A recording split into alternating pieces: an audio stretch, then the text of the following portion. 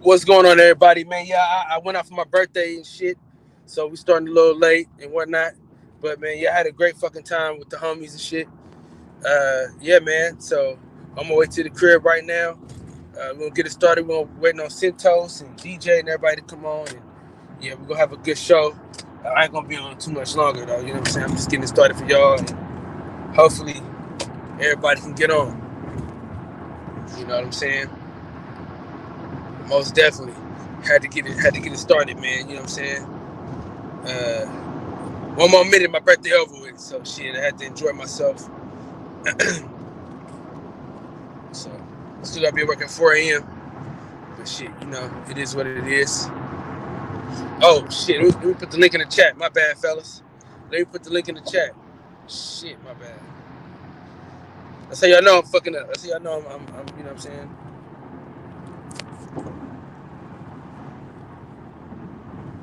Alright, the link is in the chat. The link is in the chat. The link is in the chat.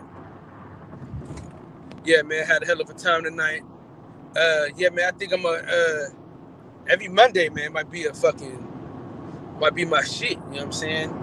I ain't gonna lie, man. I had a hell of fun tonight. So, once a month, I'm probably gonna do once a month, just a great time for myself. You know what I'm saying? Once a month, take a Monday off. Do some karaoke, kick with my niggas real fast. It is what it is. Centos, what's up, baby? The Coxman has arrived to the motherfucking show.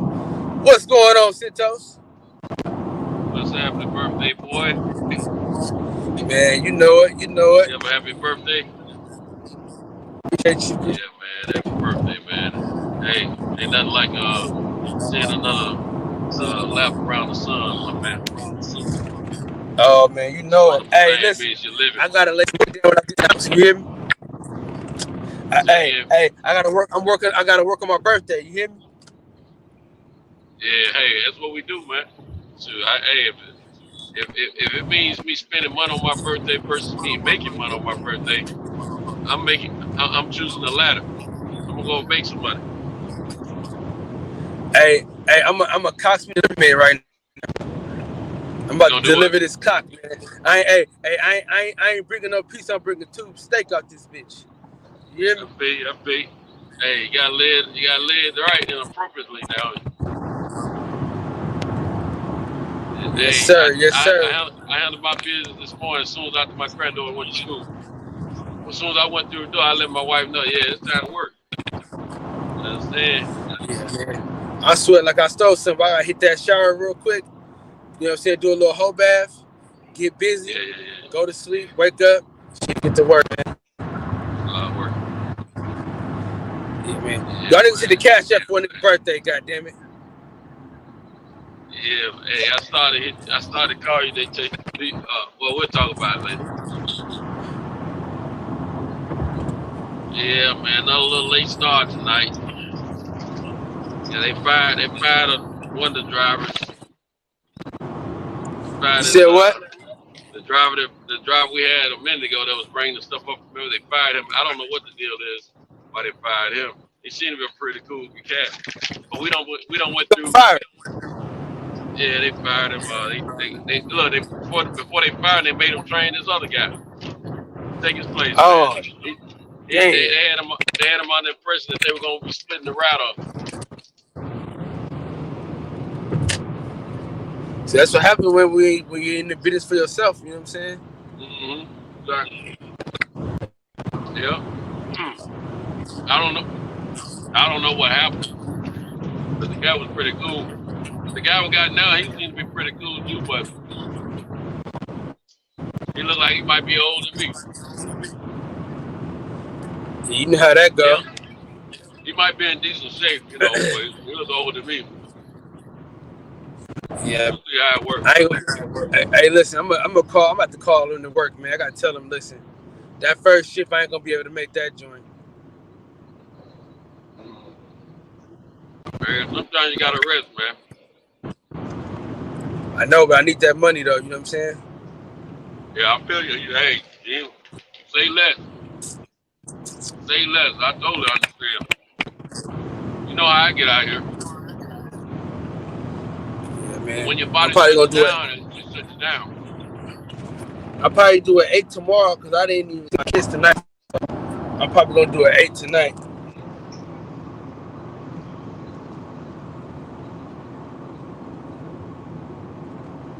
Yeah. I heard DJ on over there with 8 them earlier. He on suicide watch. They probably still going. Who on suicide watch? DJ. DJ. Yeah, they got their ass beat. Yeah, they got the shit kicked out of them. What was the final Shit, score? a lot to a little. A lot to a little.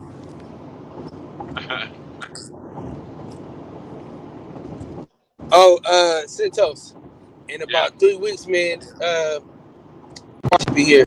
In about 2 weeks, what now? In about 3 weeks, my car should be here. So, every day I wanted for my birthday, I got it, man. Yeah, every day for my birthday, I got it. My Earl Smith sweatsuit. I got my car. So I'm a happy camper, man. Good for you, bro. You get to drop. You got the cut. Which one you get? The Cougar or the Cutlass? The Cougar. Sitting on wires. Vogues. Not Michelin tires.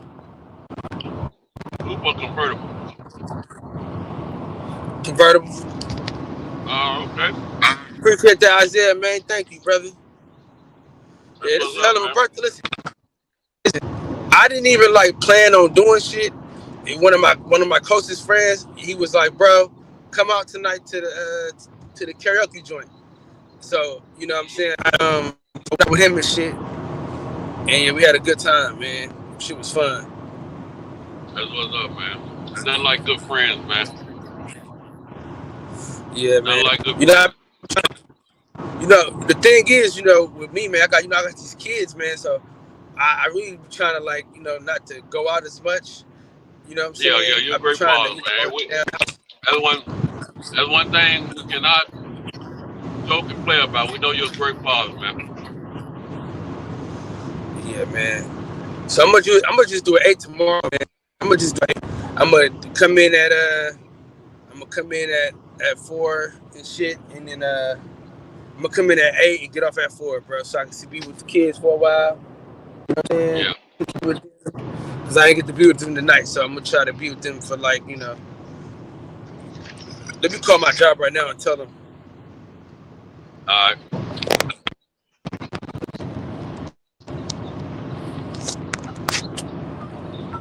What's up in the chat? Let me see what's happening. Let me see what's popping. When you come through the door, be sure you tell Cal happy birthday. Be sure you say happy birthday to my young brother, Cal. What's up? Let me go to the top. Taylor Bell, what it do? I'm eating some trail mixes if y'all wonder what's going on. Brandon Washington, what's up, my brother? DJ, my homie. Coming in tonight, man, or what, man? Don't worry about that game, man. You do it over here.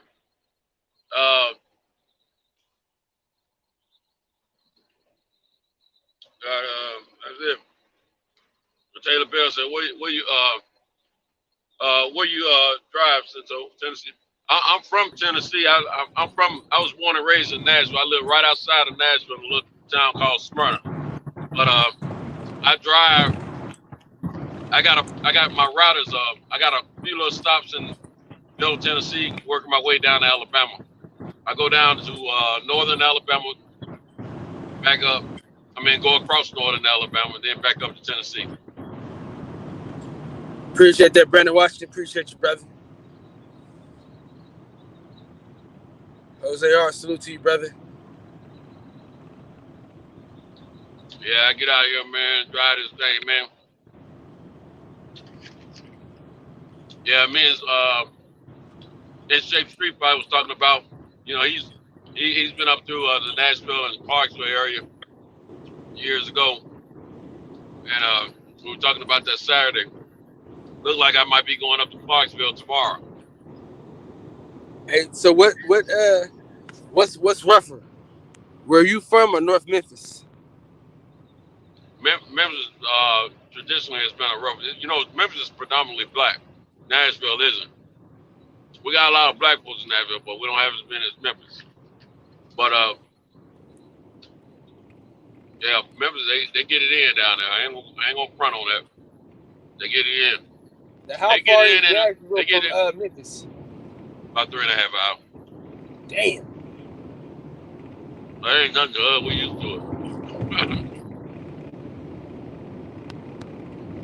Just down the road. So now, is the Tennessee Titans? Does everybody in Tennessee like the Titans, or what? I won't say everybody, but I'm gonna say a good portion does. I mean, they sell tickets. They get a lot of support.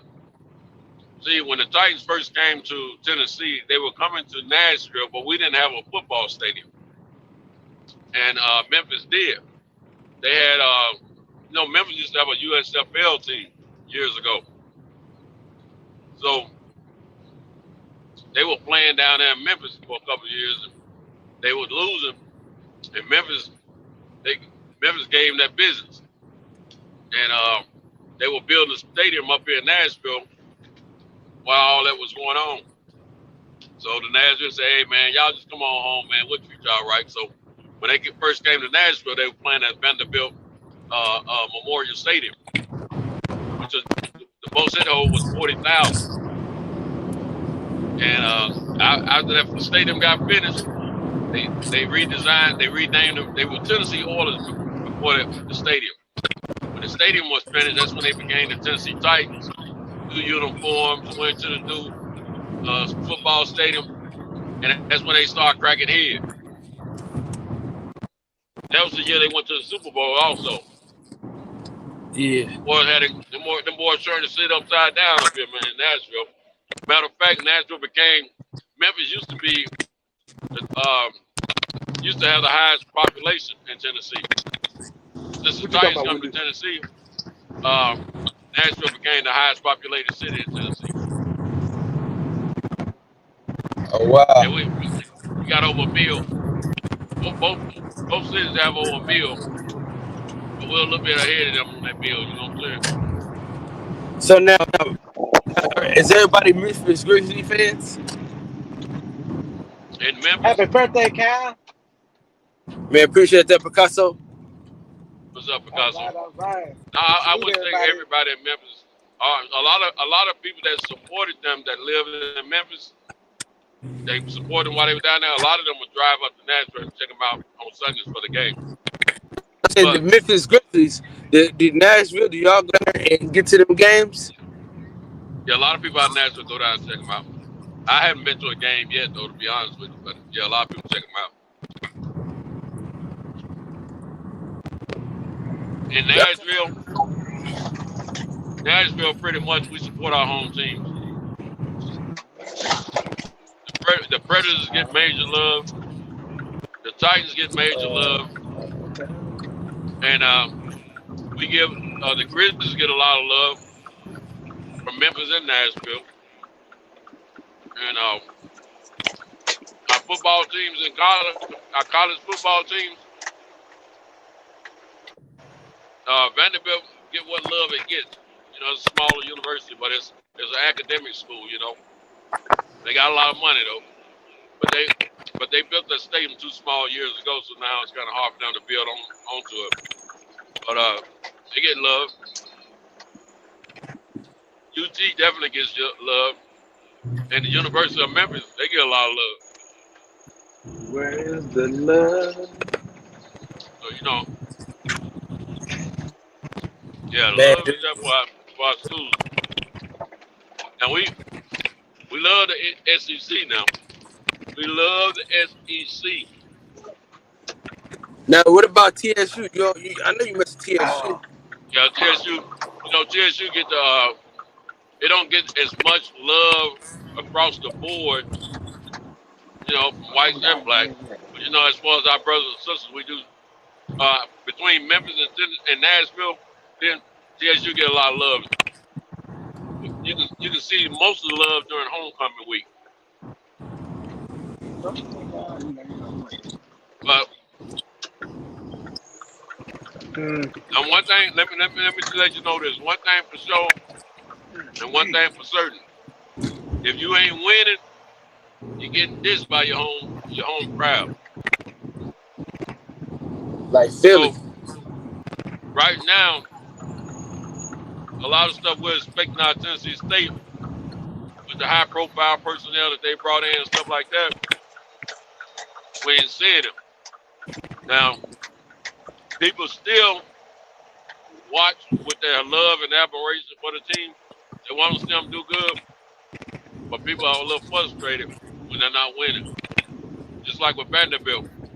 When Vanderbilt started winning some games when we had Coach Franklin, man, Coach Franklin came down here and turned that thing upside down, man, and put Vanderbilt in a whole different light. It ain't been the same since he left, though. Where'd he end up going? Penn State. He went to Penn State. A bigger school, bigger money, bigger profile. Yeah. But he was the best thing to happen to Vanderbilt when he was there, man. I know it. I got a cousin. Niggas always run for the money, bro. I got a cousin that's he's a Vanderbilt lieutenant. And if you ever watch the Vanderbilt games, there's a police officer that's running behind him when the coach is walking off the field. If you ever noticed that, that's one of my cousins. Okay. The policeman? Yeah, he's a Vanderbilt policeman. They got almost the same ranking as a Metro police officer. But thing about it, he grew up with both parents in the household. His dad always taught him how to shoot and took him hunting and all that stuff. You know what I'm saying? But when he went to Vanderbilt as a police officer, was after he did a whole lot of other stuff. And I found out from another police officer that told me he used to work with Vanderbilt. I asked him if he knew my cousin. He said, "Man, that guy's a marksman. So he's the best shooter they've had in forever." My cousin got shooting skills. He's got records with Vanderbilt police that hadn't been touched since he's been there. He's been there quite a while. He probably got about 20. He got close to 20 years there.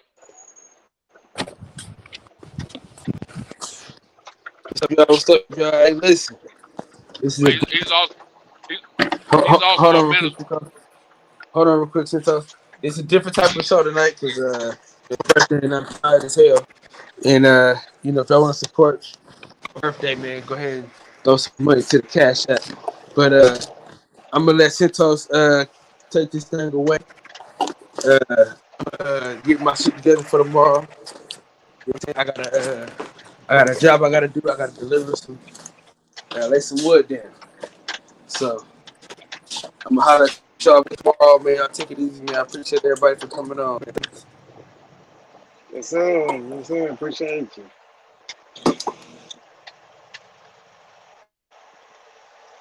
You're not putting in that work. All right, birthday boy. When you drop that anchor, man, drop it like it's hot. Don't play with it. If you play with it, your chain might kink up. You better drop it right.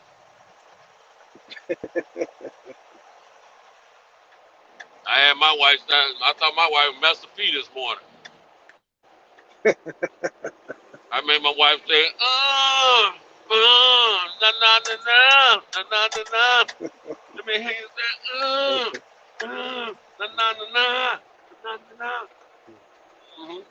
na. When I got finished making her rehearse like she was Master P, and I Yeah. took her to get something to eat after that. I said, "Look, I'm gonna feed you today, girl. Come on, let's go."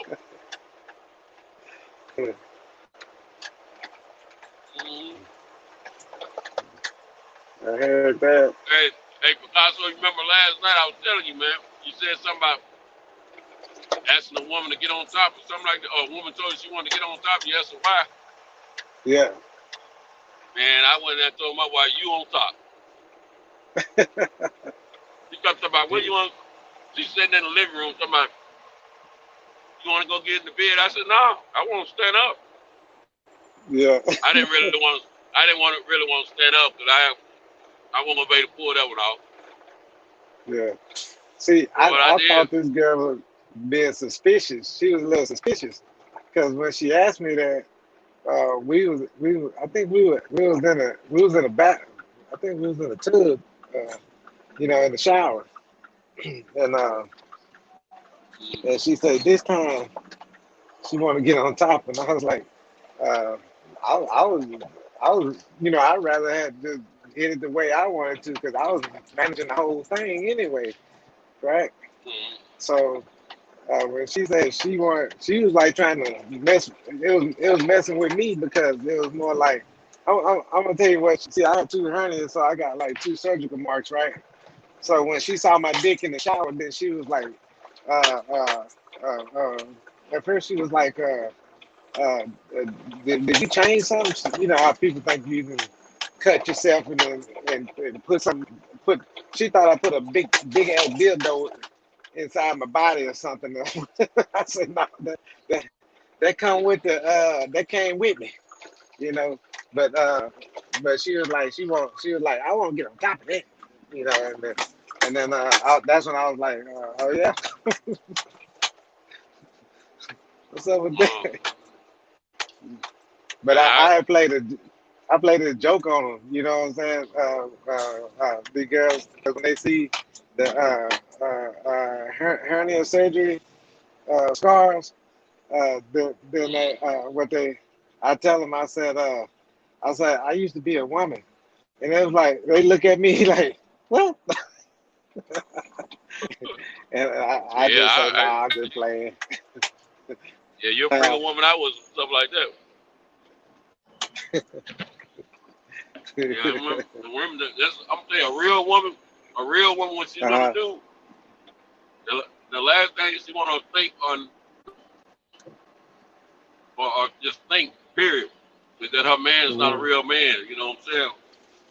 yeah. That's the last thing she want to know. She want to know that she's with a real dude, man. So you say something like that to her, she gonna freak out, man. Every time. Hmm.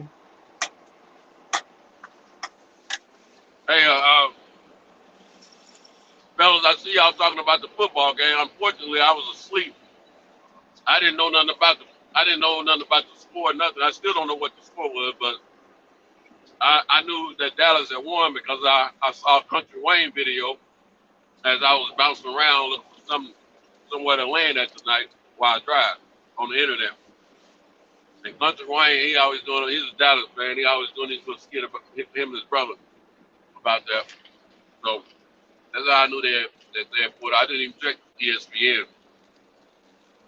But anyway, um, I want to talk about this good boxing or what y'all want to talk about.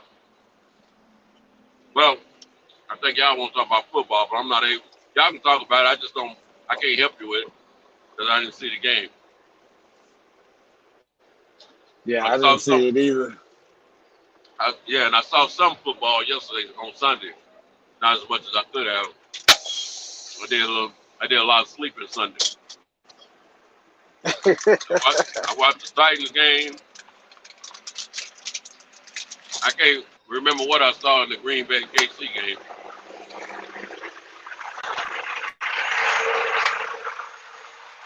Ah, You all right? ooh-wee. Yeah. When you get up out that chair. Taylor Bell said we can do boxing. Hey, Taylor Bell said me and you need to write down our stories. right down the tail I story. Shoot, man, you know what, Taylor Bell, real talk. I said that to myself years ago, man, but then I used to always think, don't nobody want to hear these old boring stories I'm telling.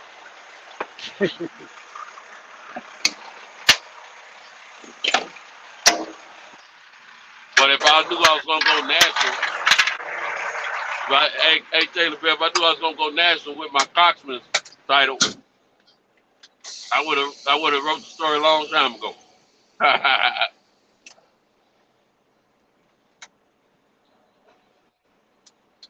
But no,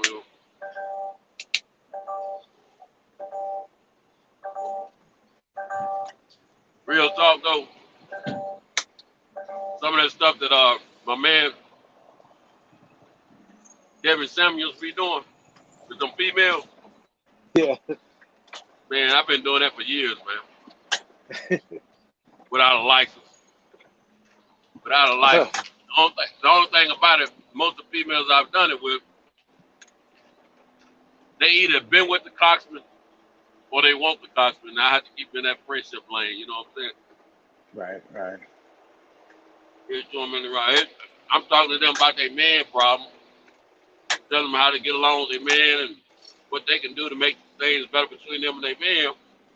Mm-hmm. And all of a sudden, well, what you gonna do? When you gonna let me put this coochie on you? You know, I be wanting to say you can put it on me now, but I have to always remind myself I'm still married. You know, I can't just about to swing and pipe, you know, like I used to. Just swing it to the left, swing it to the right, swing it to the girl that I want to fight. You know what I'm saying? I can't keep doing that, man. Right. Days over with. So I have to keep minutes. When they get talking like I act like I don't even hear what they say. That's how I keep myself out of trouble. You know what? I don't know if I was telling y'all that when I went to the back doctor while I was in temporary disability and all that, I had the doctor told me that I said, why my lower back keep hurting so bad, and he told me, he said, oh, that part of your back, you wear that out in your early 20s. And I said, for real? He said, yeah. Were you active? And I say, yeah. And he said, well, there you go. You was already working on that when in your early 20s. And that's how you wore it out. He said most people do that. They wear that disc or whatever down by then. Okay, that's me over there. Yeah, he said they wear that down. So much the back, right? The lower back. And then guess what? Not only we wear that out, women, they get the epidurals when during their pregnancies, and then they can't come back from that. They can't come back from that epidural because that's a needle that the doctor then busted. You know, the doctor then busted a needle through their disc, and now that when they get that needle started, I mean that little cut started inside that disc, now every time they move around, they got to feel that pain. And so they need to, women especially need to start exercising and tightening up the muscles. These motherfuckers tighten up the muscles in their back, because the muscles is what keep the back solid enough to protect all the stuff that's in there. Taylor Bell said, yep, through the cartilage, through the cartilage. Scar tissues and all that shit. Yeah, you know, the epidurals are, I don't know if all you guys knew that, but yeah, those epidurals are pretty risky and dangerous for women. And what they recommend was that they go through to alleviate some of that pain that they have to endure when giving birth to a child, you know. Just think some women do natural birth with no painkillers. Oh my God. Man, I'll be a sissified sissy. I don't like the kind of pain that women be going through, man, medically. Hit my leg with a brick. I take that kind of pain, that masculine pain. I don't know what it is. I can handle that better than I can the pain that women go through medically, man. That's I don't even like needles. Again, hit my leg with a brick. Right. Hey, gonna tell y'all something. Got a couple things on my mind, but I see 817 came in. What's up, my brother? He's giving the Eagle fans the business about their loss. Hey, all good and fun game. I hope it was a good game. I didn't get to see it, but I hope it was a great game. Okay, Taylor Bell said the epidural needle is big as HE double hockey sticks too. And when I say two, I mean TOO. TOOL or something like that. What's that spell? COOL. I said TOO. Yeah. Hey, I said two. I spelled two. I spelled two. Hit her with the two. Yeah. Yeah. I tell you what, another big needle, another super big size needle. Those my dad used to he used to get those steroid shots in his back, his spine. Okay. Yeah. And that needle used to be gigantic, man. That was they let me come back there with him the first or second time, man. When I saw that needle, man, I had to get up out of there, man. I said, I don't know, y'all can have that one. Daddy, I'll be outside. Not outside the building, but outside of his room. I'm gonna do some paperwork right quick for about 5 minutes. All right. Yeah, them big needles, man. I can't stand no needle, man. It's the anticipation of getting that shot, man. It just does something to me, man. And I mean, I go through and do what I have to do when I have to do what I gotta do. I just gotta suck it up and I want to say be a man, but I ain't gonna lie to you. I'm a little boy when it comes down to that stuff. I be sissified like a summer gun. A whole pump up in the doctor's office. He's like, hey, I don't like the needles. These females been there taking care of me. Before they talk about a needle, I be talking all macho to them, you know what I'm saying? Like with that swagger, hey, how you doing, doc? Yeah, it's Miss So-and-so and this, that, and the third. I be looking at they boo-boo and them little them scrubs, them nurses, and then, physician aides and all that. Assistants, and looking at the boo-boo and checking them out and talking to the little, because my doctor's office is nothing but females. The only male that worked there is the husband of the doctor, the head doctor. He runs the, he runs a whole lot of stuff, But anyway, man, it'd be a bunch of sisters and Asian chicks. That's all I've ever seen. Recently, they hired one white chick. She's the only white chick I've ever seen in there. She don't look like gosh. They hired the right one. They hired one of those brothers they ain't gonna care nothing about looking at.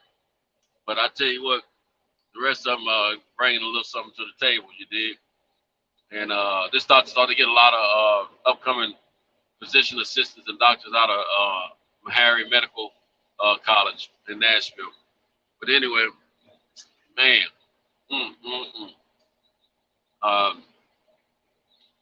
I be acting all macho, because they be the fact that these females in there in a professional environment taking care of their business, they've been to school, they doing their thing, and it's trying to be bigger than what they're doing at that moment. I get a little excited for that because it's a little turn on to me. Just like a woman going to the gym working out, that's a turn on to me. I don't care what size she is. If she's going to the gym, I like that, because I feel like she's got her head in the right space. She's trying to do something for herself, So that's what when I see these women in professional situations, it brings me excitement for a female, knowing that she's doing something for her to improve her life or whatever. But anyway, so I'm in there checking them out and being all macho and, kicking a little game every now and then, talking a little stuff, little square biz. Next thing you know, they talk about, well, Mr. Shelton, we gotta draw a little blood. Oh, y'all tricked me this time. I didn't know about that. You know what I'm saying? And I start folding up. I get then the little 65 little boy come out in me. Y'all gonna make me cry up in here. I don't want to do that. I don't want a needle. Oh man, I get to acting like a straight up wimp, man. It's a whole new show when they talk about the needles and myself, man. Dude, ain't no thug in me at all when it come down to a needle. No thug. You know how they used to do them memes. They'll have somebody in a video, and then at the end of the video, they put them little digital virtual shades up to them and say thug life or something like that. Ain't no thug in me at all when they talk about them needles, man. Get that. Take a bill said me too. So what's up? What's up, Jay Gibson? What it do, my brother? But yeah, man. Shoot, I forget all about them little fine women up in there when it's time for them shots. And I know one time I had to get a shot in my, not right off in my buttocks, like in the center, but like right above the top part of the buttocks. I forget what they had to give me a shot. I can't even remember now. I be letting them little heifers talk me into anything almost, man. That's a crying shame, man. I can't even remember what that was. But anyway, man, normally if a woman tell me pull my pants down, I get excited. I be wanting to let her, I want to do it. I want to let her see what she want to see. You know what I'm saying? Man, they talking about a needle, man. I'm barely pulling my little pants down. You understand me? I'm like, oh my goodness, oh shoot. If I know we about to, if she about to, if she's about to strum my pain with her fingers, you understand me? Hey, I pull them pants on. Hey, what's up? Talk about a needle. I'm like, oh no, not the needle. Man, I can laugh back. I'm not about to get a shot right now, but shoot, man, I can't stand. Hey, man, I hope Cal hadn't got knee deep yet because I'm about to get cut off in just a moment. I got a late start tonight, of course, and I'm about to hit this bad highway area, and I don't want to get off and not be able to get back on. But if I do, y'all kind of hang tight, and I get the other side. I'm gonna send him a message. I hope he already busted one, because if not, I'm about to interrupt you, dog. But hopefully he's in a situation where he can get me back on. Some. I'm looking at the chat. I'm not even looking at the panel. Yeah, no one with me and Picasso. So yeah, it's gonna be a tough. Picasso, if you can hear me, in about 5-10 minutes, I'm gonna be kicked off. Just hold it down. I hear you. Okay, and I'm gonna try to get back up through here, man. But okay, what we gonna touch anyway, on? I'll talk. I don't know. I be looking at the chat and trying to talk. To see when they talking football, I can't without lying. I can't talk with them on football tonight because I didn't see the game, so I'm not gonna even touch that. There's a few things I know how to talk about. Boxing. Coochie. Taylor Bell said through the cartridge. Yeah, that's when when you was talking about that epidural. He was saying cartilage. Yeah. Cartilage. Yeah. I know about boxing. I know about coochie. I know about making money. Did I say coochie? Yeah, I know about coochie. And know a little bit about ladies and other aspects outside of coochie. And did I say coochie already? Yeah. Those are the things I know about. I know a little bit about some older music, not so much this newer stuff. The young folks listen to. I listen to a lot of it too, but I don't keep up with this stuff like I used to keep up with it back in my day,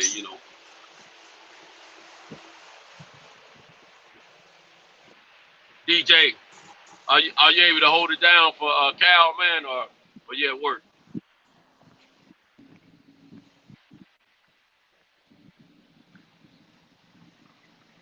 Somebody What's up, C saying Jones? What's up, C Jones? coochieology. Oh, that's Coochology. C Yeah, Jones. yeah, I know about that coochology, man. Coochology. You know I'm a coochiologist in A training. coochiest. You know, no, The it's coochiest. coochiologist. I'm a You coochiologist in you training. You see, studying I'm still learning. coochieism. Yeah, I'm still studying it, man, because that's gonna when I'm dearly departed, they're gonna put Yeah. on my tombstone. Here lies the Arcento Coxman from such He and was a such year to such and coochiest. such year, and they're gonna say who was also a known coochiologist in training. Because see, studying the cooch is a lifetime works, man, for me. I'm still studying that stuff, man. I don't know if I'll be able to complete my study before I leave this earth. Right. So I may be a coochiologist in training for the duration of my life. But if I by any chance complete my mission and graduate, What you have to do is have an apprentice.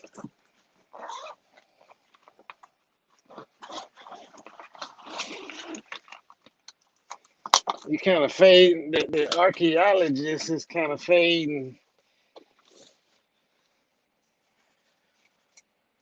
but you have to have an apprentice. So when you don't finish up all your studies, there you go. Come on back. now we're gonna call it honor study. Somebody can study me. That's what I know so thus far. Okay. Did you document everything? Yeah, I got it all filed away in my mind. You see, if I put it on paper, somebody will steal my and claim it for the True that. property, man. I'm keeping it. You have to lock that up in a safe. Hey, so man, you know, somebody get a hold of that talking information. to some of my little, Go ahead. What's up, man? We lost. Well, to take this out, you know, I told y'all a few weeks ago about the piss pressures in women. You know some people,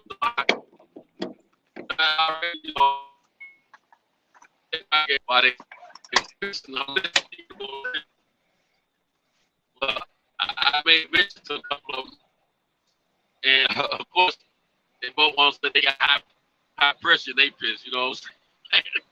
So Jay Gibson said he in training. He in training. So now every time I talk to these females, they gotta pee. I gotta pee.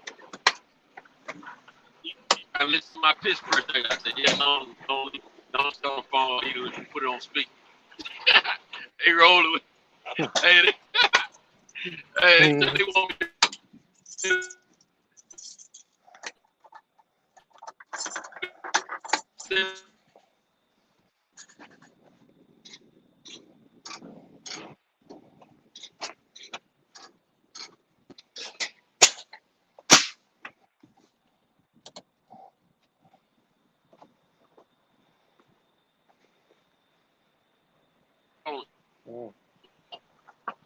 You kind of went out.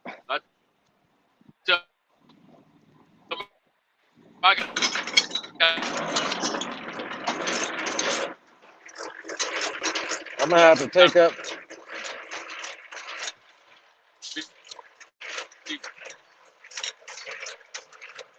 Nigga, don't get off.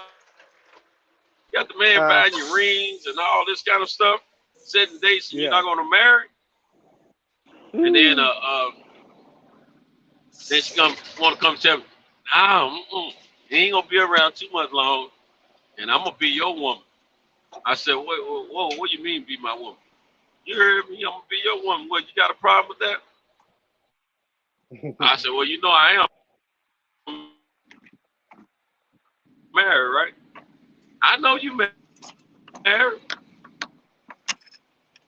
I,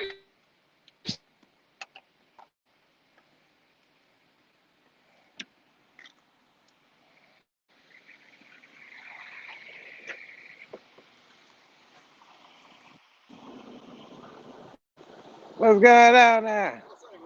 Not a whole lot. Huh? Same old, same old. Valley. Oh, okay. Yeah. Yeah. still be your woman unless you got a problem with it. Be honest with you. I didn't even know how to answer, fellas. I ain't gonna lie to you. The coxman didn't even know how to Huh? You going in and out, Santos? answer on that one. So the coxman in there, but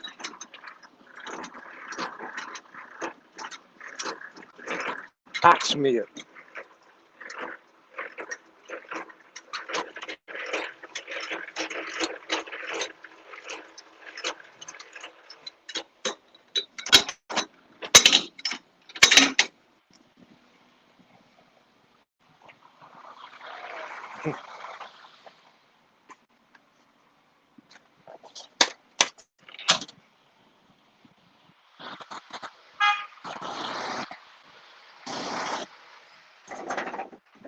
What it do? What it do?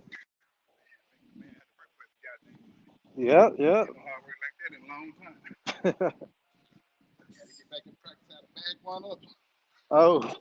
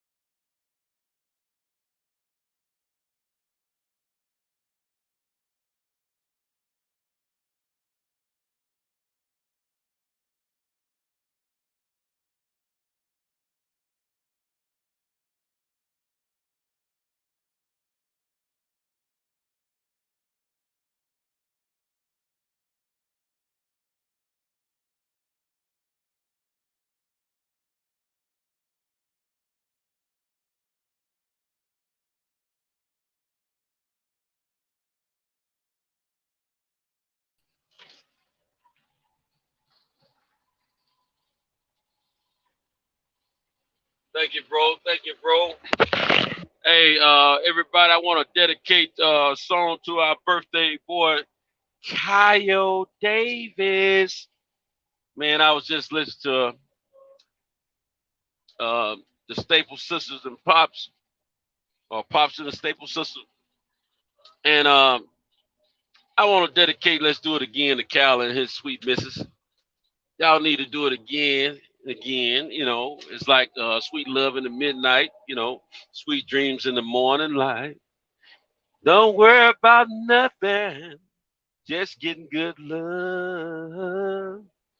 Do it again, do it again. Just a little pimp flavor, you understand?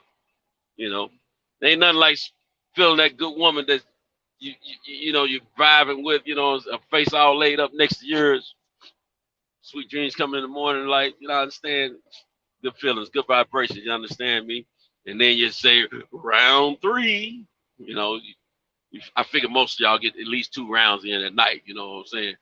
So you know, round 3 in the morning before a bowl of cereal or a real breakfast. You understand? You gotta put it down. You gotta put it down.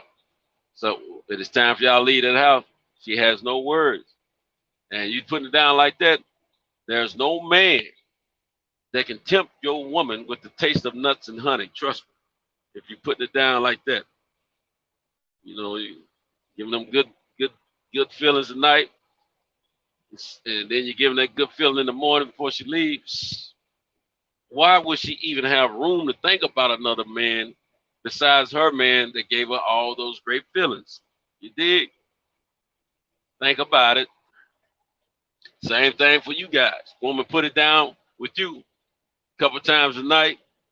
The morning before you have to leave and y'all go separate ways to go to work or whatever. Who you thinking about? Your lady. If somebody even tell you about sex, you thinking about your lady. You dig? Especially if it was all good. You know what I mean?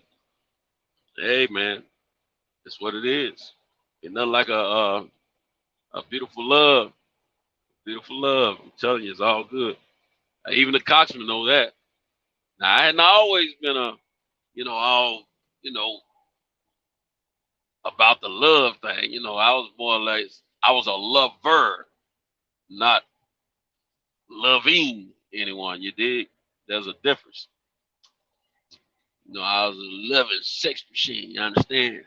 That's what the old schools. James Brown, he said he was a sex machine. You know what I'm saying? But now there's a difference between being a lover and somebody loving you and you loving them. Big difference. You know. So yeah, man, I don't know if y'all could hear the last things I was talking about before I was kicked off. But shout out to Cal Davis, the birthday boy, for putting me back on the block. You understand? He took a little break, take care of his brother. I appreciate you, Cal. And man, look here, man. Miss Cal, take care of Mr. Cal. Mr. Cal, take care of Mrs. Cal. That sounds like mystical, don't it? As a southern dialect, mispronouncing my man's name, that's what it is. But anyway, y'all love each other. Y'all beautiful family. I want y'all to know that real talk. But anyway, while y'all doing y'all thing, I'm gonna do my thing. What up, fellas and ladies in the chat? It's the third shift. It's time to rock it. And don't stop it. And we gotta pop it. And let's lock it in again. You dig? Now, what's the talk? I see my brother Eli Zachary's in the house. And let's see who else we got came aboard. D Hodges. Shout out to D Hodges. What's up, my brother? And I think that catches up. Other than that, I've spoken to each and every individual in the chat at this present time and before. You understand? It's me. And we're going to get this ship sailing in the right direction. Now, you guys bring up the topic. If it's football, I can't help you because I was asleep. I know the Cowboys won. I know Eli and a lot of other Cowboy fans are very elated right now, and you should be. That's where it should be. Your team won, celebrate. It's all good. Like I said, I am a Dallas hater, but I ain't gonna be no stupid person. You know what I'm saying? I ain't gonna hate on the fact that the players take care of business. It's the franchise that I don't like. The players I'm alright with. You understand? Y'all got some talent over there. No hate intended on that. No pun intended. That was real talk because some of them guys y'all got over there, I like them. I like the quarterback. I like the running back, and a few other cats over there. So I watch some cats in college, man. So got admiration for them. I want to see them do well, but not against my team, though. Not against my team. But it's all good. But I'm gonna tell you something. Real talk, and then and I don't think anybody would disagree with this. If Dallas is not on the scene, some kind of way in a halfway competitive way, the season is not quite as fun. Now let's be real. Let's talk about that for a second.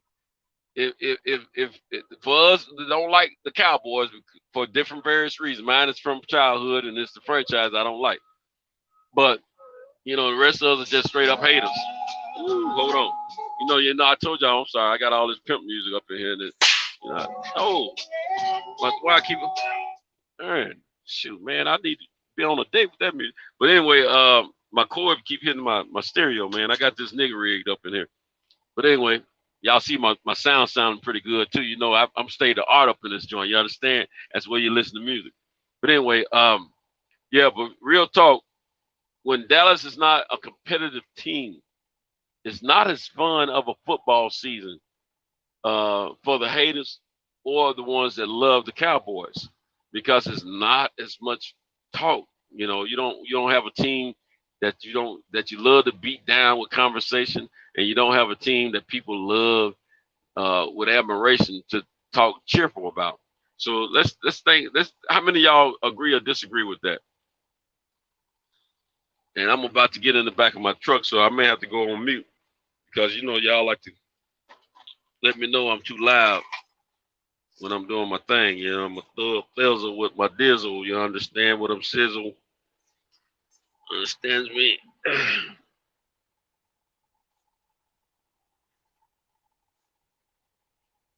Yeah, Jay Gibson said 100. Rob G. Finn, what up, my brother? Welcome to the dog house. Yeah, man. Keep them happy birthdays coming in for my brother Cal, man. Met the Cal. It's your birthday. It's your birthday. It's your birthday. Put it down. It's your birthday. It's your birthday. It's your birthday. Put it down. Yeah, man. I didn't get much sleep yesterday because y'all know I didn't go to sleep. I had to go in and serve and protect my woman yesterday morning when I got in. I don't know if any of y'all caught it when I walked in. I let them know. Time to work. That's code word for get it fixed. Got to put it down this morning. You played me the other night. You played me the other night, but not tonight. I mean, not this morning. I wanted to give me a little taste of that tonight. You understand me? But I was asleep. I was asleep. I ain't gonna lie. I was asleep. The coxswain was down and out. But look, I'm going on mute. Get this stuff out of the back of my truck. Do this delivery. Then I'll be back on the scene. Hold it down. Picasso, where you at, bro? You still doing paperwork, Picasso? I'm right here. I had to wait a little bit just to get all my little time that they so they can pay me all of it and shit like Yeah, I that. feel you. Get your money, man. But look, they might need a little conversation while I'm getting in the back of this truck, man, on mute. Okay. So I need about 5 minutes or less. All right. Okay. All right. Yes, sir. Yes, sir. Yeah. Happy birthday to Kyle. Roger Films. Is Eli Zachary talks everything. Happy birthday, Kyle. D Hodges. Rod Films. Salute, Brad. Roger. Yeah, Lee. I don't even see how I couldn't even do a show because I have to tell everybody's name. Everybody stand there. Everybody. I'm in the big truck. Big truck driver. Big dumb truck driver. I am. Yes, sir. Hey, y'all, who was in here when we was talking about roaches piggybacking across the kitchen floor there? Come on. Do-do-do-do-do-do. Do-do-do-do-do-do. All right, I'm not gonna be able to read the chat while I'm going down the road. If I was able to do that, I'd be called Superman, wouldn't I? Yep. But guess what? I'll be 50. I don't know how old Kyle is, but good thing. You gotta appreciate making it somewhere up there in age. You just appreciate the numbers. And age.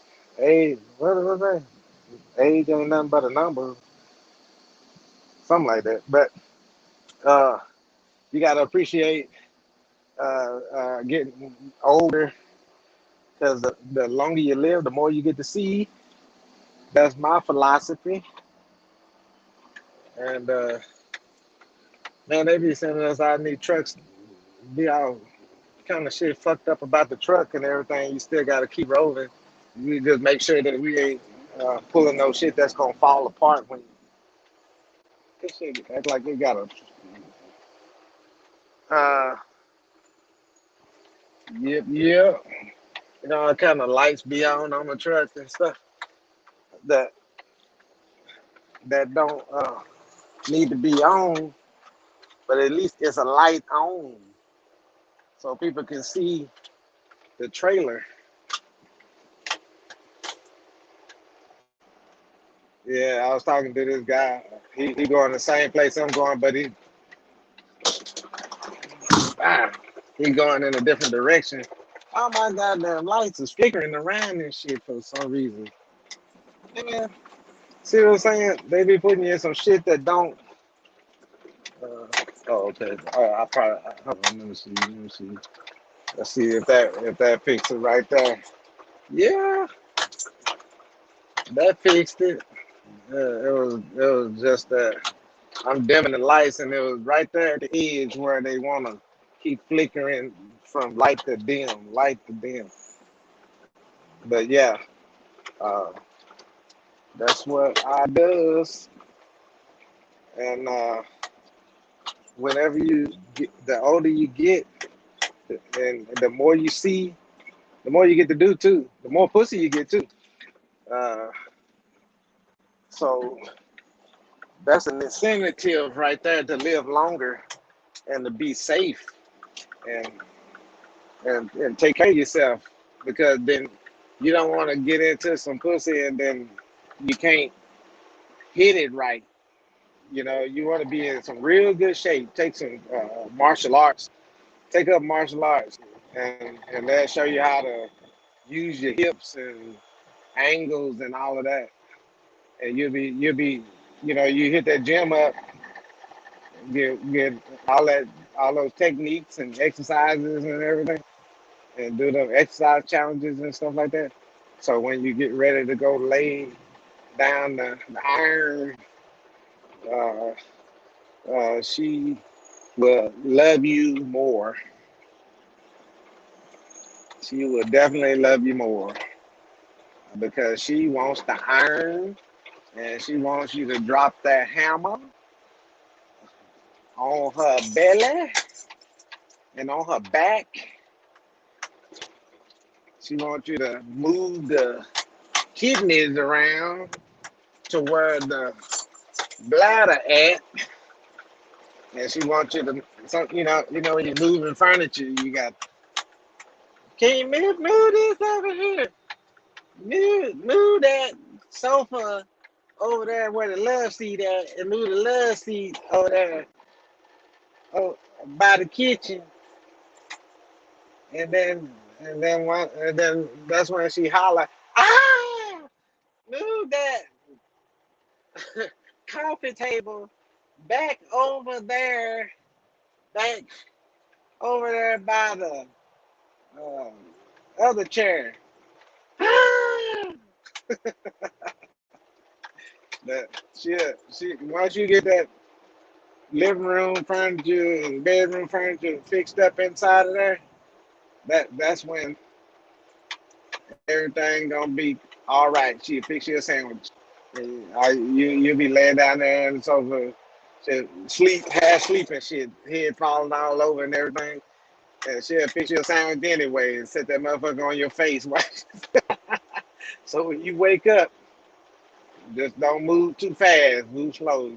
And you feel that little cakey feeling on your side of your face. That's that sandwich. Hot cheese bologna sandwich on your side of your face. Yep. And better not have no roaches because that they're gonna get it be nibbling the edges off of it for you. All the hard edges on there, they're gonna be nibbling all that off there for you. By the time you get up and you're able to eat the sandwich without having to pull the edge off of the bread or something. Woo! Yes, sir. We be driving at night, late at night like this. Sometimes it be raining, it be doing all kind of storm and tornadoes, all this shit like that. And that's when we making our money right there.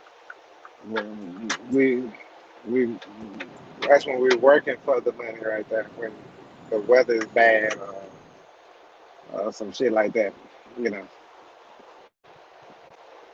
Man, yep. And, top, front, back, and side to side. Unique done. Want that work on inside? That what you talking about? The work that you do inside, moving the furniture around. Unique done. That's that queen. Yes, ma'am. That's how this works. That is how this works. I'm back. Make the hair on the coochie recede all the way back like Stephen A. You put a wear down the whole. I'll wear down the whole. I, I ain't gonna brag about myself. Let me let you. Welcome to the chat, Unique Dawn. Welcome to the third. Hey, Top, Santos. front, back, and side to side. Most different. Hey, Motion in earlier the ocean. I By was Jay trying Gibson. You right? I was trying to What's get up? in. I was trying to get in San Antonio, the terminal, and Mm-hmm. when I got on, I was so lost in my head that I went the wrong damn way twice. Yeah. That's why I had to. I I had think that's to. happened to all of us, man. Yeah, You know, I'm gonna tell you something, man. It ain't nothing like missing your exit 2 times in a row, man. It's crazy. It's yeah. happened to a lot of us, man. I thought a lot of stuff I've done, I thought it only happened to me because I get to overthinking stuff sometimes. I Hmm. get to talking to folks, man. Yeah, sure. You didn't do that but one time, shoot, man. Wait, you gonna do it? You gonna do it some more? And they right, you know. They let me know that stuff I'm doing, people have done it also, Yeah. And that's how it is out here, man. So sometimes you can overthink some stuff. Hmm. Man, Unique Don said, make that levy break. Yeah, Hmm. I like the way you thinking, Unique Don. That's right, make that levy break. Yeah, hey, Hmm. yeah, that y'all got for y'all that don't know, shoot, a woman don't just always want to in and out, up and Hmm. down. Man, you got to do circular motion. You got to cock it to the left, cock it to the right, cock it up, Hmm. cock it down. You got to do all kinds of stuff. They want to make sure look here, man. That's why they call the motion the ocean because it ain't so much the size of the man is what you Hmm. know what to do with your tool. You know what I'm saying? So if you know Hmm. how to work that thing, man, she would be must oblige. You understand Preach. me? Little Southern talk for you. You know what I'm saying? Preach. Now, I never had that problem of not being able to get inside and notice I'm there. I never had that problem personally, but at the same time, I'm just saying, you know, I've heard men and women uh, talk about their sexual partners not being well endowed, but they said he know what to do with it. You know what I'm saying? So you got to Hmm. know what to do with it, man. Hey, if you've been shorted, shoot, work it to the best of your ability. You know what You I know what I'm found saying? out? I found What's out that? there's after you get past the first pussy, it's a second pussy in there. Man, you something else, man. it's a second one. You know what I mean? Now, I mean, they got like a womb, man. You know, they got a womb. What about Uh, no second coochie? yeah, Oh, it's a second portal. a second, what were you talking about? Another chamber? Yep. You Okay, get down off in I there. You get down off. Now me. I tell you my personal thing about that is I mean is I can get down there to the second pussy, but I can Ricky. probably only I can probably get the head in down there. You know what I mean? He said, hey, most cats say they hit the bottom, but Picasso said he can get to the second coochie. You know how the astronauts when they go into space, they I hear say you, dog. they they You they gonna go go to all the way out there, then they find that other you going hole out to there, that black hole out there. you going to another chamber down in that joint. Yeah, it really is. Yeah, It's another. yeah. Women got another pussy off in there. You just have to find that motherfucker and work it. Cause once you find it, it's all over Hey, it. Unique She Don said gushing. there's a cobra. Unique Don said there's a cobra, a clutch in the meat locker. He said There's a I got the moves. Jay Gibson said that. mm, And 502 King said, wake up, and this MF checking on fellas. Checking on you fellas. Oh, he said he wake up in this MF and checking on you fellas. What's up, 502 King? yeah. And D Hod said unique, salute my queen. And unique Don said at Eli Zachary talks everything, salute. I maybe unique Don can answer that. Is there a second coochie down there? Mhm, mhm. Is there She said, is there any validity to what my man Picasso is saying? You understand? Now she did say there's a cobra in a clutch in the meat locker. She did say that maybe you may have some validity to what you're saying, bro. Maybe that's what she said. She said, hey, you need Don, give us some clarity on what Picasso was saying. I said, remember yesterday? I've been told there's some dogs down there that bite. It is more than Oh one yeah, dog. you said something about the dog. You did say that. I think there's a bunch of dogs down there. They bite. Yeah, So you got to it's feed them. called. C. Jones says called the back room. Uh, Jay Gibson said that grip be impenetrable.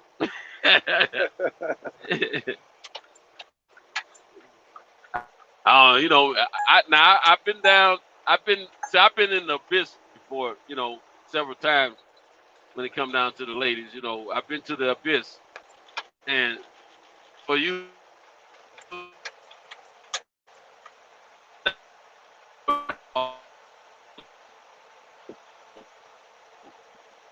everything's just dark and black. No light gets down there. You dig what I'm saying? Hmm. Then when they say unique, I can't speak for the other ladies, but yes, there are different dimensions in that tunnel. Now that I agree with. Like I said, I was saying to him, you know, you talking about different different depth. Yeah, I agree with that. I never heard of it referred to as a second coochie though. That's why I was trying to get some. But yeah, I feel what he was saying about there's something else going on down there that you got to explore. Now, like I said, I've been to the abyss several times. That's what I seek. That's what when I dive, I go diving for the abyss of a woman. You see what I'm saying? Because I Hmm. mean, now this God honest truth. Now this might be what you're talking about because I've been in women, and when I get in there, I hit a little wall, and then all of a sudden it feel like another little wall open up and go on in a Opened little bit up. further. There You you know go. what I'm saying? Now I've done that several times. You know what I'm saying? You know what I'm thinking? Now, but I'm gonna tell you something. When you do that, when you run into a woman like that, and Hmm. you hit that spot, and then it opens up a little bit more and let you on in a little bit further, Hmm. you're gonna catch hell trying to get rid of that woman. I'm telling you that right now. Them some I've been girls will there. stalk your butt. I've been there. If you keep like in Devil in the Blue Dress, Denzel Hmm. Washington said old girl was telling them, oh, that's my spot. That's my thing. He said, and I kept hitting her spot all night long. Now you keep hitting her spot all night long, nigga, you ain't gonna get rid of that one ever. I You got a might I got a you question for might be you. able to You get need away done. from them, but she's gonna always have some she's gonna always have a soft spot in her heart for you, I and got a she's question for gonna you. have You it. need done. I hold up. The soft spot is gonna be so crucial that when you're not with her, she's gonna hate you, Uh-huh. but she still love you at the same time and want to be with you. You see what I'm saying? Been through that. But go Uh-huh. ahead, man. My bad. Hey, uh, They give said like you were saying, I'm, if I'm, I'm around gonna get ask her a lost. question, but on the Soul second snatcher. pussy, when you was talking, He my said call it mind was second piece. thinking right, and I said, oh, okay, here's the validity to that statement that I made Validity. earlier Oh, you said about the second pussy, right? Okay. Now, when you were talking, I said, "Oh, okay, that's what it is." See, women they have a little stress that builds up in them, and the stress kind of makes your part of your body lock up, right? So, and you never really think about it, but some women walk around with this little tension on them, that little tense on the inside, locks up them organs so they can't uh, uh, get the circulation together. But once you hit it with that pipe and that pipe get off in there, okay, she might be all right. You know, she's going through the motions when you just get so far. But when you get down to the second pussy, then all of a sudden it opens up. Now second the piece. stress is relieved, release like Blade when he told oh girl, I must release you. But hey, but the question I got to ask Unique Dunn is have you ever went like this in the middle of getting knocked down? Have you ever got hit like this? I mean hit and then did made this sound right here. Ugh. That's the sound. When I hear that sound, Mm, I know she didn't went into another zone. mm, mm. She did that. Let me let me Ah, catch up the chat real quick. like what is that? Um, I think I already read what Unique John said about she can't speak for other ladies, but yes, there are different dimensions in that tunnel. Yeah, that's true. Now, Jay Gibson said, "F around, get lost." Unique Don came back and said, "Soul snatcher." Yep. Jay Oh, is that Gibson what said, that is? 100, 100, 100, 100, 100. Oh well, it make you feel a different way most times. C. Jones said, "Yeah, you hit that door to the back room, and you went in. You went in your. You went in. You went in. You belong to her forever. Yeah, yeah. I can attest to some stuff like that. I know what you're talking about, bro. Hmm. They'll chase, man. You'll never get rid of. It. Just like I got a woman telling me. Now I ain't hit her in since before I went to the clink. Which been Hmm. over 30. Been let's see. I've been home since '94. I left in 1990, so it's been all. And I ain't hit her since '88, Hmm. and she still talking about being my woman, even though I got a wife. Come on now, and she's supposed to be getting Hmm. married. So one of them type of situations. She still talking about she remember how we did it. I don't, but I remember her walking up the steps in front of me, and that little nightie popping the bottom of her booty when she was running Hmm. up the steps, and she was a fine old gal. You know what I'm saying? Yeah. But anyway, then 50 King said, can boxing rebound to what it once was? 50 502 King, I think it's going to be a minute before it returns to what it was. Honestly, I don't think boxing will ever go back to what it was. I think it may improve, but not in the immediate. I think it'll improve in the later on, but not in the immediate. Is that where It'll get boxing to go the back to point. what it was? Well, not exactly go back to what it was, but go back to where it was meaningful and respected. Not a lot of gimmicks. Like we're experiencing a lot of gimmicks nowadays in boxing, a lot of ducking, Mhm. things of that nature, a lot of bull crap. Now I you think think that Don, was the Don beginning of time.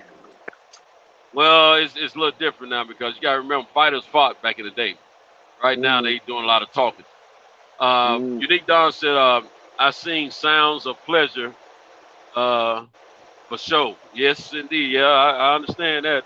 That is, she said, but yeah, uh, you give a gas if you ain't been touched. Yeah, right. That's why I was about to talk about that in a minute. That stuff that stuff hurts. I was gonna talk about that, Unique Don. My experience is if you rush into now when a man hits that first wall, if he presses that too soon, it's not going to be as comfortable for the female because that wall is there for a reason. She's protecting herself. She's a little tense at that moment and at that point because she's never experienced it there, and she know that's her, that's her, that's that never come back from it spot. You know what I'm Mm-hmm. saying? Holding the It means you're guards gonna up. that guy's gonna be special to that chick probably most of her life and vice versa. You know what I'm saying? That girl probably, if it feels good to the guy back there, he's gonna always remember that. But what I was gonna say to you guys, if you experience that when you hit a little wall area, unless a woman is totally, if she just got shadow coochie, where you can't get no more than you start bending up when you get in there, stop. You don't need to go no further. I know it's not that we all want to get all of our shaft inside of a woman. That's a man. I've been trying to do that for years. You know what I'm saying? I'm always trying to get it all in there. I want to put my wavels up inside of it, if you will. But anyway, if you run into one and you can't go no further and you're bending up and you know she's sexually experienced, that's it. Mm-hmm. But if she doesn't have a lot of experience and you hit that wall and feel like she give you a certain little move, a certain little reaction if you didn't hit it too hard, like she liked it, but she's not sure. What you got to do is you got to get her calm down. You got to get her relaxed and get her to trust you. And as you get her relaxed and trust you, you ease your way through that. And as you're easing your way through, she's slowly but surely opening up more and letting you in. And next thing you know, both of you in Mm-hmm. euphoria. You understand? And but well, you shouldn't be in euphoria if you're trying to take care of some business. You see what I'm saying? See, um, back in the day, every episode I ever did came from my mind. You In gotta my let your mind mind. you gotta let your mind control your body. If your mind don't control your body, guess what? You're gonna skeet real fast, and you're not gonna be able to come back the way you need her, the way Say she that needs you this to the come back song for around that. too. In Yeah. my mind, she will always be my lady. In my I don't, mind. I don't know. That ain't sound like no pimp talk to me. You understand me? but but yeah. So you got to to me, my best successes in episodes is when I have full 100% control mentally over my body, and I'm able to just put that art form to work, paint one of my better portraits, and give her the feeling that she is not going to get from the next guy. You know what I'm saying? Like I always said, eating coochie and booty, a lot of times, you know, that makes a woman feel good, but at the same time, it makes her feel a certain way, but at the same time, it ain't doing for her what the chef can do for her.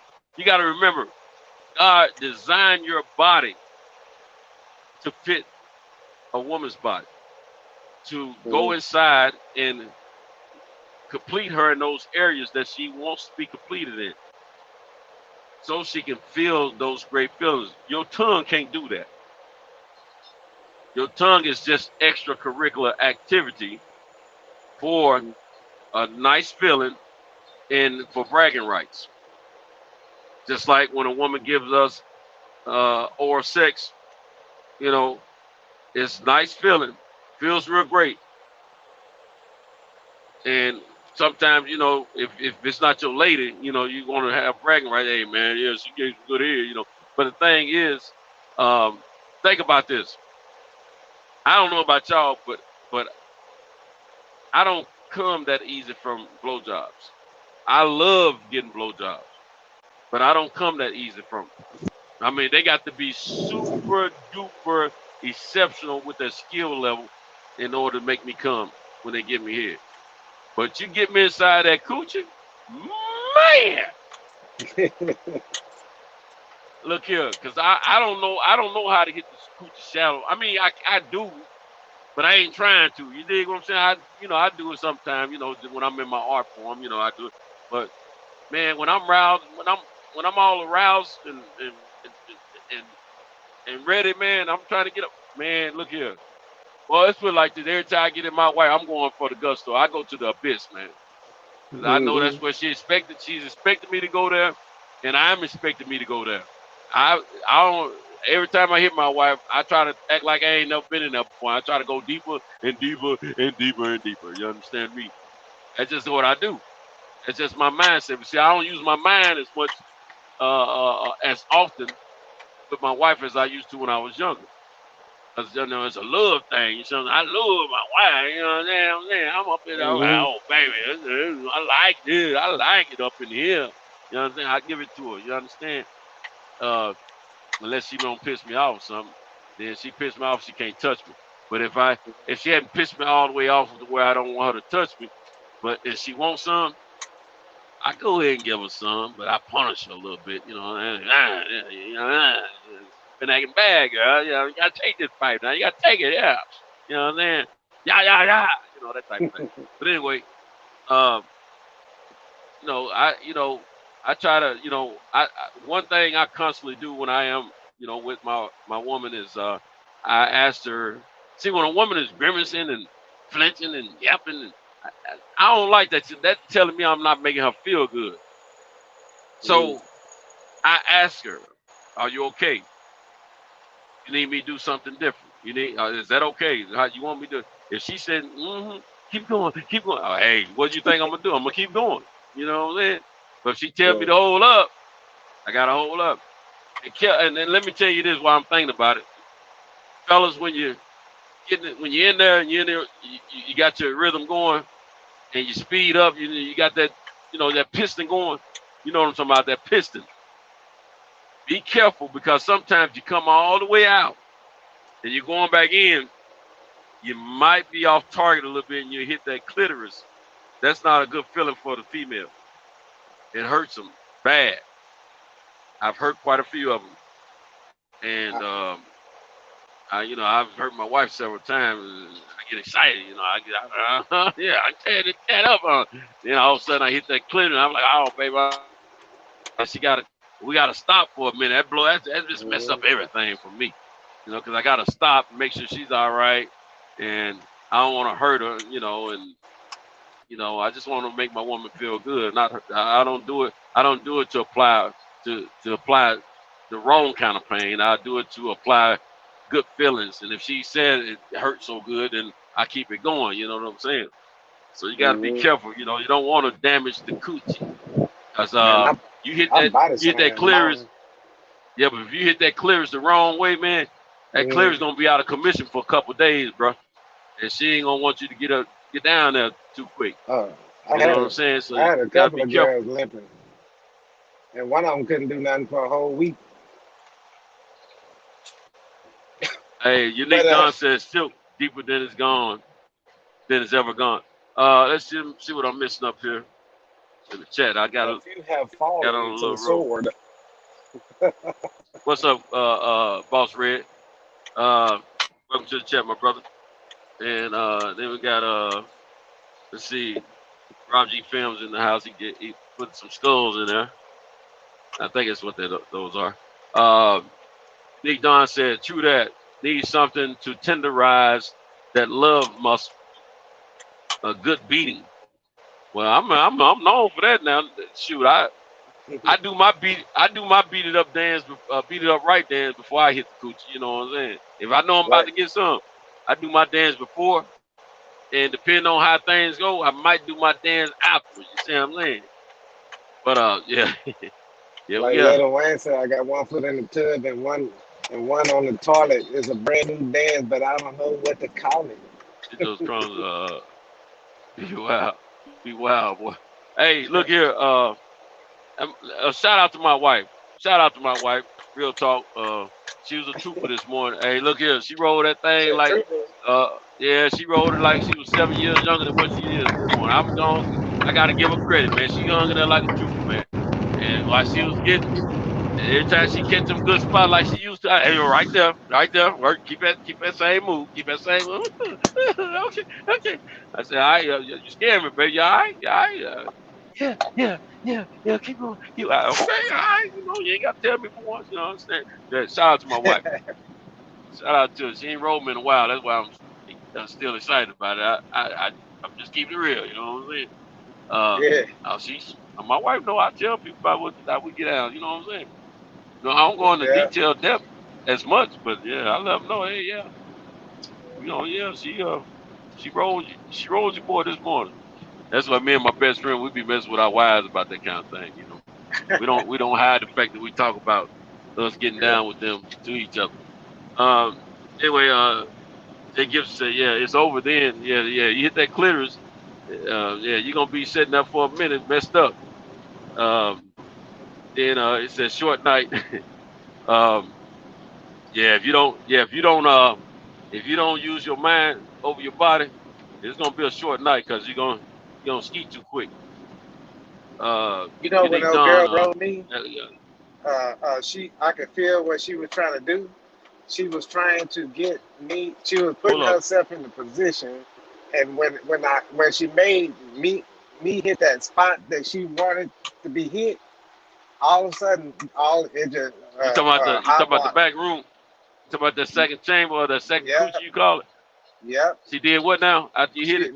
When she rode me and she made it hit that spot, she just drained down. Hot water just drained down, and I was like, Oh God, yeah, God. yeah, Then, yeah, yeah. then she passed out. She lifeless, heart beating Oh, she passed. hard and Oh, she got her lifeless. good nut. It sounded like to me she got good enough. She passed out. Did she collapse? Yep, Did she collapse fell while to she the was on top side. of it? Yeah, Yep. man. Hey, I know a chick, man. That's every time she hit that nut, man, she's on top. Boom. I just get mad at her, man. I'm like, hey, what about me? I just feel like a gal then. What about me? Hey, you know what I ain't I even do? got mine. Yeah, she don't collapse on. You know what Yeah, I do? this I girl's a switch my trooper. leg. I switch my leg, and I stay Oh, we inside, gonna finish it and up. I grab her Yeah. ass, and I move her ass Mm, myself, and I just grind that yeah. motherfucker from right there, and then next thing you know, I'm done. This 5-0. Yeah, we gonna Yeah, and then I finish throw the over there job. on the side. That same when a female collapse like that, and I don't really Yeah. want to keep hitting her if her body's Cheated. just gone, because she ain't throwing it back, and I'm, I I like feel cheated. participation. You know what I'm saying? I feel cheated Yeah. I sometimes, so mean, I don't think I keep don't getting think it. I ain't never hit no cooch without the woman grinding back. Don't think I ain't never hit none without a grinding back. We all Yeah. have, but I'm just saying, I think she. I like I think participation, she so wants I'll you give to. her a few minutes of reboot. Mhm. Yeah.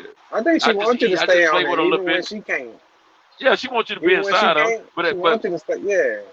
yeah, you just stay inside, grind a little bit, just slow walk it, make sure you don't make yourself come. Because sometimes, Mhm. believe it or not, you can make yourself come because you're already aroused really to your peak, man. And you know, That's jugging all I and do. everything, even though she ain't giving it back, but it's feeling good anyway inside because it's Grab her all ass. good. There's a lot of moisture going on by that time. And Yeah. next thing you know, you've been on maybe yourself skiing. So I try to ease, I Yeah. don't try to do too much till she reboot. When she reboot, yeah, that would go rabbits again. We rabbits, pow, Yeah. that type of thing. But I look, don't even wait for her to uh, get back up. I be Eli trying to put her Zachary out said, of her misery. Eli Zachary said, make her lose her breath and squeeze you tight. Um, Got to make that mac and cheese. That's what Unique Don was saying. Shout out to she was agreeing with Eli on that. She said exactly. All right, and then Unique Don said, shout out to Wifey. Yeah, Wifey got it in this morning. Unique Don. I ain't gonna even front. I ain't lie. She did a good enough job. She got some Waffle House out of me this morning. You understand me? Yeah. I tell you, hey, babe, come on, let me get you some breakfast. Hey, you ain't gotta cook me Yeah, breakfast this y'all went morning. out I'm to taking you Waffle to House. Waffle House. Yeah, I told you you don't have to cook me breakfast this morning. I'm taking you to Waffle House. You understand me? See Yeah. what happens, girl, when you ride me? You get Waffle House. Yeah. But that's, I asked her. I let her pick her own breakfast spot this morning. You understand? That's what she wants. Yeah. Let's see. 817 Boxer said, how about them MF and Cowboys? Where y'all at, DJ? DJ been in here, man. He been in here. He came in here and ate the Sent crow, out. man. And he's probably my You yeah. I'm breaking up. you gave her the whole menu. She ordered whatever. I don't. She always order a certain type of breakfast, man. But she ordered whatever she wanted. You know what I'm saying? I mean, she could Yeah. have got whatever. I ain't gonna say she could have got all she wanted this morning. Ain't like I ain't. She done better than what she did this morning, but she did good. You gotta remember, my wife ain't participating that often, man. In this thing we call love. You understand me? So when she do participate and she do a good job, shout out to the wife. Shout out to her. You don't understand me? Because hey, I can't say shout out to her every time. I thank you for the coochie, but I would like for you to be more participant and do a little bit better work in the bed along with me. You know what I'm saying? That makes it more exciting and makes it feel better. So, what you know about round two? What I know about round two, shoot, I wanted round two this morning. Well, we actually had a round two this morning. Cause I ain't gonna lie, you D Don. She made me ski first. So I had to give her round two because I got to make sure my woman get hers. You know what I'm saying? So she got it in, and that's when she hollered. Because at first she was like Master P when she was on top of it. She was like, nah, nah, nah, nah. I said, yeah, all right. She said, nah, nah, nah, nah. But anyway, so when I got finished with mine, I said, hey, it's time for you to get yours because I don't think you got to. I think she got close like 3 times while we were doing it, and she kept missing it. I must have messed up and shifted my rhythm a little bit. That's what I believe. I think it was my fault. You know what I'm saying? And so I realized that she didn't have to tell me. And I said, I don't think you got yours. I said, because she'll lie to me, tell me she got it sometimes. You know what I'm saying? But I know. And I told her, I said, I don't think you got yours. Come on, let me finish you up. She said, you gonna finish me? I said, you got dog Skippy. I got to take care of you. You took care of me. I got to get you. You understand? So I gave her round 2. You understand? And after that, all right, girl, you getting breakfast. You know what I'm saying? So that's what it was this morning. Anyway, see, Rob G. Phil said she got the Grand Slam. Yeah, that's probably the one she got too, bro. She look here, it was Waffle House, man. She could have ordered 2 steaks, 2 of everything. You understand me? I can afford Waffle House. You dig? Eli Zagger said round 2, and we going to lose count of how many times she come. Right. That type of situation. Roger Phillips at Waffle House. Hey man, she only got Waffle House famo. Well, hey man, look here, man. My wife don't got multiple cars. She got a house.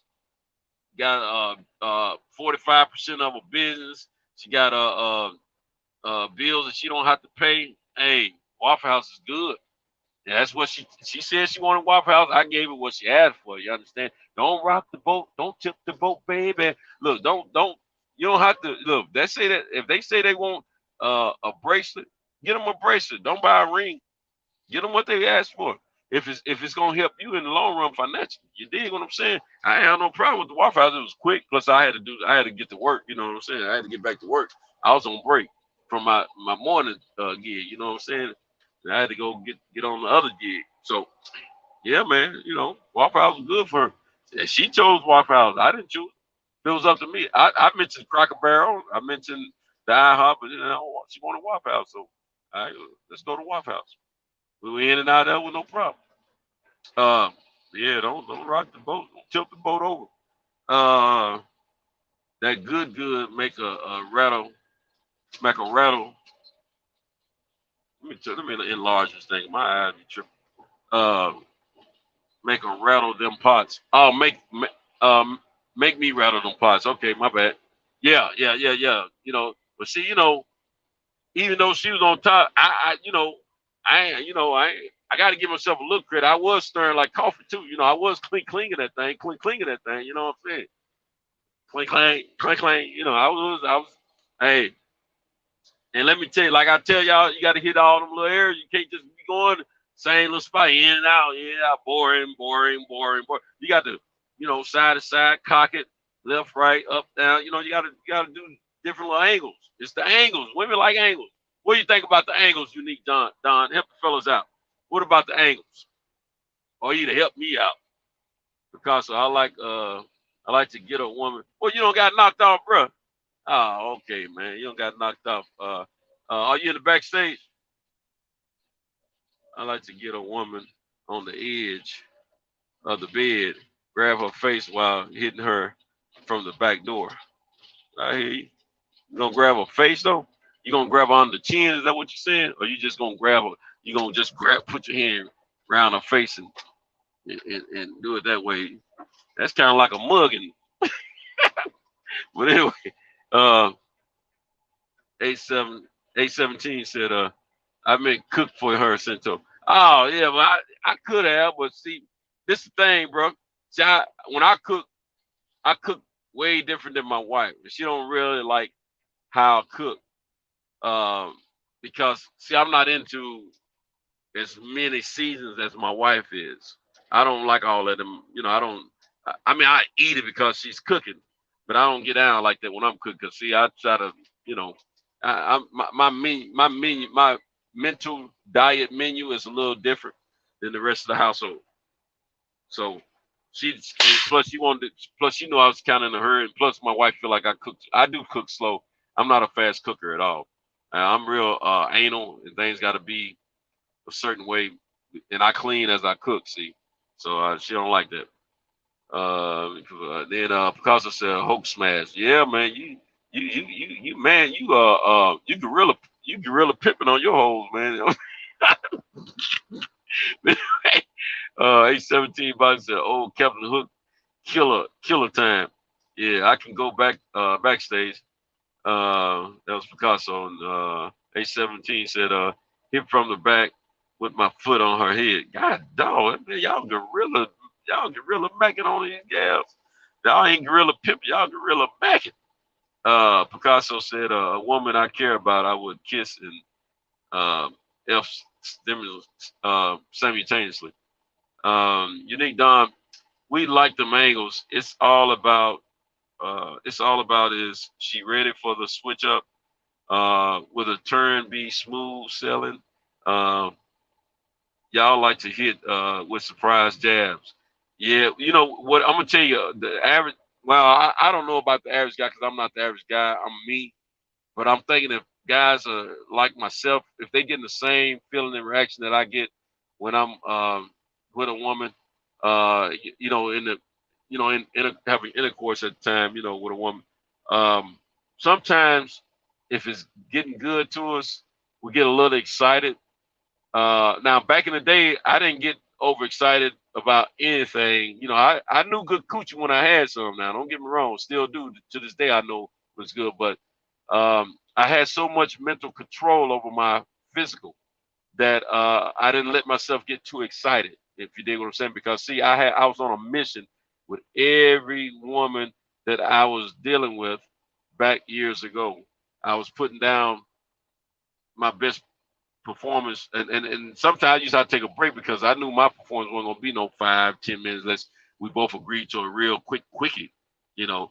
Uh, but if we get in the bedroom or something, it's about to go down for a while. You know what I'm saying? Back in the day. Nowadays, now I have to admit my batteries are not as strong as they used to be. I used to have those um, energizers and the best Duracells you could come up with. But now I got them. My battery's more like Ever Ready or something like that. You know what I'm saying? Not quite as strong as they used to be. So I have to work with what I have. Stamina wise.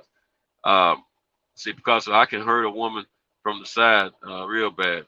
There, you sound like you want to hurt. You want? Do you just want to hurt your women? Because man, we supposed to be trying to make them feel good, not kill them. And 817 Boxer said, work them hips like James Brown in that MF. Look, I got to get one out the back and deliver it right quick. So I won't be reading the chats while I'm doing it. It ain't gonna take but a moment or two. Then my freaking deal came loose. Not ELD. I gotta stick this back up in here first. Connect it. There you go. Yeah, I see. Coxman get it in. Why does this thing come The off? highest wind gust observed was 12 miles per hour from the south. The normal high temperature for today is 83 degrees, and the normal low is 59. What on? Thing tripping. If something, I must not be putting this thing in right because it fall out too often now. I was just about to brag about how easy I got it in there.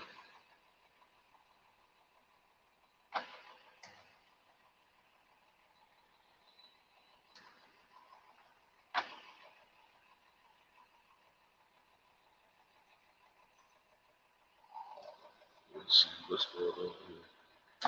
There you go.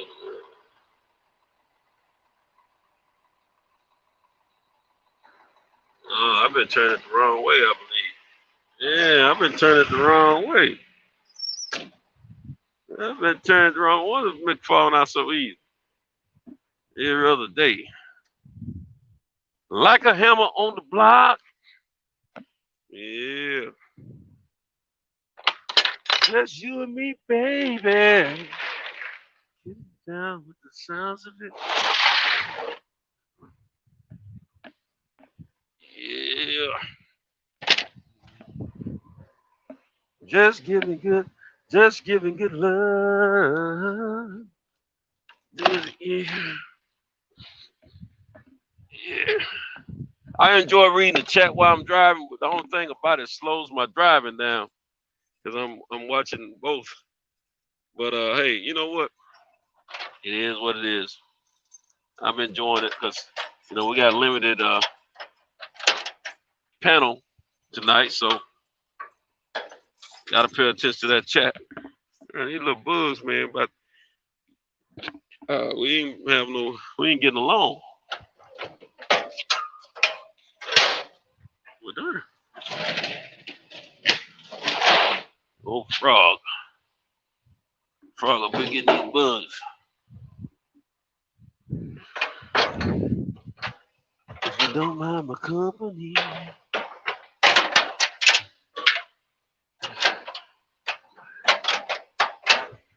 All right, on to the next 1-1. I got drop a little part off at a dealership over in Huntsville, and then I go to Priceville from there. Drop a pallet, and then go over a little bit more to Decatur. Take care of those areas.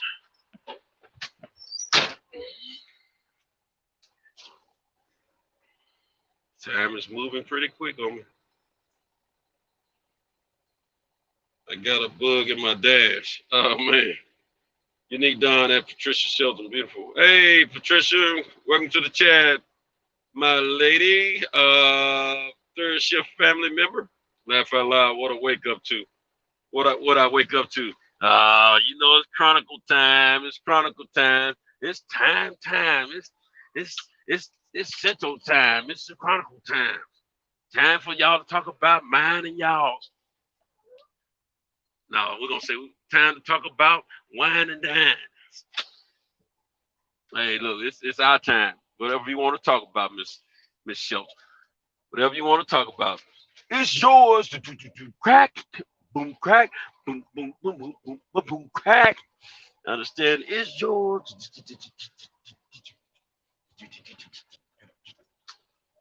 Let's see. Beautiful Queen says you're not Unique Don. Let's see. Yeah.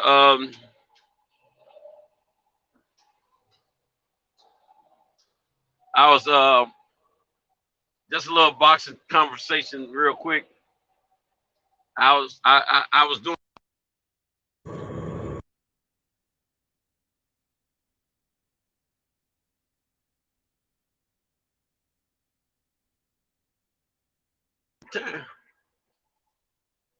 Hold on, y'all.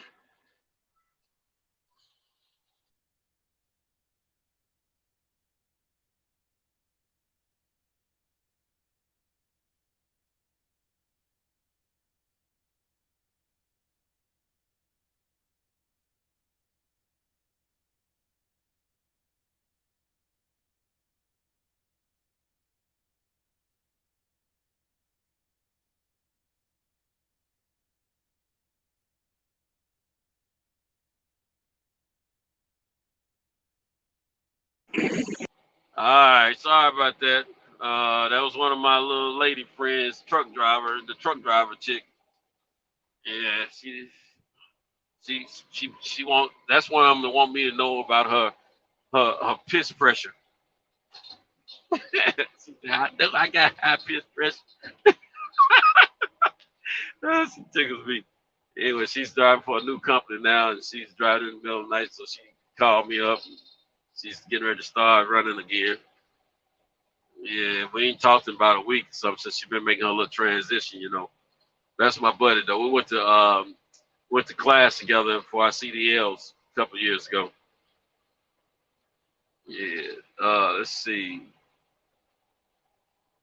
She said, that Picasso. What about Picasso? He said, we talking about cracking your back. Derek, Picasso, that's straight up right now. Don't chase, man. Don't chase. But man, just don't cut or nothing. Just straight up say we talking about cracking your back.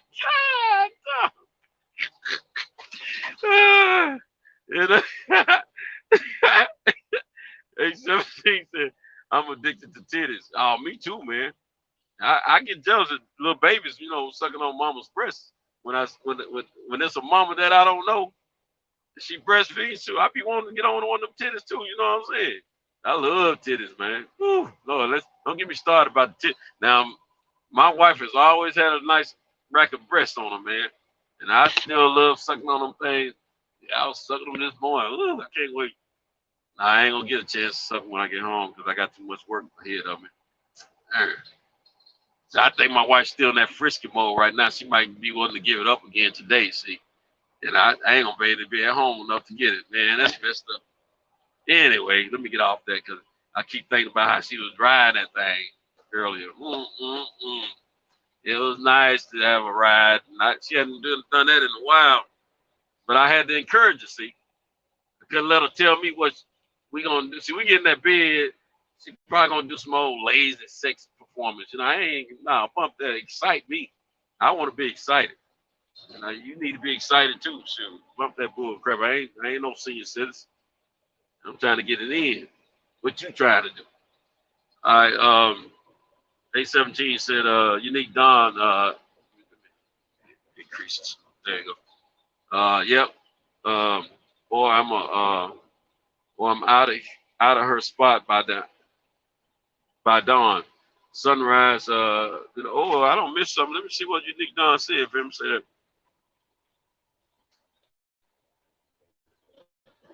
Zentos, hello. What's up, Patricia? Patricia, oh, beautiful queen, says Unique Don. Okay, it was earlier. Let me go down. It says stick to the titties. Yep. I don't know. I missed something. See, he out by sunrise. Yeah, that's what you got to do, man. You got to be like a thief at night, man. You got to creep up, get to the chick crib, do what y'all plan to do before daylight and everyone else wake up. You got to be out the crib, keep her respect, keep y'all business out of the streets. You know what I'm saying? And if she got little kids, they don't get to see you either. That's where I used to roll. Know all about that too well. That's what I used to do with the girl that one time about she gonna be my woman, even though I got a wife. Come on, man. I ain't get ready. I don't do no middle of the night creeps like that anymore. I don't have. First of all, I got too much to lose. Second of all, I'm working every night. And third of all, I'm not a good liar. And then when I used to do stuff like that, I was just straight up with women, tell them that I had multiple females I was kicking with. It wasn't about lying. I lied a little bit back in the day. I lied to protect the innocent and changed the name. I changed the names and lied to protect the innocent. You know what I'm saying? But I didn't lie just to be lying. When it came down to my female situations, I was just straight up with them. You know what I'm saying? So I didn't have to worry about getting caught or anything like that because I wasn't gonna do stuff in folks' face no way. Like I wasn't just low down with it, but I was straight up about it. A17 says some stuff we gotta leave in the dark. True that. Jay Gibson said can't let the neighbors see her leave out. True that, and vice versa. Can't let Neighbors don't need to see us leave out either. Then Unique Don said true that, you know. And Big Boxing, A17 said I got a lot of a lot of coochie cuz women. I got a lot of coochie cuz women knew I was such a hoe. I was gonna keep my mouth shut so they could give me some of that and not be worried. Yeah, man, that was me, man. Back in the day, I didn't tell mine either, man. Okay, I told my best friend, but I didn't tell everything. I ain't gonna like Ezel, so I ain't gonna tell nobody else. You know what I'm saying? Yeah, I just tell my mans, you know, but I didn't, you know, in case something happened. That was one of the main reasons I used to tell my partner, because in case something happened to me, I want him to know what was up with me, because I didn't, you know, like I said, I wasn't married to anyone, and you know, like I'm married now, right? So if I go out of town somewhere or do something I'm not involving my wife in, I think she needed to know somewhat of what I'm doing, so in case something happens, she's not surprised with where I am if that something happens. So it's one of those type things. So I just let my mans know what's going on, because I don't know if y'all remember the story or not, but I got caught in the crib with this chick. She told me she was broke up with an old boy, and the old boy put a key through the keyhole and come in the crib, man. So I could have been shot and killed that night. So I don't forget that. So I let my mans, you know, I used to let him know what was up. But anyway, see, I don't got. He said, it's always this ain't move. It's always time for the nipple damas. I know that's right. I love them nipples too, man. Unique Don said at 8:17, said those were the best days. Yes, indeed. Yeah, when you just kick it and be you know, sneaky, and folks did not know your business. You're getting it in, don't nobody know. You know, that's what's up. I just tell baby, speaking to the mic. All right, 8:17 getting wrong with that joint. Okay. Speaking to the mic, and then Unique Don said, "My mic sounds nice. Check one." Unique Don. I like this conversation. Facts. If I'm grimy, shoot, got caught by the light at the last second. That's all right, I'm good. If I'm grimy, my partners need to know. Yeah, that part. That way if something happened, man, you know, they know what's up. A17 said that was then me and baby do our dirt together. Oh, you got it like that. You still kicking it. Okay, I like that. That's cool. I've been there too since. So yeah, man. You know, I didn't even get the coochie that night though. A17, man. I got it real soggy and moist. You see, I got the engine started. You know, I put the key in the. I started the car right. I was letting it warm up, and right before I can put it in gear and take off with it, the dude put the key in the keyhole of the door. It was coming in, messed all that up. I went home without. Just happy I still had my life. She come to work the next day with a hick on her neck, where she had to give him a little bit just to keep him happy. I said, "Kiss my leg, man.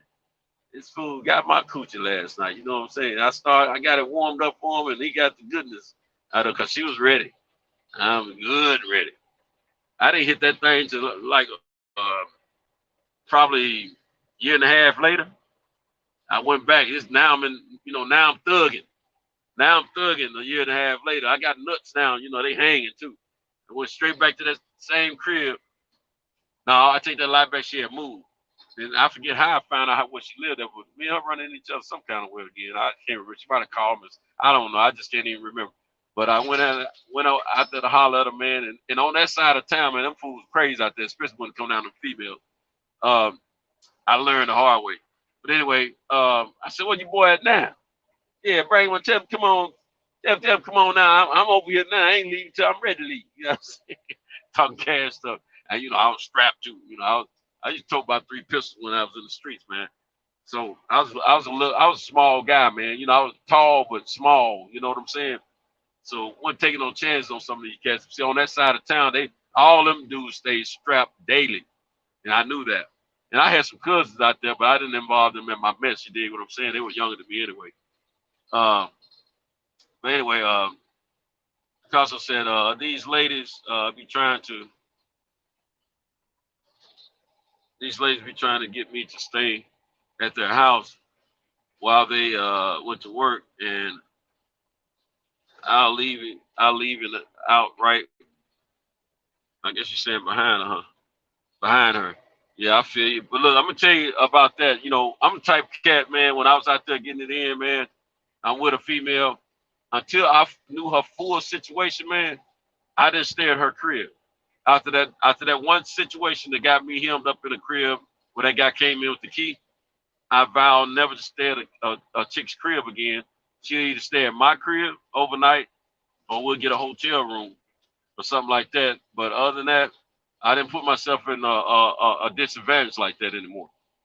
So you just gotta be careful, man, and make sure you give yourself an opportunity to survive to the next day. Hey, my motto is live to talk about the episode that you kicked it with the female that you kicked it with, not get killed from doing the episode. You know what I'm saying? So I always wanted to, live to have something to talk about later. Jarvis, welcome to the chat, Jarvis. Jarvis said that's what I'm talking about. Jarvis also said, shout out to Patricia. Hey, Miss Lady. And Patricia spoke back. It's hoodie time here in Indianapolis. Oh, yeah, it's a little chill up there. Yeah, it's fall. Now, it feels a little fallish down here until the sun come up. Jarvis, he said, okay. He sent a emoji back to it. But, yeah, so, you just got to be careful. Now, I'm going to tell you something. That's men and women alike. Let me just keep this 100 and real. I don't have a problem with females that, well, maybe I do. I don't know. But see, this is the thing. If I meet a female and she let me know straight up who she is and what she's about kicking it with multiple guys, dating around a little bit and getting on swerve on from time to time, I can respect it. I respect it. It ain't no different what some of us guys have done or is doing, and I can respect it. Women, it's expected of guys, but it's not expected of women. But I know, and women know that happens. And I respect women that let me know on the front end. I got a few little female friends. They kick it like that. They let me know about all their stuff. You know what I'm saying? And they don't told me they want to get at me, but at the same time they respect the fact that I'm married and I don't go there with them. You know what I'm saying? But we talk about a little bit of everything. I talk about matter of fact, the little chick just called a minute ago. She one of them females. She want to be with her brother. She want to kick it with me, but at the same time, she know what my situation is, and we keep it like that. And when she gets talking too much about it, I swear the conversation to something else. You know what I'm saying? Because I'm one of them cats. Y'all probably already know this. Female get to talking a little bit too, she get talking too much to me like that, especially at nighttime. And I'm let me say this real quick. I'm gonna go back to what I was about to say. Some chicks, when I know they really want to get with me, and they want to talk to me this time, overnight when it's dark like this and it's late at night, I'm a little afraid to talk with them. I mean, I talk to them, but I'm afraid where the conversation is going to go. And so what I try to do is keep myself balanced at all times and stay within my boundaries and not exceed them. Because when they get to talking that stuff to me, the inner cocksman in me want to talk that stuff back to them so bad. But I know if I do that, I'm going to go overboard and just lay it on too thick. And so I have to restrain myself from doing that, because it's like something automatically that switches in me. If I'm laying in the bed and it's dark, or it's dark outside, and I'm on the phone with a female, and in those situations, I change. Like Deontay said, he changed to the bronze bomber. I just automatically change most of the time. But I have to, I have to watch myself. So I do it to my wife. If I'm out of town, my wife called me in the middle of the night. nigga, I'm getting ready to let loose on my wife. What's up? You calling that time now? You want to talk about more than just what you doing? How was your day? You know what I'm saying? That's what I guess that's my mindset. So yeah, I'm telling you, I ain't gonna lie to you. I ain't gonna front. I get a little. I get a little Mackin package, you know, I get the, what's up, you know what I mean? Everything just changed, you know, I'm just a different guy. Picasso said, this girl let a dude in right after I hit. Shoot, hey, I wouldn't worry about that. You done now. Don't worry about it. Hey, I hope you left it where he had a hard hill to climb. He came in and sat down respectfully. And IMO owner to me. She was wrong because I'm gonna say I know she was wrong because he could have had a gun. Now you said, let's see, the girl let a dude in right after I hit. Oh, you were still there. Oh, and she let him in. Yeah, that's wrong right there, bro. Now the gal I was kicking it with, man, she had her dude had a key. Came in. I'm gonna tell you. I'm gonna tell you. Let's see. Unique Don said Picasso say what? Picasso said, "Yep." In my opinion, IMO. Okay, y'all help me with what I am. I be seeing that IMO out there, but I don't remember what it means. But anyway, I'm gonna tell you how I used to roll. This one girl, I'm still crazy about this girl to this day, and I've been to her multiple times. But this is how we used to kick it though. I was straight up with her when we first started kicking it, you know, and she's pretty much straight up with me. And I used to let her know, you know, you gotta look, if you got a dude that's liking you or whatever. And I'm not trying to stop all that, you know what I'm saying? Do what you gotta do, you know what I'm saying? I said, because I can't make you no promises, you know what I'm saying? And I've always kept it real like that. So some guys, you know, she still had guys that would call her. And if guys called on the phone while I was at, you know, she wouldn't stay on the phone with them and nothing like that. But some guys be wanting to come see her and all that kind of stuff that she probably kicked with in the past. I didn't give a crap because I know at the end of the night she was waiting to get this here. You dig? So one time this dude came over there to see her, and they were outside talking. And I had ordered some pizza for me, her, and her daughter. And we had just got back from somewhere, me, her, and her daughter. I don't know. She used to like to drive, so she was driving. I can't remember what we had gone to. But anyway, her dude standing outside talking, and she told me he can come on in. You know, she know I didn't have no problem with it. I was cool. So the dude came on in. He saw me. He said, "Oh, that he didn't know what to think." Now, she had already told me about the cat. She used to holler at him, and he'd be trying to get it back at her and stuff like that. She said, but I ain't trying to kick it with him. I said, hey, it's on you. You know what I'm saying? Anyway, she also knew he had a lady. Now, I think at the time he was engaged to be married. But in the meantime, in between time, you know, he tried to kick it with her. So he make sure I don't mess up, not miss my exit. But so he comes over and I'm sitting there, the nigga, I can tell he feel out of place, right? And I ain't worried about it because look, I wasn't going nowhere because she already told me I had to stay. She told me she was expecting me to stay that night, you know. That's what I'm getting at. So anyway, so the pizza came and everything. I said, what's up, man? I said, man, you want some of this pizza, bro? He like, nah, I'm cool. I said, you sure? I said, all right, more beef for us. You know, and I just laughed it off. Me and her daughter, we just kept eating, you know what I'm saying? You know, I've been silly. And I kept looking at the cat. I said, man, I said, your name Tim? He said, yeah. I said, you don't remember me, do you? He said, no. I said, man, Cento, man. I said, we used to go to, I told him the high school we used to go to together. I said, we had art class together. He said, oh, yeah, the little skinny dude. I said, yeah. He said, yeah, man. I ain't seen you in a long. He said, what's up with you? I said, shoot, nothing, man. Just chilling. Uh, you know, me and old girl, we act like we were just straight up nothing but friends, like plutonic friends. That's the way we kept it too. We didn't tell them nothing different. Neither one of us. We played the game to the fullest, and to the point that he was trying to check us and see if we were being real or not.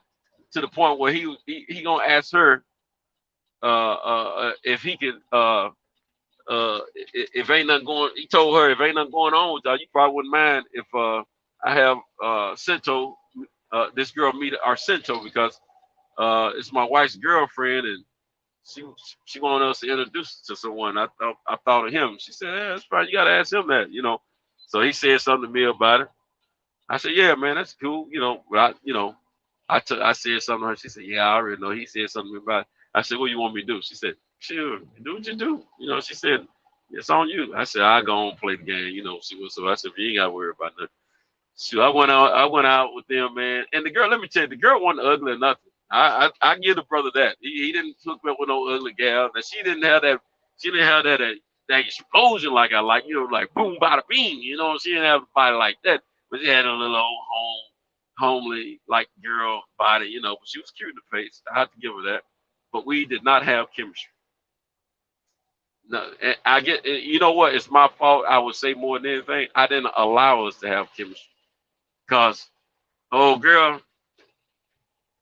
she was bringing that noise. You understand me? I wasn't getting ready to mess up my juice box. Bump that. I knew what I had, and this girl didn't appear to me to have. She just didn't seem like she was capable of giving it to me like old girl used to give it to me. You know what I'm saying? And me and old girl had a little history by that time. You know, when we laughed, talk, we never had. We to this day we've never argued with each other. You know, never had one cross word. This is the same girl I told y'all I ghosted years ago. And but yeah, you know, that's when we used to play that thing, man. You know, and me and dude, we cool to this day still, you know. I remember one time he was trying to get me to hang out with him all the time because he was trying to see what was up with me and old girl. So one time he's gonna tell me, he said, hey man, I don't know what's oh shoot, this thing tripping. This thing is tripping. I'm gonna have to fix that when I get home. My ELD. I hope I don't get stopped. They're gonna shut me down. But anyway, hold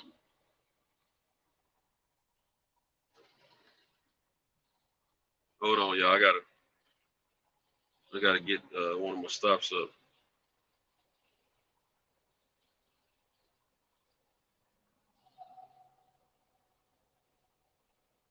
Make sure I don't pass. You know. Okay. Okay, cool. I'm 5 minutes from. Starting route in 2 miles. Turn right. 2 miles, turn right. It's not on this road. Anyway, so yeah, that's where we used to play. You know, the same cat. You know, he would always call me and because he still checked to see what's up with me and old girl. And so he wanted to know if I wanted to hang out with him and some of his partners sometime. You know, I said, yeah, that's cool. So he called me up, man. Come on, man. We hitting the club spot now. I said, all right. We hook up. We hanging out. Then I'm laughing, tripping. And now he don't know nothing about how I kicked it out to high school. You know what I'm saying? All he knows is that I'm a car salesman that's more than likely hollering at the chick he want to get back with. You know, he want to kick it with again. So anyway, we stand in the club one night, and he said, man, I got something to tell you. Nah, I don't know how you gonna take it, man. I said, what's up? Man, this between me and you, just the fellas, man. He said, man, I don't know what's up with you and Tiffany exactly. You know, he said, but I said, no, we're just friends, bro. I sold the car and I said, we got to know each other. I said, we're just friends, ain't nothing tripping. And well, look, man, I'm gonna tell you, man. Tiffany got some of the best coochie ever, man. You know what I'm thinking in my mind? Nigga, you ain't telling me something I ain't already discovered. You know what I'm saying? But at the same time, I played it off. I said, oh, for real? He said, yeah. I said, oh, man. I said, oh, I never would have thought it. You know what I'm saying? I'm playing stupid like a summer gun. Man, you are late. Man, we had uncount. Man, we had so many episodes. By the time he told me that, I lost count. Shoot. Yeah, so I'm telling you look, that's been almost 30 years. And I'm gonna say it like this. No, it's been about 20, let's see, 20, 28, 26 years, I guess. Sure, right. So my thing is, dude, I already know these things. But see, he didn't know I was a cocksman back then. He didn't know much of anything about me. And I wouldn't let them know anything about me no more than I sold cars. I sold the girl that he wanted to get at cars, and we kind of liked each other, but one nothing really happened. As far as he concerned, we ain't owning up the fact that we've been intimate with one another. Now, I don't know if he know that my car was over there late on that night, but see, because I act like I was leaving. And of course, I come back and camped out, you know what I'm saying? Because that's what we used to do. I remember one time this nigga trying to get out of he was trying to holler at her behind my back. And she told me about it. I said, "Oh, for real?" She said, "Yeah." She said, "Yeah, he be calling it." She said, "Watch. He gonna try to call you. He don't know you here. Look, I'm gonna tell him come. He don't been over here and everything. Cause see, he knew where she lived at because of me." Okay, here it is. So anyway, it was a partner of mine. Supposed to have been a partner of mine. So she said, "Look, he trying to come over here and see me." She said, "You need to go take your car around the corner so when he come over here, you can bust. You can be sitting there." I said, "All right." So I took. What? No, they didn't order something. They got the gate blocked. Well, you know what? When you block the gate like that, that tells me that you don't want me to on your premises. And guess what? You don't walk to your gate and get your gift.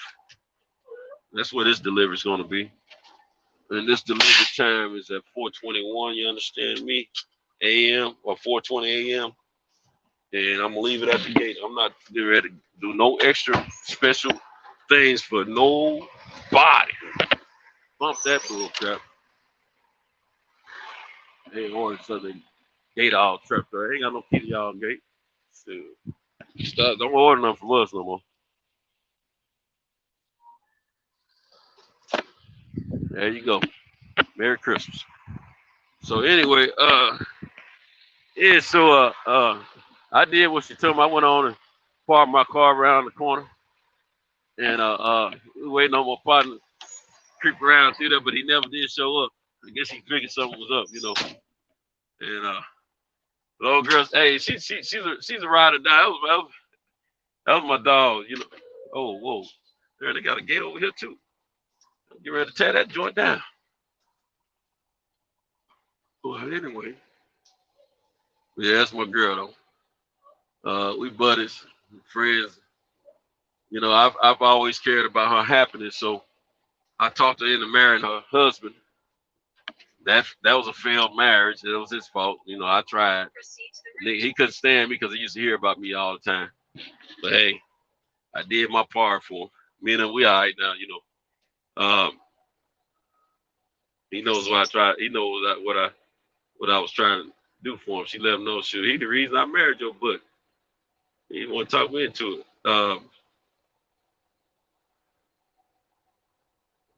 Anyway, let me see. So anyway, 25 minutes. Starting route. Proceed to Northwest University Drive. Then turn right. Okay. Turning right. So anyway,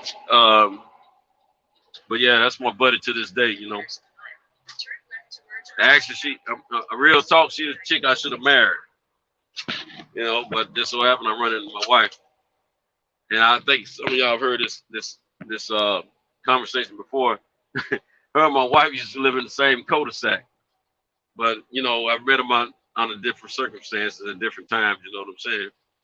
And, now, let me tell y'all, my wife used to have some, pretty grade A sexual abilities, you understand? She just been a little lazy right now. That's all that is. That's how. Now I ain't gonna say that's how she got me, but that was part of how she got me. I we got crazy about each other before the sex part. Like I said, when I really like somebody, I'm dating you or whatever. I'm gonna work on the mental, not the sexual part first. But anyway, okay, second light. So anyway, my wife she's just a little lazy with her stuff right now, but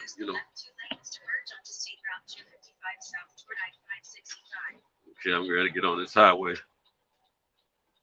I gotta get these tires off this truck and get some new tires on here and get this truck get an alignment on it so the next set of tires don't mess up like this. But anyway, let me catch this chat up. This girl let a dude read. Okay, we said that because I say what? Say that. Yep. In my opinion, I am old. Read that. I didn't mean to do that. Chris said I didn't mean to do that. Is that what I am old me? And then Patricia said, how I unhid Picasso. Oh, y'all talking about something else. Okay. Then Rob G. Film said, it shows you didn't hide him. Just time out. He'll be back. Oh, okay. There. He got accidentally chastised up in the chat. All right. Just said, okay, and Rob G. Film, it's dark and my phone dropped and did what it wanted to do. Yeah, I understand that.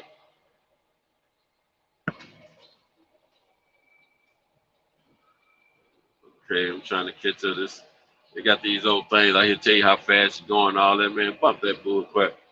I ain't doing no 45. It's time of night. I'm trying to get somewhere.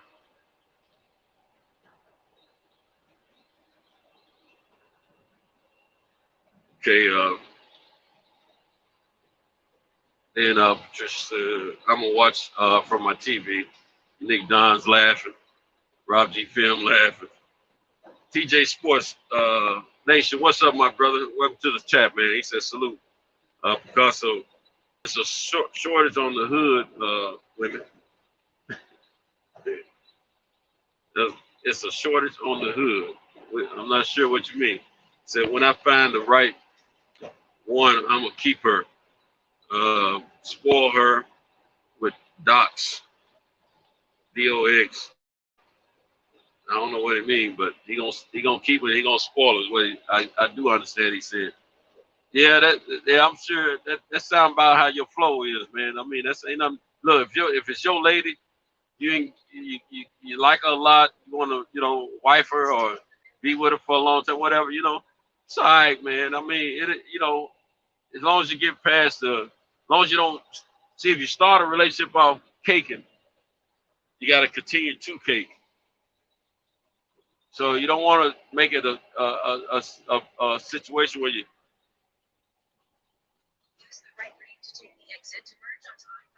Ooh, I took the wrong exit. Kiss my leg. Okay. Shoot, man. I gotta make a U-turn. Come back on. Kiss me in the country.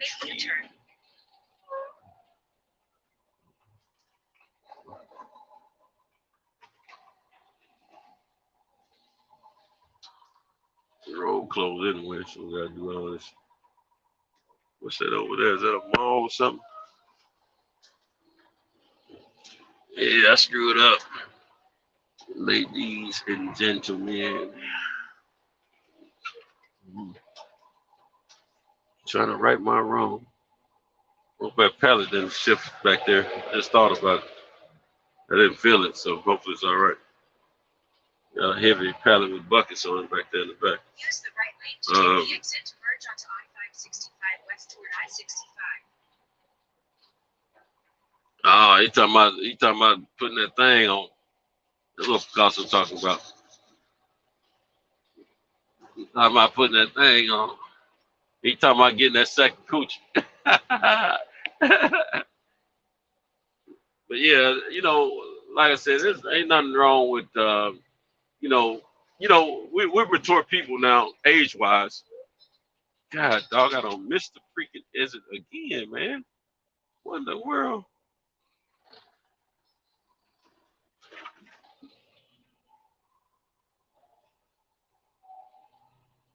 Well, I'm about to get it.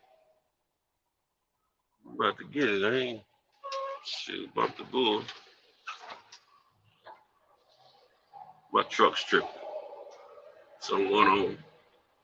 Like fuel ain't getting through like it should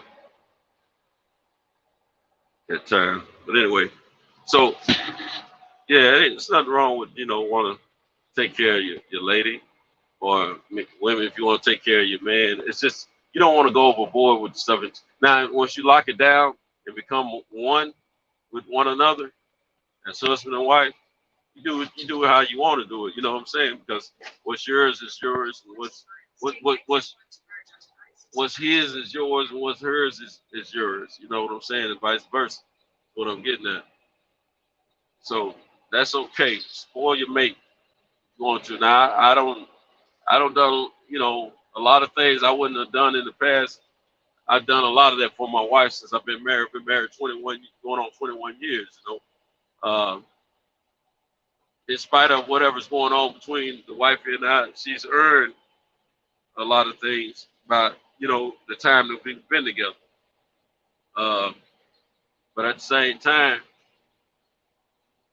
uh, see what my wife did. She not only, we got crazy about each other, you know, without the sex part. We fell for each other before all that. I captured her mind, and she presented herself to be the lady that I was pretty much looking for. You can't. I'm a realist. I knew I couldn't get 100% everything I would love to have in the perfect woman in my mind, but I figure I'd go get all that I can get, and not worry about the rest. You know what I'm saying? And that's what I did. Because more the personality in the heart of a person meant more to me than anything. So my wife had what I was looking for, but of course she wasn't showing me those extra attitudes she could get. But at the same time, I don't think either one of us was selling each other on the as who we are as whole individuals. We were probably just selling the better side of us, and that's what most of us do in relationships. However, I got crazy about her. She got crazy about me. Then when it came to the sex, explosion. It's like LL Cool J said. It was a lot of explosions. I'm making her feel like a natural woman. She making me feel good as a man. You dig? And the sex was good. On both ends. Matter of fact, she was doing some things to me that I hadn't had a woman that I was in a relationship with to do to me. I've had it done to me, but they were just freaks. You know what I'm saying? Freaks. Sneaky freaks and freak sneaks. You know what I'm saying? That's why I meant to say freak sneaks. But I hadn't had in a relationship wise. She was doing some things on a regular sexually that I wasn't used to getting from my lady on a regular basis. She broadened my horizon, you see. Got me crazy with she freaked the brother down. You know what I'm saying? And that lasted for a few years, and then she's gonna start pulling back and pulling back and pulling. You can't be doing that bull crap. I'm still looking for that wild the chick that was like to experiment and do different things in the bedroom that I used to be with. I'm still looking for her. So, she's not showing as much attitude these days because I don't like when she get down like that. She's been more pleasant these days, and that's the woman that I married. So I'm still having hopes that our marriage is gonna improve and get better, but I don't know. My wife is getting older, and a lot of times as we get older, we get more settled in our ways. So I don't know. She's getting used to that lazy sex, and You know, I'm gonna be honest with you. I'm thinking 4 or 5 times a year tops. She might put some, she might give me a little bit more. She might do the sex thing with more aggression, maybe 4 or 5 times a year. All the other times, it's gonna be lackluster, a little lazy sex. You know what I'm saying? Or she might just toot the booty up and tell me go on get what I want. That's it. She ain't really trying to do it. She's just trying to, pacify me. And that don't work for me. You know, I'm tired. I used to just go on get it. You know what I'm saying? But I ain't, tired of doing it like that. You know what I'm saying? I turn around when she do that. I just said, no, you can go and keep that. You know, I used to not turn it away at all because it was such a treat to be inside. You understand? But now, I turn it down now. So, I want that excitement back. You know, in the bedroom. Get all that bull crap. Just be throwing your coochie away and tell me you give me a gift. You know what I'm saying? But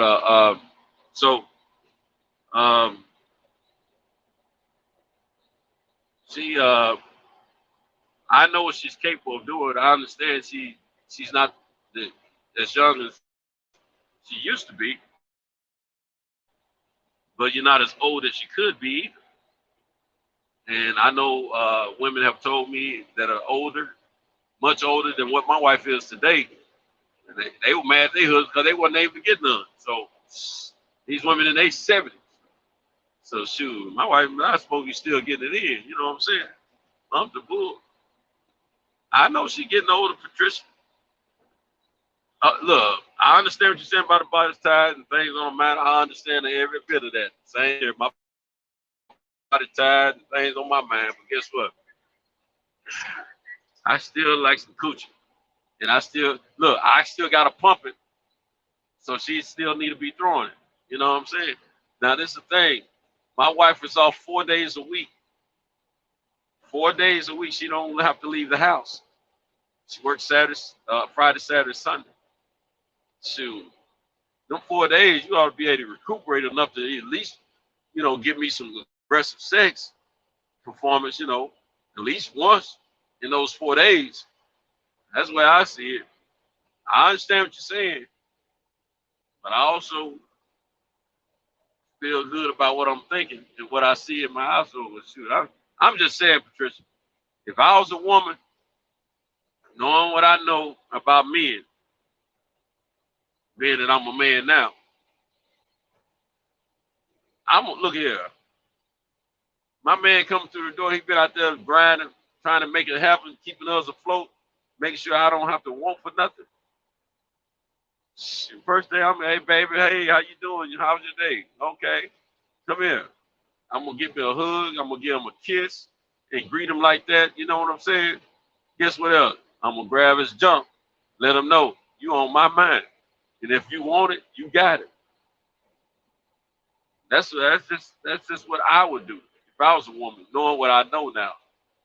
Now, if I was a woman not knowing what I know now, I can't say what I would do in those circumstances, but I just got a feeling thinking about people that I know whose relationships are broken up. Oh, it's little simple stuff about, sort of like what I'm talking about now. See, for me, I don't feel appreciated, and I don't feel like, I don't feel appreciated, and then I feel like I'm being taken for granted day after day. So that's what bothers me. And then when you give me that lazy booty sex, I ain't with all that bull crap because see, I wanna. Okay, like I enjoy what me and her experienced yesterday morning. I want to have those kind of thoughts after I've had sex with my woman. I want to feel like we really try to give it to each other. You know what I'm saying? So that you stimulate me like that. You ain't got to worry about me. I mean, I'm gonna look at some booty. Now I love women. Period.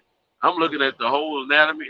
Sometimes I don't even see women's faces. I'm looking at the anatomy. I love the artwork that the Lord has displayed within you women. I just love women. Period. So I'm gonna look. I'm not looking to get with them, nothing like that. I'm just admiring. And just and I let my wife. She's been doing that for over 20 years. But at the same time, if you ain't stimulating me sexually, you holding back, or you're not trying to really get with the program, you leaving too much room in my mind for me to wonder how it would be with another woman. Then that's when the temptation sets in, and then for some men, that's when they run off with these other women. I ain't trying to go down that road. I'm trying to keep mine at the house, trying to supply her with with the wood. You see what I'm saying? And my love, but she's not keeping me stimulated like she should. Seems like she's doing everything she can to avoid the stimulation to happen. So I just have a problem with that. I mean, I used to try to, every time, we spend a few hours away from each other, I used to try to be that husband that as soon as I see my wife, give her a hug, squeeze them booty cheeks, might want to stamp catch her from behind, get up on her, grind on that butt, and grab them breasts, rub that stomach, kiss on the neck, or earlobe or something. That's the type of dude I was, I used to like to sit around the house, talk, and sit next to each other, hold hands, or either hold each other or whatever. We ain't doing none of that. You know what I'm saying? So, what you telling me? What you got to think about. So, sometimes we as couples in relationship, we got to think about, how we start a relationship is how we need to keep it. Shoot, hey, I still got a lot of energy left down there. You know what I'm saying? I ain't trying to let it go to waste. She ain't, she at times she ain't doing right. She was ready this morning, but of course I have to let her know, like, hey, trying to get it fixed. Let's get right, But I want, and another thing, ladies, men want to be asked for sex as well as women want to be asked for sex, or we want to be flirted with and played with, and y'all get up on us, let us know you want it. We like all that stuff, just like y'all like it. We like it too. Shoot, we probably like it more than y'all. As a matter of fact, I know y'all probably used to guys coming on to you physically and verbally and letting you know what he wants and stuff like that sexual. So let me tell you, keeping it real, men like that bull crap. I'm telling you, it ain't bull crap. Men like that stuff. I know I do. Shoot, know that your woman wants you, man. That's a great feeling. I'm telling you, it's a great feeling. Even if you don't have sex at that moment, it's a great feeling to know that your woman wants to be with you, wants you. Let me tell you something. Just like women, if a man if he's not disrespectful when he give you a compliment, just a random dude, you like it. Some of y'all try to say you don't like, but you do. You like it because you don't stand in the mirror before you leave the house for nothing. You stand in the mirror because you want to make sure you look appropriate and you look appealing, and you're hoping that somebody lets you know you look nice. So let's keep it real. Now, men, on the other hand, when women are showing us some attention out in these streets, telling us we're handsome, telling us we're a great guy, telling us you wouldn't have to worry about no loving me. I'll wear your butt out. This, that. Now let me tell you something. That's a lot of pressure for a man. A lot of pressure. I get that pressure at least a few times a week. I'm gonna keep it real with you. And my wife, in my opinion, is lucky to be with me because the average dude, the pressure I get, I could have commenced to doing a whole lot of dirt long time ago. But I do my best to keep it at home, and I do keep it at home.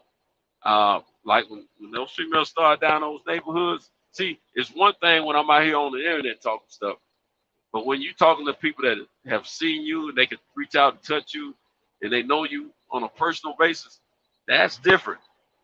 I have to change my conversation. I'm still a Mac and a pimp at the same token, but when they get to talk like that, I have to sway that conversation another direction because they call themselves talking to that pimp or that Mac that I presented to them, or that real nice gentleman that's not getting out of his relationship what he needs. And I have to sway that conversation, so I don't put myself in harm's way. That's another reason why I'm blessed. I feel I'm blessed, and I thank God to bless me to be running third shift and to be working all the time and not being having too much idle time. Because if I had a lot of idle time, I don't know if I could be faithful right now. I'm gonna be honest with you, because the pressure that's being applied to me weekly, along with what I'm dealing with at home. I talked to this lady yesterday. I hadn't talked to her in months. We've never met one another. I was telling the story the other day. I accidentally got too close to her car with my truck. I got sleeping, and it broke a little piece of her mirror off. And she called me, and we've been talking ever since. But I hadn't talked to her in a while because we used to talk for lengthy amounts of time. But our conversation is so comfortable with one another that is a little bit too comfortable. Real talk. And every time she hear from me, I talked to her yesterday for the first time in months. Every time she hear from me for the first time, it's because it's something I owe her. I bought the part, and I had the part painted and all that, but beginning of this year, and we still hadn't got together so I can give it to her. And I was supposed to mail it. I keep forgetting. Then when I talked to her, let her know, that I did forget it. I still got everything, and I'm planning to get with her. But I thought I was going to see her. I was going to be in her area today sometime. But the fact is, she's not in that area during the day anymore. She's in another area. So I don't know, long story. But anyway, first thing she always asks me, because she's going through a divorce, first of all. She always asks, how's you and your wife doing? Man, I keep forgetting this woman. No, I've talked to this woman like that. You know what I'm saying? And when she gets talking like that, and she sound all good on the phone, and sound like she, dating nobody right now, man, she's a professional woman too. I'd be like, we need to meet up. I ain't gonna lie to you. I was thinking about driving up to Clarksville sometime Saturday morning, just so I could see her. Put a face with I think I know what she looked like. I think I've seen her Facebook page. But just to put a face with the voice, and her voice sounds really nice, But I mean, we talk about a little bit of everything. Real talk. Talk about everything except her and I getting together. Let's put it that way. And she got talking to us. I was like, oh shoot, And I said, man, chill out. Don't go down that rabbit hole. Don't know this woman from Adam. She's getting a divorce for a reason. Now she let me know. As far as they divorced, she said, shoot, she the one cheated. She told me that. She said because she got tired of some bull crap her husband was doing. He said he didn't want to be intimate, and same thing I'm going through. She said that's what she was experiencing with her husband. And so she went on and got her son. And she said then they made then he found out she was cheating, that she started cheating. He started cheating. And they both made an agreement to stop cheating. And they vowed to work on their marriage and get it back to where it was, but they never could get it back to where it was. So he filed for divorce. So you never know. And she said, I've been praying for you with you and your wife. She said, how's everything going? I said, we're cordial, which we are. Now, I didn't tell her I just finished having a sexual relationship with my wife. It ain't none of her business, you know what I'm saying? But at the same time, I'll tell them cordial. I said, we're very cordial, my wife and I. We just don't do things the way we used to do things. And so I just believe in keeping it real when I talk to people about it. I don't believe in sugarcoating. But anyway, I'm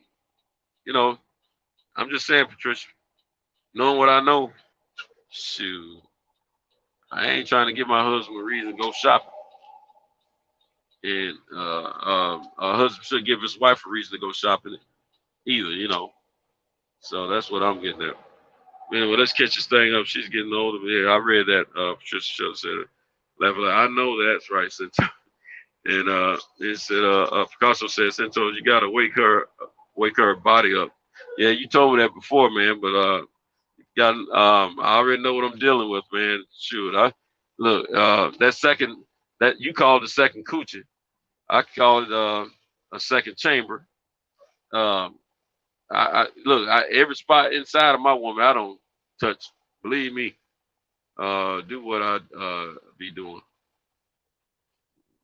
I don't know, man. You be manhandling the women, man. I don't believe in manhandling. I believe in macking.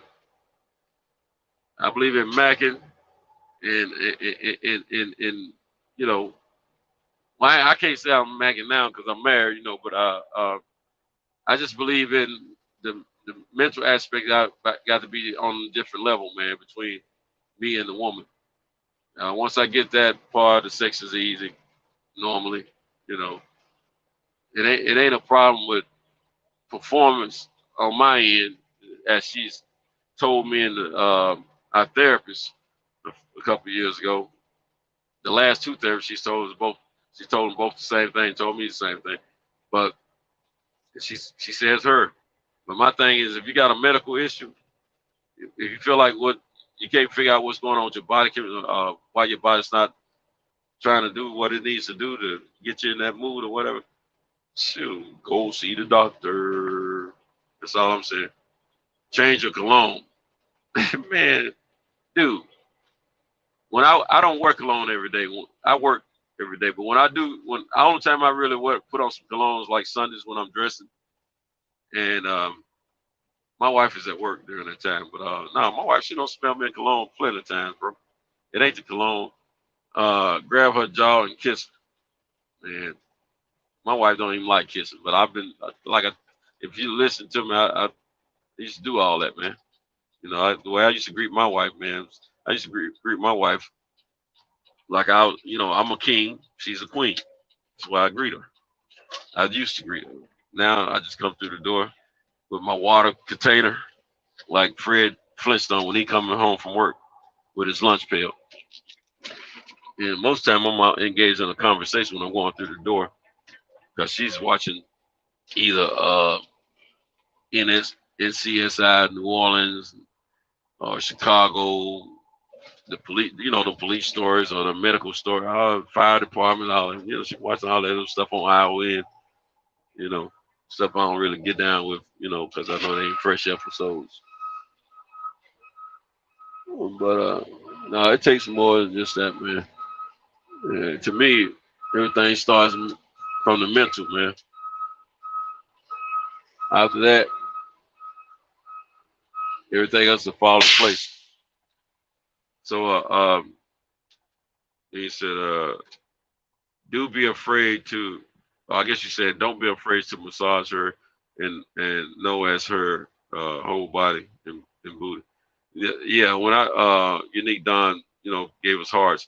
Now, when I used to massage my wife, head to toe, front to back, but she said, why you can't just give me a massage and we not have sex? She said, it seems like when you give me a massage, it's more for you than me. Well, it's for both of us.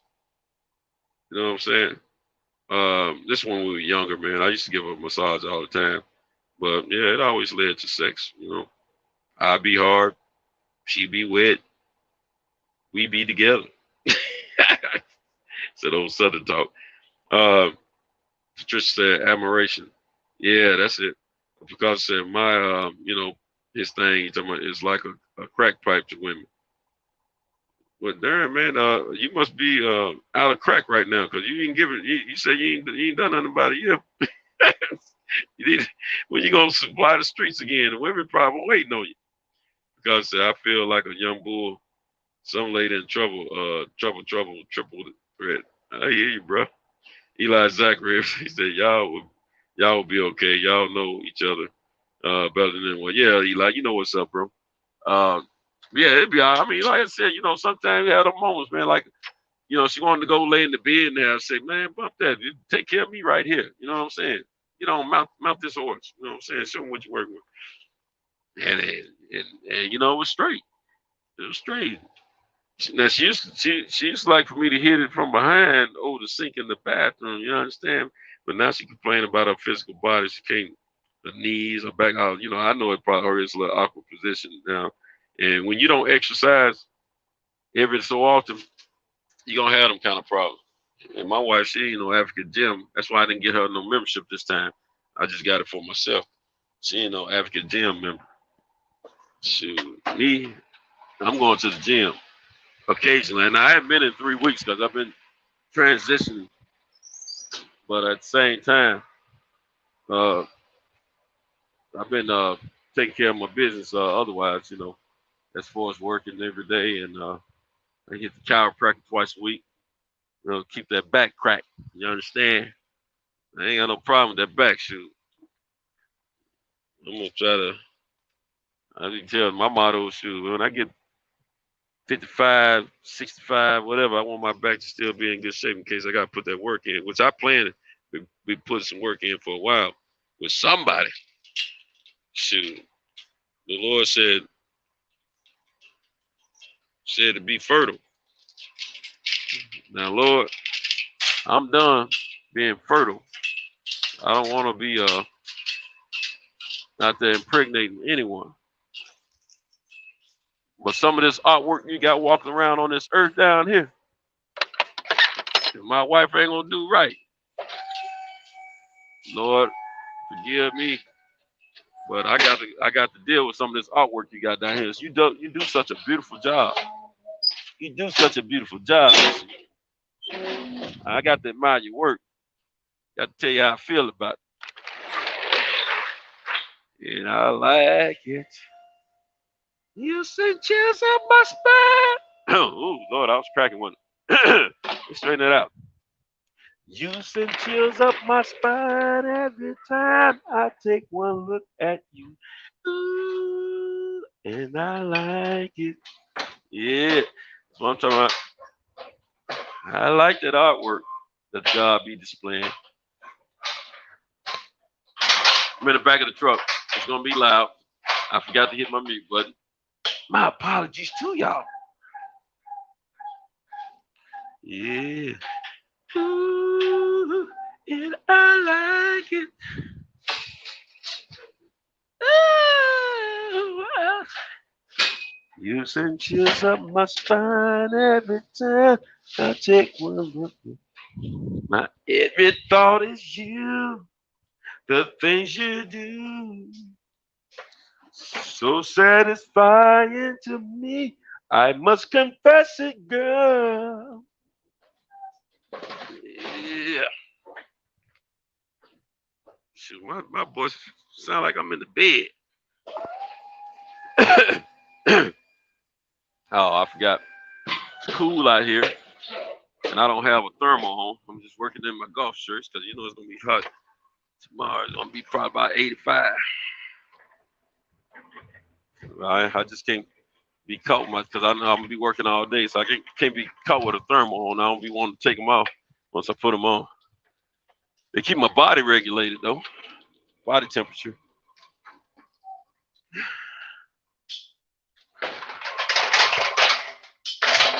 All right. Sorry for all the extra noise. Yeah. Oh, me on my. Yeah.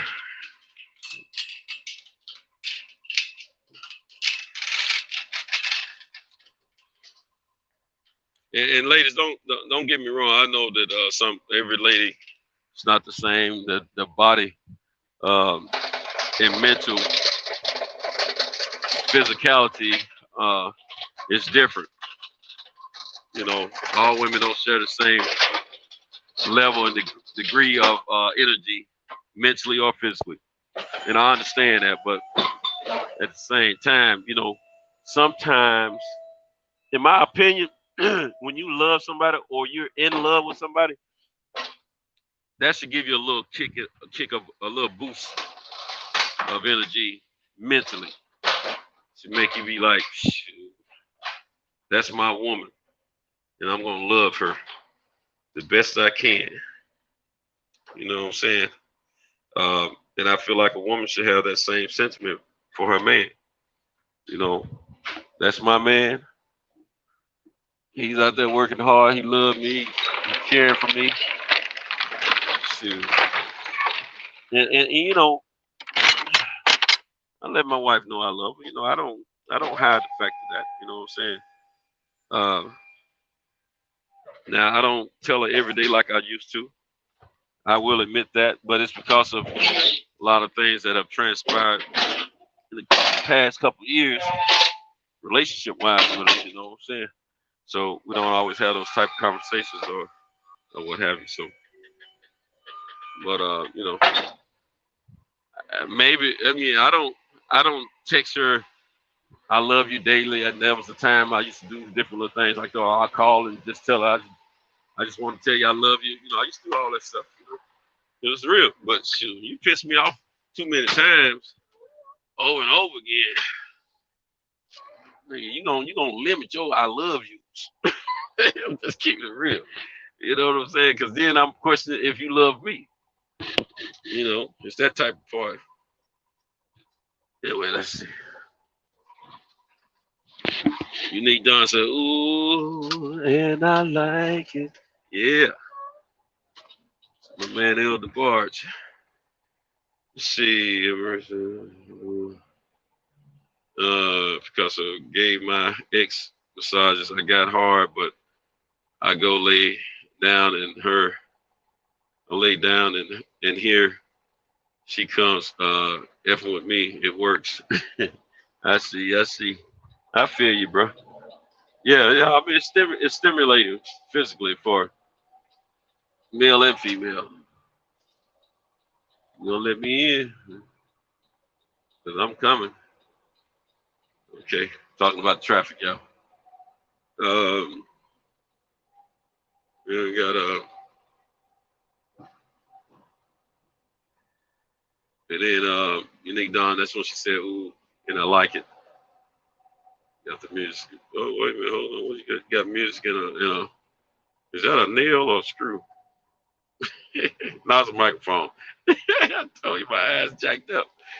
And because I said I used to F my ex like I had no legs, just a torso and penis. Man, you crazy, man. Patricia Shelton said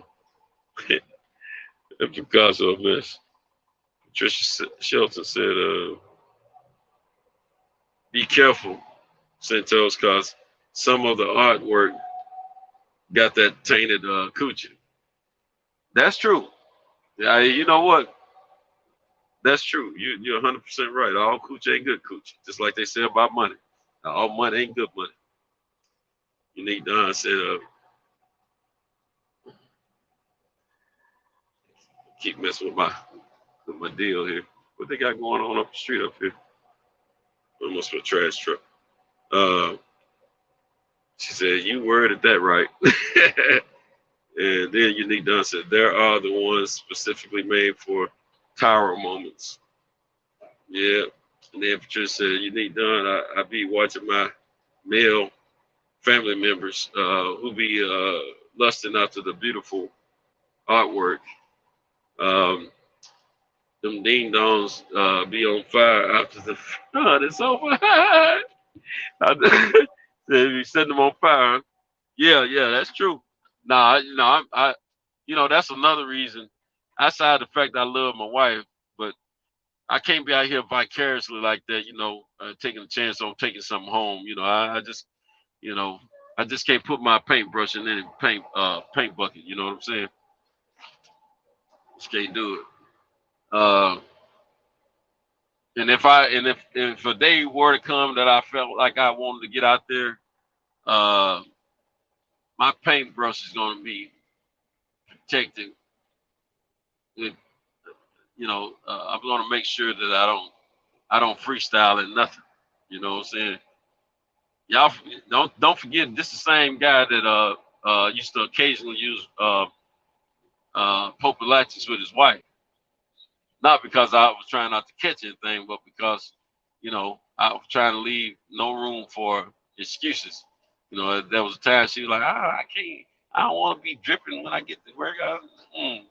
He's sitting there, be leaking and stuff. I said, I understand that, I got something for that. So I started using rubbers on it. Now, you ain't gonna leak on this. You ain't gonna leak this time. Next time we go, we're gonna use these rubbers. And see the good thing, and I'm gonna tell you when I'm using them rubbers, oh shoot, it's gonna be a minute before I cool. It's gonna be a minute. She gonna get that good hardness, good firmness for a minuet. Yes, for a minuet, not just a minute, but a minuet. I promise you. Shoot. Yeah. Yeah. So you know, it was yeah, it served two persons. Um, Unique Don said some of that paint is straight lead poison. Yeah. So I said just burn the streets. Patricia said, laugh out loud, Unique Don. Yeah, lead poison. You ain't kidding. You ain't kidding. Said that.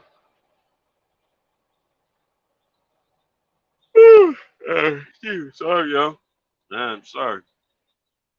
Yeah, this morning moving as smooth as I like for it to, but we're moving. Darn, I forgot to move that stuff to the front of the truck. It's all right. Just have to climb up in there and get it.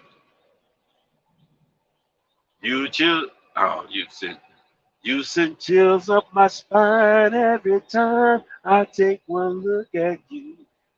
Ooh, when I like it.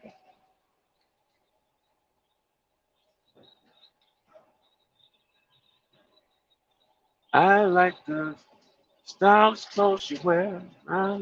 What is it? I like the little things you do. Like when I'm all alone with you, you know exactly what to do. Yeah, I like it. I like it. I really, really like it. Adore it. I adore it. Yeah, it's one of them songs that'll never go dead. It'll work every time.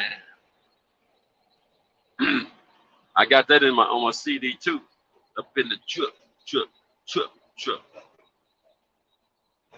Something going on. Hold on. I ain't trying to get us no strike. Trying to get back to where it was.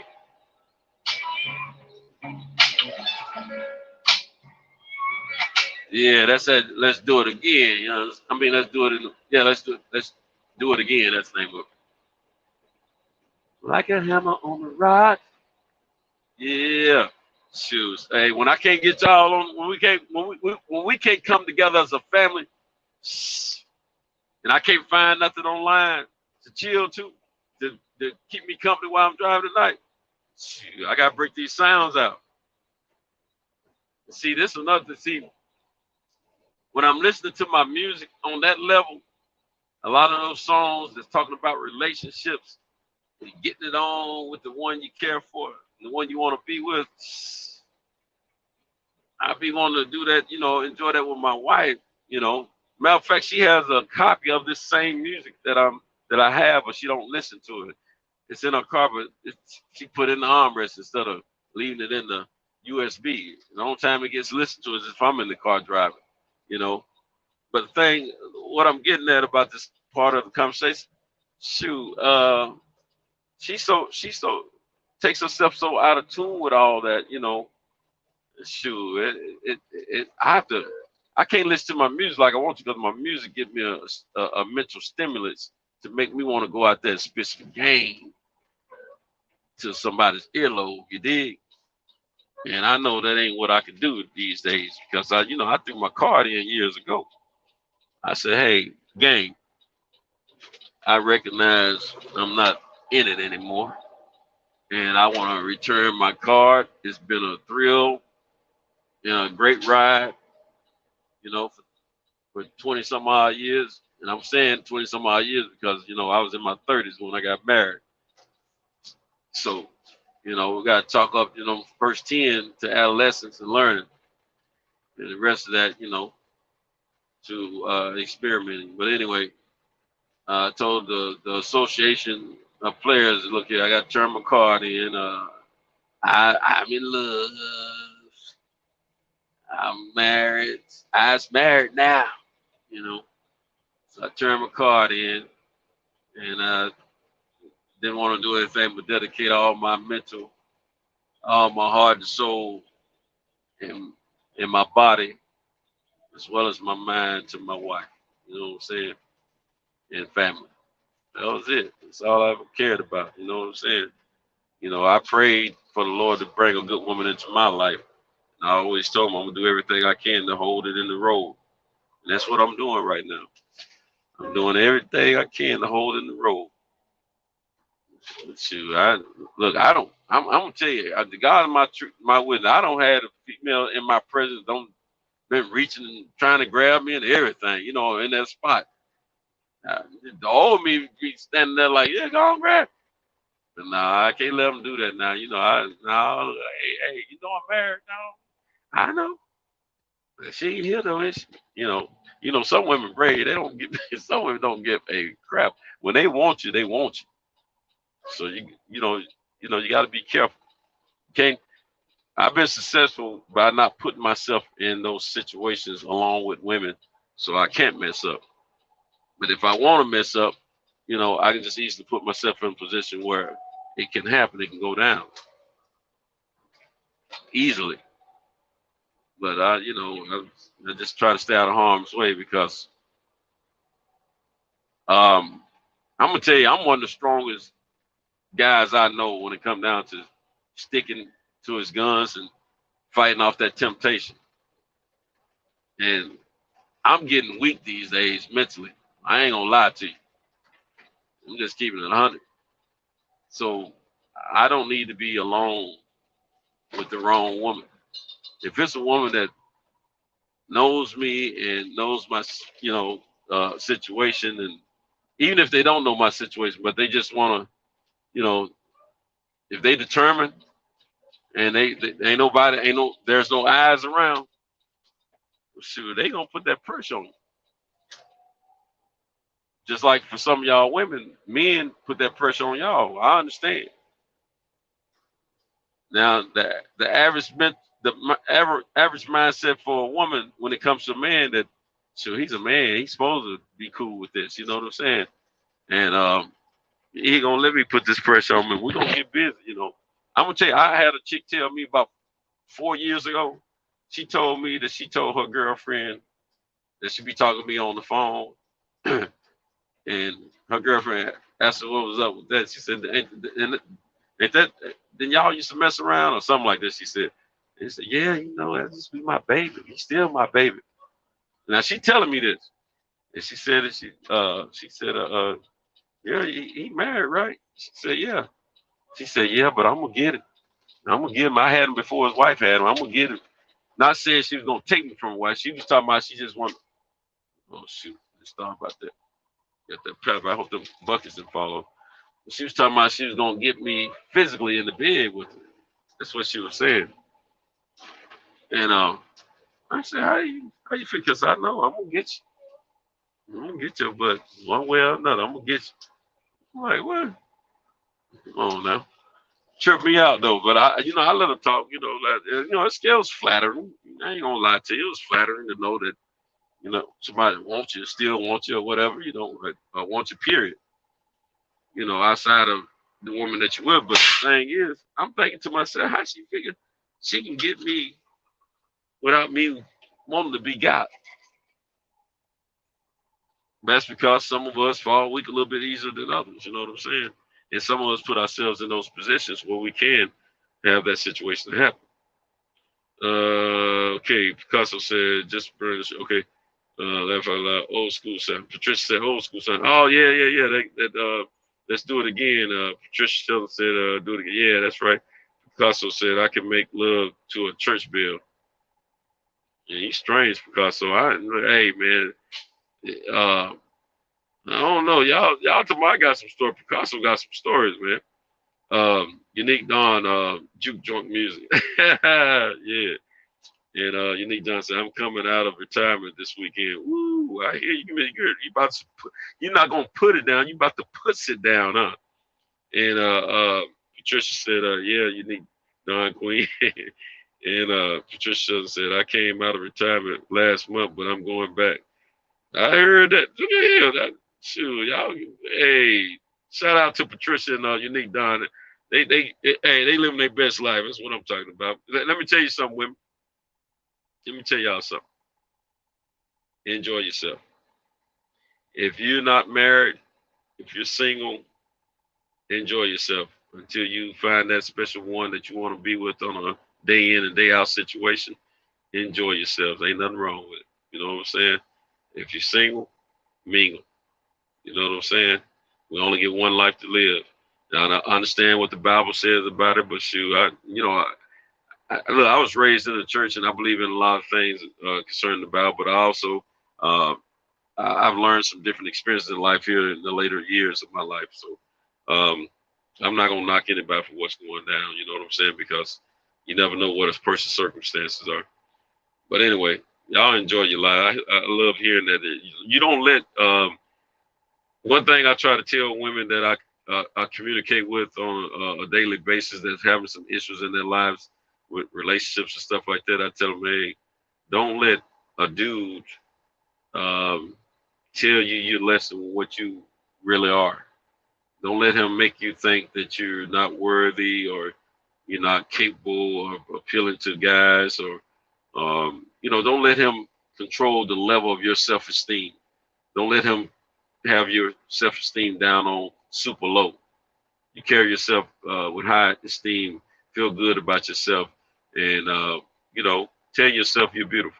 You don't have to worry about what the guys think. Tell yourself you're beautiful. But at the same time, if you're dating and you're trying to meet guys, don't be arrogant or anything like that. See what's up. If you see a red flag, then you step off. You know what I'm saying? Other than that, keep it flowing. So don't let a guy tell you what your worth is as a woman.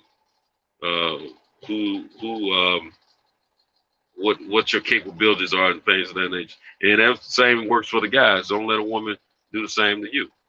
And we all live by that. We'll be feeling better and less depression, and we'll get along great in the world of life.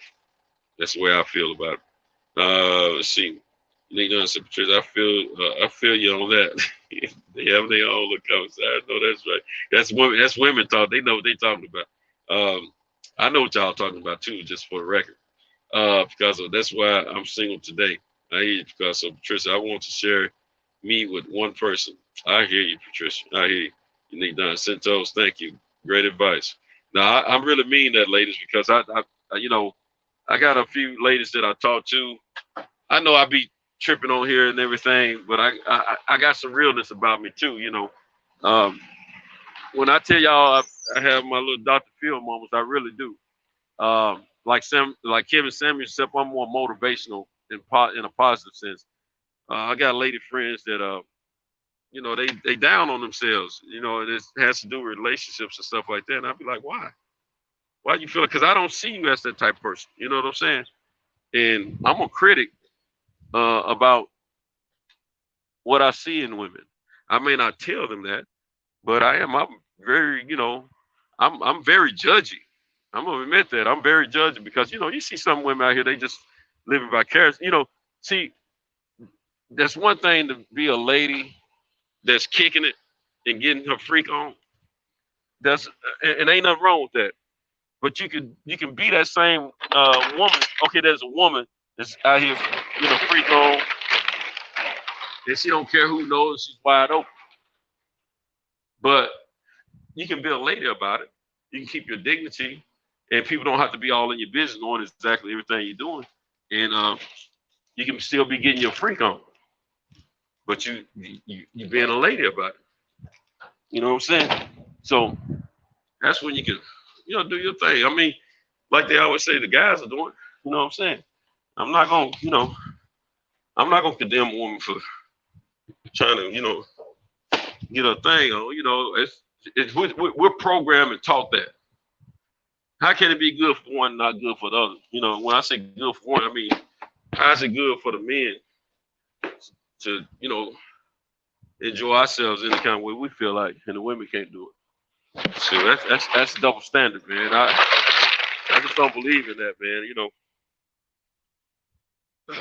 you know, and I ain't never met a woman now. I ain't never met a woman unless she's a broadcasted, wide open, nationally broadcasted female that's whoring around with everybody. You know, guys may be a little reserved on hitting it, but for the most, if she's attractive, guys still want to hit it. And it's especially if the word is she got some good stuff on. So just keep it real. You know, we all talk about the neighborhood freaks and all that. Let me tell you something. If the woman ain't running around burning folks, and if she look clean, neat, keeping herself up, and she's attractive, and you know she done been with a lot of cats, guess what? You wonder when your time coming. Let's keep it real. That's where it was in the hood. And it still is like that. Not just in the hood. You know, because there's a lot of women. You know, the average guy, we don't know if a woman's not a virgin by the time we get to it, we don't know what her body count is. Just like she don't know what our body count is. You know, I know good and well when me and my son's mother got together, her body count foremost, she's 5 years younger than me, let me tell you. And her body count was way ahead of mine during that time. Real talk. I ain't saying she was a hoe or nothing. She just enjoyed sex. Young girl, get it in, you know what I'm saying? Until she met Super Sperm. I can bust you out with my Super Sperm. Go. Oh, shoot, I got to be careful. I got that pallet back there with the buckets on. Go do it. Go do it. Go do it. Do it. Do it. So anyway, I'm just saying, you know, a lot of times women are outspoken. They tell you, yeah, I do it. Like I told y'all, the little friend of mine, she tell me, she be talking to me. You know, she don't tell me 100% of all her business. I know that, but she tells me enough. I know what type of chick she is. But at the same time, I know she's not a nasty chick. I know she keep herself clean, keep herself up. She takes care of her business. She pays her own bills and everything, and she do her thing. You know what I'm saying? She make her own money. She want to go out and get her a little extra peanuts on the side. That's her business. You know, I ain't trying to judge her at all. You know, it's just what she do. And I don't see her no less of a woman or a person than when we first met, which was 2 years ago. Real talk. So now I'm just not that. You know, now if she's just out here running around and she was just making it her business when she's not working or whatever. If she was out here chasing dudes, that's one thing. But she ain't like just chasing dudes. She's out here, you know, she meet guys. She like me. She don't meet any strangers. She talk to whomever. Matter of fact, that's how we met. We just happened to be at the truck driving school together, and we started talking. You know, find out that we were the oldest two in our class. You know, and we just hit it off. You know, just cool. But she was cool with everybody, and every dude, young and old, was trying to hit on her. Trying to get at her. Real talk. She told me about quite a few of them that, you know, yeah, trying to meet up with her here, meet up with her there. You know what I'm saying? She told me, you know, I wasn't surprised, you know what I'm saying? Because I see how they were flirting with her and how they felt like, you know, they wanted to get with her or whatever. They men. She's female. She walking around with a little dump trunk on her, you know, niggas looking at her, you know what I'm saying? They checking her out. She ain't no ugly girl at all, you know, so it is what it is. She ain't got a lot of breasts at all, you know what I'm saying? She'll tell you that I ain't got no tits, but I got some nipples. Shoot, that's all you need for some of us. You know, we like titties, but if you got some thick nipples, we chewing on them joints. Believe me, you. You know, I overheard her talking to one of my little partners that was in class with her, you know, one of these little youngsters. He wasn't flirting with her. She was just talking stuff, but it was summer. She was hot. It was, and we were sitting waiting for our turn to drive and stuff. And she don't pull her blouse up, showing her little belly a little bit. Shoot, I know everybody tripping. I ain't worried about what they think. She said, shoot, it's hot out here. He said, shoot, I don't be worried about my tip. I know I ain't got no tip. That's what they say. She ain't got no tip. But she got some nipples on her. And when I heard her say that, I looked. She sure do have some nipples on her. I mean, I didn't see the nipples. That's when I first paid attention to her breasts. Notice that, the thing's a little perky. A little packy, a little thick. You know what I'm saying? She got thick nipples on her. I'm just saying. So, yeah. But she a trip. She cool as ice water, though. That's my girl. Yeah, she's trying to start her own. She's trying to migrate into her being her own boss, in the trucking business. And matter of fact, 2 weeks ago, I went with her so she can get her LLC. So yeah, it's pretty cool. I love to see people make that step forward. You know what I'm saying? It does my heart joy. And I've been talking to her about it since we met. Her and everybody in my class, I was talking to them about it. I didn't just start imposing my conversation on people. And when they asked me about it, I told them, and the conversation went on from there. But anyway, go around here. Gotta open up this door around the corner around here for this parts store. Then take this pallet out of my truck and take it through the back. Probably been quicker just doing it from the front, but about that. I don't want to take the stuff off the pallet. It's batteries mostly. You know what? I just thought about something. If it's a bunch of batteries, they probably got a bunch of batteries. I might have to bring this truck on around here and do it this way, because they may have a bunch of batteries going back. Be my luck. And now I got to piss. I should have pissed early. But yeah, so I don't be tripping. I try not to, depending on how a woman's carrying herself, out in these streets is gonna determine how I'll view her. Okay, now that's pretty cool. I'll take it over. Go and keep her. So she's out there with a sign on her chest saying, "Hey, quote me." Yeah, you gotta think about that. But if she just nonchalantly, just getting it in here and there, kicking it, enjoying her best life, I ain't tripping about that. I can't trip about that. Been there, done that. So who am I to judge about that kind of thing? You know what I'm saying? And a lot of times with guys, we do that a lot.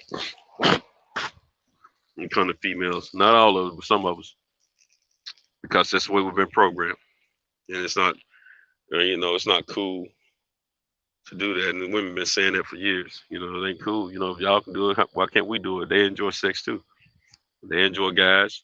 We enjoy women. So it is what it is. Shoot, I know. Let me tell you something. I don't did some creeping quite a few times in my career. Shoot, I remember back in the day. Look at me. Hey, Santo, what's up, man? What you doing? You showing any concern? You showing some concern? You allowed to get handled around. You better come see us, sister. I used to have to see some sisters. We get to talking and whatnot. And then all of a sudden I used to call it ordering up some peanuts. You know what I'm saying? That's what I used to call it. Next thing you know, our conversation we go from hadn't seen each other in a long time. We talking. Next thing they know, they got me coming to their crib, creeping in the middle of the night. I heard that you put it down. How you hear that? The word gets around. I said, is that right? Mm-hmm. You wanna go come see us, sister? Okay, they'll move all the freaking two-wheelers around this joint. Might make my job more complicated than it needs to be. Hold on, y'all. Gotta find me a two-wheeler.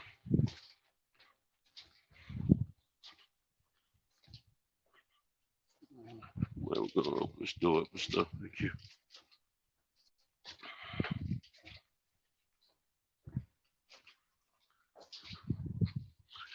Turn this light on. We got a two-wheeler back here. Yep. There's the one with the flat. Weak tires, huh? Both of them back here. I'm glad I came on back then. Both back here. Let's go. Let's go get it. But yeah, so yeah, next thing you know, I find myself creeping. Be like when you come over there, give me some, get you a little some, and we keep that between us. And they be tripping out because I be like, they use this to female be like, hey, you don't want nobody in my bed. You be telling people, but when it came down to me, I used to grill the females that same way. Shoot, you ain't gonna have everybody in my bed. I don't know if I can fool you. You might tell too many people. Like you might be telling people. What you mean? Like, hey, why would I tell it? I'm a woman. That's what they used to say. Shoot, this was my thing. I always felt the woman gonna tell it. I always felt women gonna tell it because I feel they're gonna tell somebody because I knew the work I was putting in was the kind that you want to talk about. Real talk. That's how confident I was and how I felt about it. And so they're gonna tell somebody, then I'm gonna have to worry about defending my honor. Which means what? I'm gonna have to lie about it. Say I don't know nothing about that. You know what I'm saying? Or I don't really know chick like that or whatever. You know what I'm saying? So, I had a few of them told. And I had some that didn't tell anything. So when I back in the day got to the point where I had to be real selective because certain females, they just look like they were gonna tell something. They couldn't wait to tell somebody, yeah, girl, I keep saying, okay, like this one chick, she was a few years older than me, right? She was about 4 years older than me, I guess. And we grew up in the same neighborhood. And I always had a liking for her, because I was a kid, but I had my eye on her, but in a secret fantasy type way, like I know this can't happen because she's much older than me, and I just felt like she never was paying me any mind. Shoot, that was the same thing I thought about a few females, and lo and behold, shoot, when I grew up, shoot, y'all, fellas, y'all think y'all be liking some little young gals because they cute and you can tell they're gonna be something to look at when they get old, and they get old, you get to like them even more on the physical part. Shoot, women be like that too sometimes. And so I had some of them like that. This one in particular, I just, I'm thinking she ain't gonna tell nothing, because I'm thinking out of the maturity factor. I said she might not tell it, you know what I'm saying?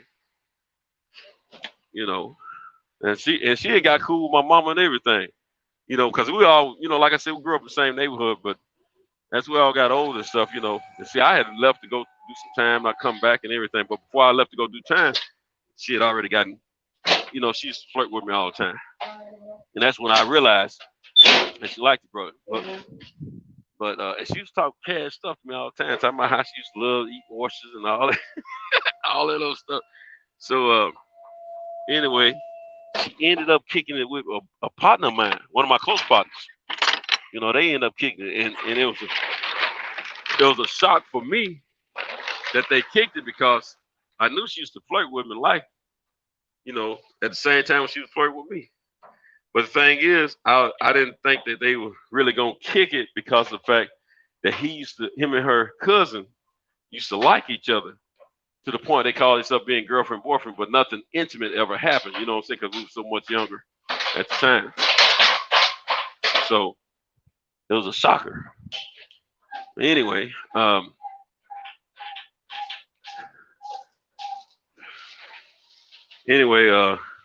so when one night he pulled up on me, and I didn't know which chick he had in the car with me, but it ended up being her. I forget what I was doing that night, but I was saying everything I was doing at this time during this time period, I was getting prepared to leave to go do my, serve my time.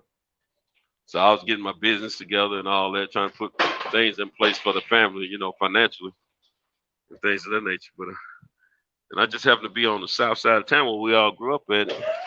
And my boy pulled up and shoot, they were coming back from a date or whatever. She peeped a little head over there to make sure I knew she was over there. I was like, oh, okay, all right, cool. I wasn't tripping.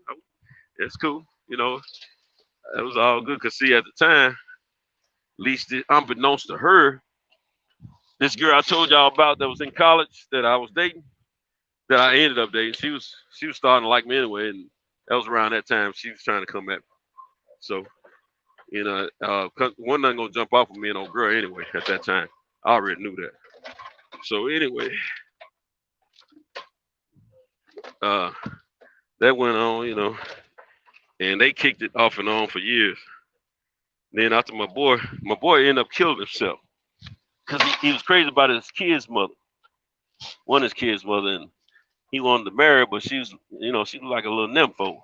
She was out there getting it in and messing around on him and all that kind of thing, And he couldn't tame her. And this is a chick from high school. You know what I'm saying? But she just always wanted to get it in with the fellas. She loved sex in abundance. And he couldn't do nothing with that girl, on that end at that time. So anyway, excuse me, plus he was doing a lot of drinking and stuff like that. So he was just wasn't the same dude he was before I went to prison. But anyway, so a few years later, old chick came at me, flirting again like she used to. I can't even remember how we ran into each other. I think it was at my mama's house. But she used to always want to touch me and, flirt in all kind of ways. And I didn't forget that she used to like me, but I didn't think she was being, I didn't take her serious. And then some kind of way, she hemmed me up. Some kind of way, she let me know for real. I've been wanting you for some years. I don't know why you be playing so hard to get. Well, you scared your mama gonna say something. I'm like, I don't know. You don't think mom would like all that? But she used to send messages to me through my mother. That was the crazy thing about it. And now she ain't the first girlfriend that my mama was cool with that I wanted to poke. But she was the only one that my mama probably would have approved of because we were not that many years difference in age. So I think that's what it was for mom. And see, some of my mother's other girlfriends, my mom used to make statements in front of them to me. I better not find out you talk to a woman almost my age. She'd say that all the time. Because I used to tell my mother all the time, I admire and desire older women more than the younger chicks my age. And my mom said, yeah, I wish I would, man. I said, Mom, I don't talk to some women not too much younger than you already. You know what I'm saying? Just let my mom know I'm a grown man. You know what I'm saying? But shoot, my mom wasn't trying to hear that book, girl. She said, I better not hear nothing about that. I better not meet none of them. And guess what? She didn't. I made sure of that. Nah, me. So, my old girl, yeah, she, oh yeah, this is how she did. She, I thought we were meeting in secret and all that. I go to her crib, with nobody be there but her and her daughter. Her daughter always stayed in her room. That'd be the end of that, And the way she lived was off in the cut, away from. It was close enough to the hood. What's going on? It was close enough to the hood where you weren't too far from. Sorry, y'all. Left gate tripping. You weren't too far from where you grew up at, but you were away enough and on one of those quiet neighborhood streets that no one really ventured on too much. And she always did okay for herself, financially. This chick, she always Took care of her, paid her own way. She used to do hair. Then she transitioned from doing hair because she used to have copper toner all the time. So she stopped doing hair full time and just started doing it part time at her crib. And she got her a regular job and work.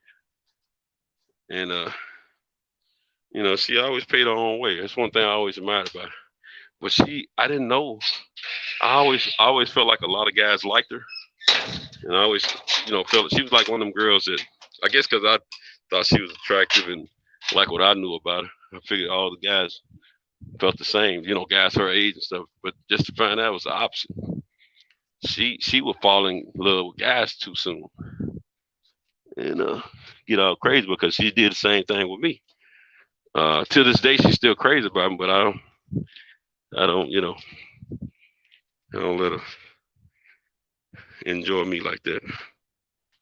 I keep it straight up, on the friendship tip, and not let it, 'cause like when my mother passed back in 2018, when I'm at my mother's house getting ready for the funeral, and she come over there. I guess she come over there, call herself paying her respect, but she come over there, and I guess she's looking for me primarily. And I guess she didn't realize my wife was inside the house, and she gonna sneak. I was outside on the porch. She gonna sneak up from behind me and grab me like a woman would do to her man. Embrace me from behind. And I'm like, who is this? But when she did the first time, she covered my eyes. I said, I don't know who this is, but I said, I'm sure I know you, but I don't know who it is. I said, but this ain't the time of day for all that. I wasn't really in the mood for all that. I'm mourning my mother. And said, oh, I'm sorry. He said, guess who it is though? I said, I don't know. I wasn't even trying to get. Then she grabbed me around my waist, and I'm thinking, who is this? And I turned around and saw. I wanted to go off, but when I saw it, I couldn't be mean to her, And I said, oh, okay. I said, what's up? I just came on to pay our respect. How you feeling? I know. Well, I know it ain't a good feeling, but I'm just saying, if anything I can do, you let me know. I said, all right, it's all good, Left it like that and went on about my business she went on about her business, and cause I was really upset. Somebody coming up from behind me, cover my eyes like on a day like that, like I'm in the mood to play. Cause see, I'm spearheading everything about my mother's funeral, and I'm the family looking toward me for leadership. So I'm one of those type of cats. I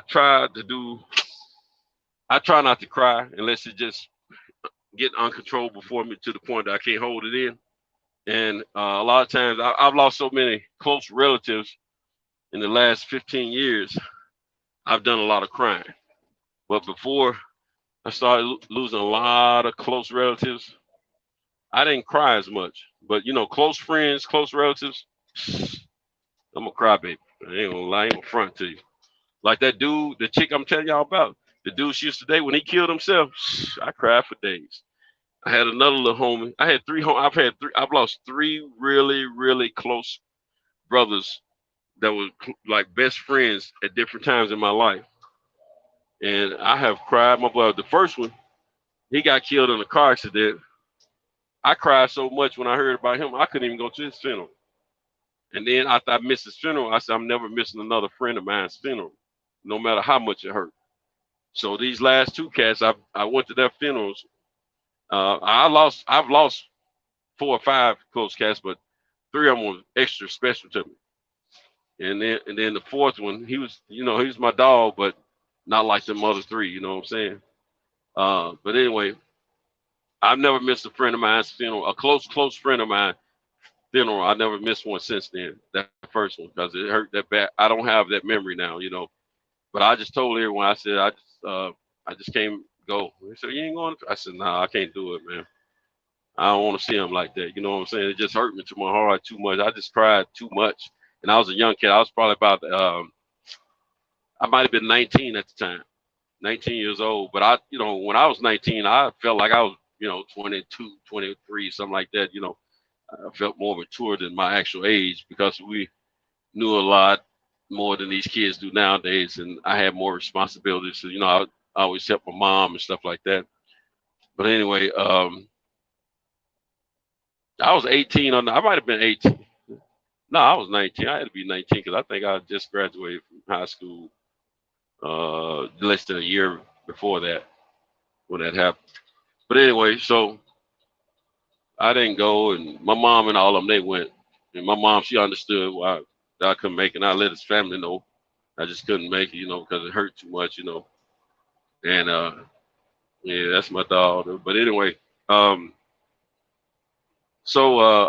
yeah, that dude, he killed himself. The last one, the one chick used to holler at, and that hurt me real bad. But I was at his funeral, just like his funeral before that. I was snotty nose, crying like crazy, like crazy, suited up. You know what I'm saying? Fully grown man. This was after I come home from prison. But I just, I don't cry for just anyone.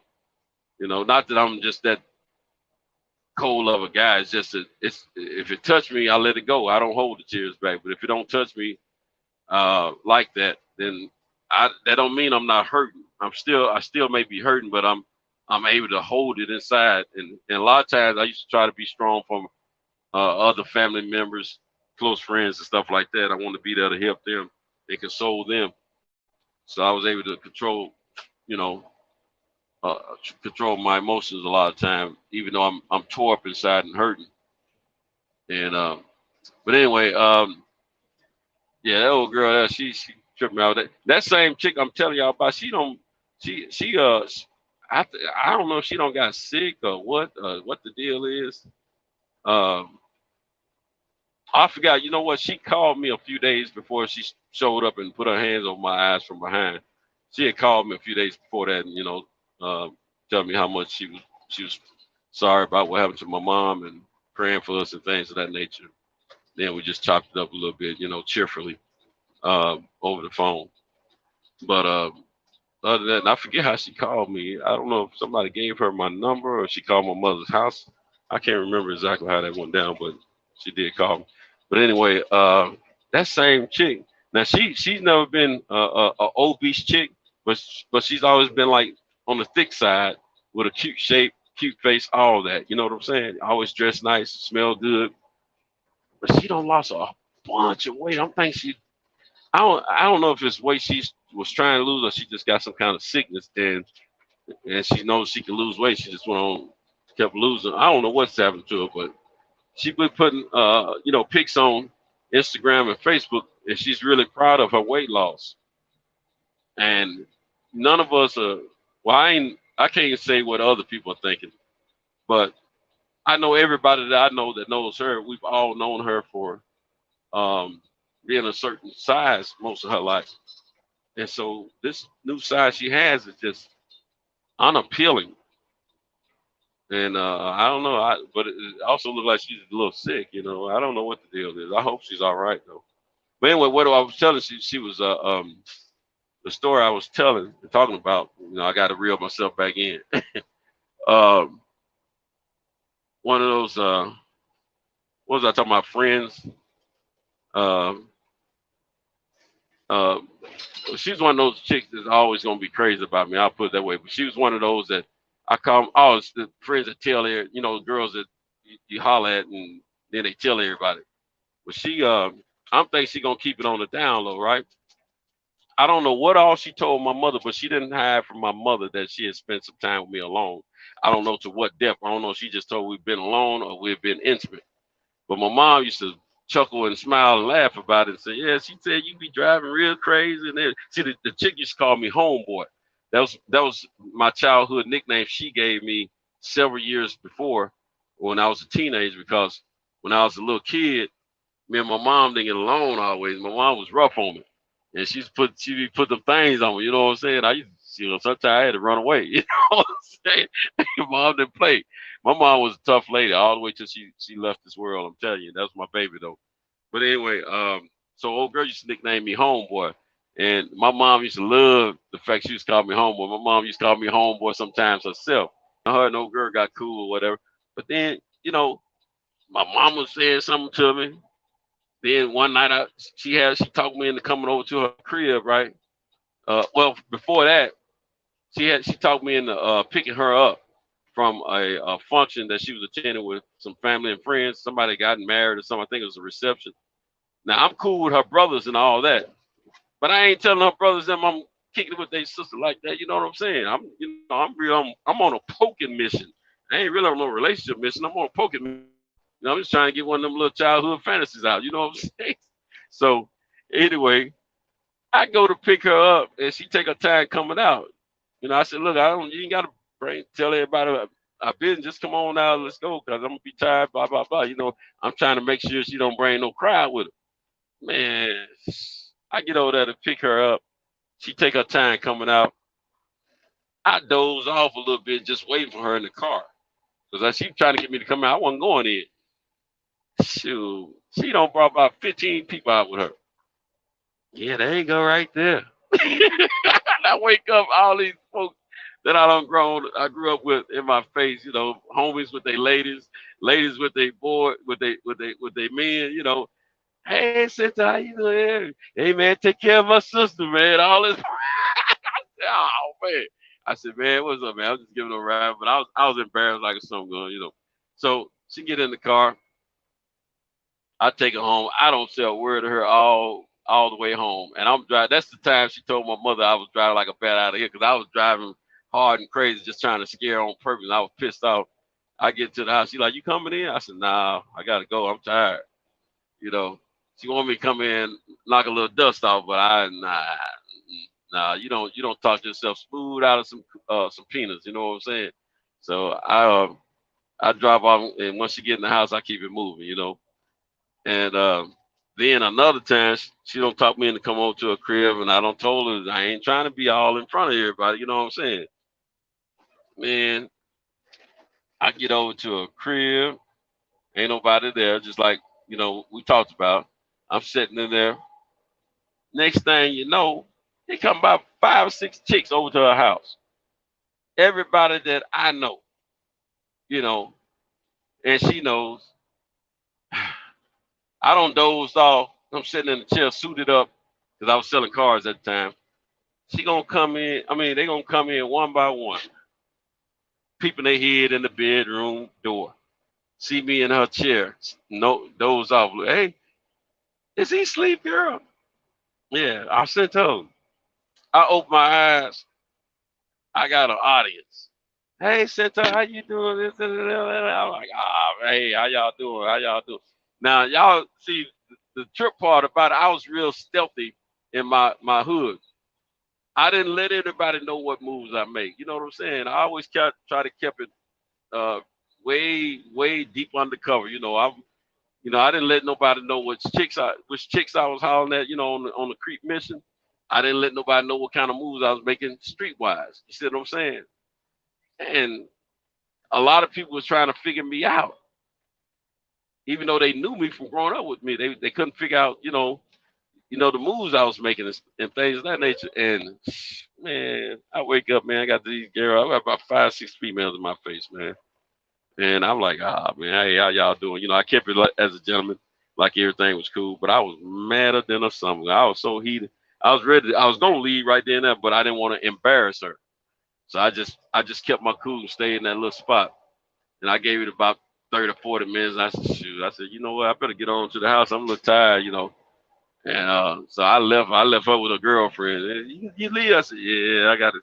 I'm just tired. I got to get up early in the morning. Because at the time, I was still hitting the gym at 5 a.m. in the morning, or 5:30 or something like that.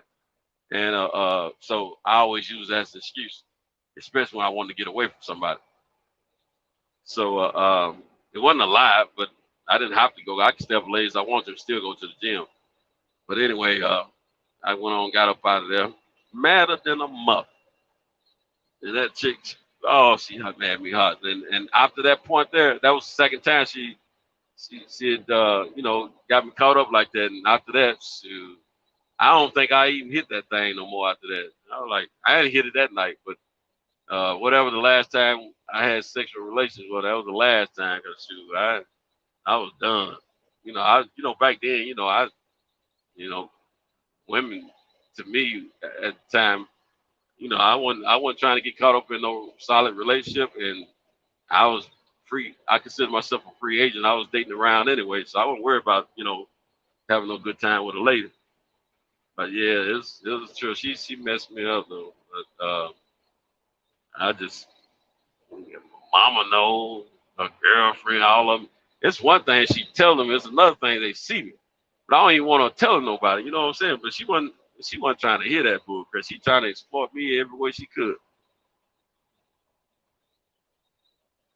Let me catch this chat up. Let's see. Um,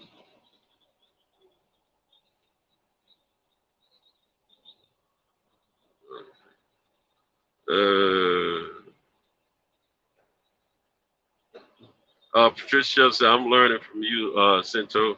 Every night, y'all be teaching.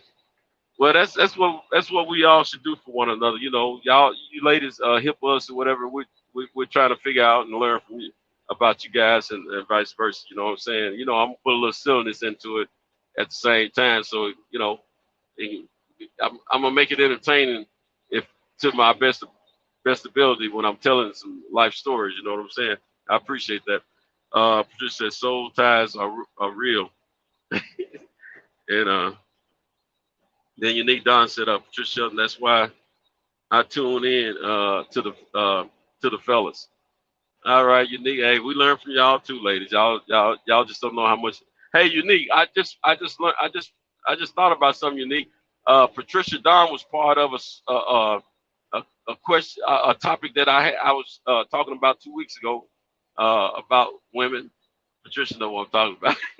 And Patricia and another sister, Queen P, they came on, got in the chat. And Queen P came on the panel and answered some questions for us guys. You know, so I want to ask you that question. I might have to do that another.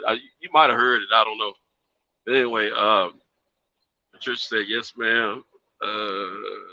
And then Unique Don said, Centos, from the sound of it, you have been dropping off packages to the ladies in your day. Yeah, that's right. And and they phone a friend. Oh yeah, yeah. It's that's exactly what happened. You know, I wasn't the one that was telling it. You know, they were, and so uh, anytime I encounter, I'm gonna tell you, most of the females that were older than me, the first thing they always wanted to know if I was flirting with them, trying to holler at them, or vice versa.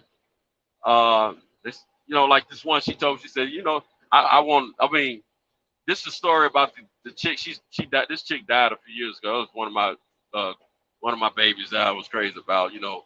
But we couldn't stand each other in a relationship. But I mean, we would do anything we could for one another, you know, help wise. And right after we broke up years ago, we still would have sexual relations with one another until we got into some solid relationships. And during this, if you ever heard me tell the story that me and this chick used to cuss each other while we were having sex, this is the chick I'm talking about. But anyway, me and her were working together, and I got, you know, to the point where I was giving her a ride to work and stuff like that, and home. And to the point that I was, you know, like she first started working, all the guys were gawking at her and trying to get at her. I was the only one that wasn't showing any attention.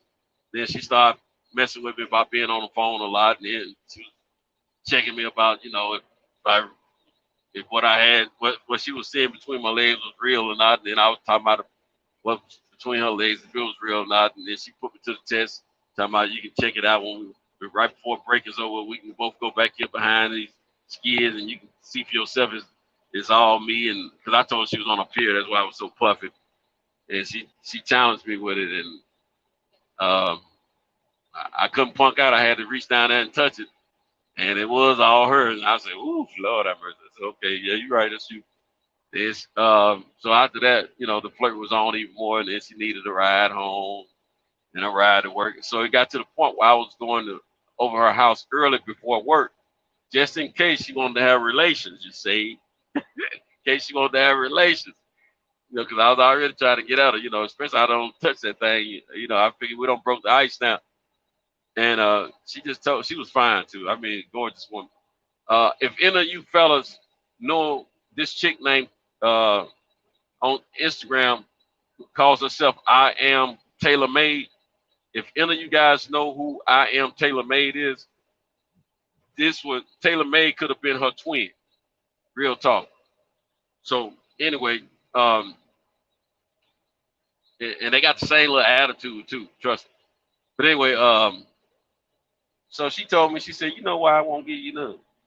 I said, why? She said, because I know if I give you some, our business will be all through that plant over there, just like Kevin and whatever the other girl. It was a couple that used to. It was just two people that used to be in a couple that worked there. They were permanent workers. The rest of us were temporary, temp to hire. Well, by that time I was permanent. But anyway, everybody knew about their situation. They were broke up, but their business was all in, in everybody's conversation, So anyway, she said, I know our business be all in there. Like I said, she said, because you'll tell somebody. I said, you know what? No, she didn't say you'll tell somebody. She said, our business will be all in that plant. You don't think you'll be able to handle it. I said, you know what? You're right. Our business would be all over that plant because you'll tell it. She said, you're right. I don't know what I was thinking. I said, I know you'll tell it. You feel like you just have to tell somebody. Now I ain't want to be telling you'll tell. I said, no, I don't tell nobody when I'm taking care of my business because I don't want nobody to know. And I said, I'm gonna respect what we have, if that's the way we end up. And so I didn't flirt with her like that anymore. And after that, she started, I stopped trying to, let her. I stopped asking for it, for her to be with me, and started acting like it don't bother me, and ignored her a little bit, and then she came back at me, And when I stopped showing that attention, but anyway, long story short, I was putting it down to her that she would be the one telling it, not me, because I know after either the first, second, or third session that we be together, she gonna have to tell somebody because she wouldn't be able to hold it because I was gonna put it down that good. Darn if I wasn't right. I'm not letting anybody know. Guys asking me what's up because I'm giving her a ride. I'm like, nah, we just cool, man. Next thing you know, they said, man, why you been lying to you? Why you been holding back on the homies? I said, what are you talking about? Oh, girl, letting everybody know you her man. I said, what? I said, no, man. I said, it ain't like that. I said, she probably just joking. They said, no, she wasn't joking, bro. She said, you heard, so she letting them other gals know, don't even think about it. I said, for real? They said, yeah. I said, oh, man, she tripping. So I asked her about it. She said, yeah. I said, why? I said, I thought you didn't want our business in the plant. She said, that was before I knew you were going to put that thing on me like that. She said, shoot, if I knew it was going to be that good, I wouldn't have been saying all that. I would have gave you some long time ago. All this. I said, hey, just about stuff. I said, I'm telling everybody, no, ain't nothing happening. You in here telling everybody, Well, it is what it is. You my man. Okay, so we not no couple. What you saying then? I said, no, yeah, we dating. You know what it is, I ain't saying nobody else, Because she putting it on me as good as I'm putting it on her. I ain't on front yet. That's real talk. She's one of the best I ever been with. I ain't gonna lie. And so I said, yeah, we kicked, So I said, all right, so we don't mind letting somebody know. So it got to the point where she started demanding that I stay over to her apartment instead of going home to my apartment. So sometimes a lot of times during the work week, I'm staying in her apartment. We're going to work from there. And it just was a trip.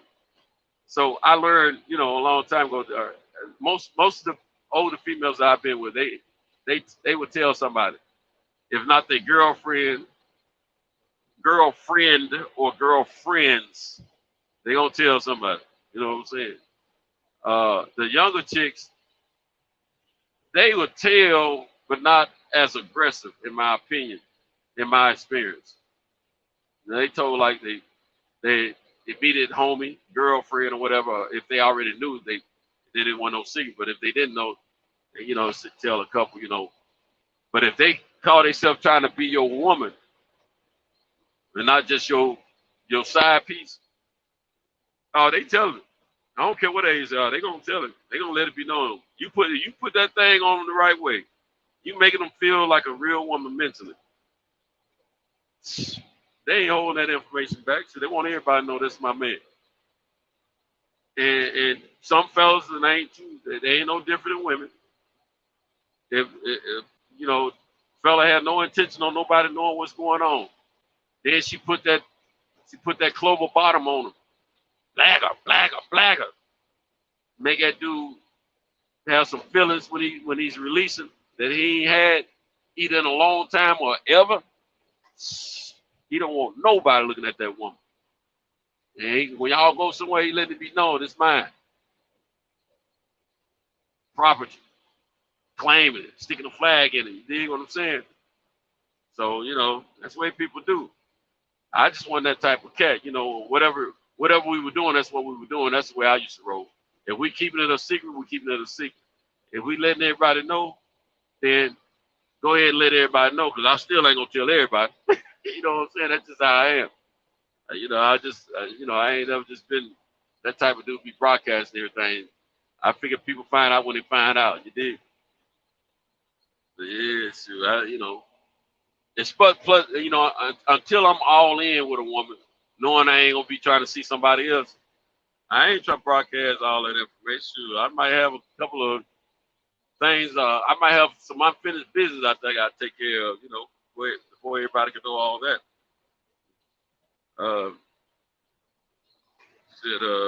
C. Jones said, I just got back in. What's the Clover Bottom? Shoot, that's that thing down there, man.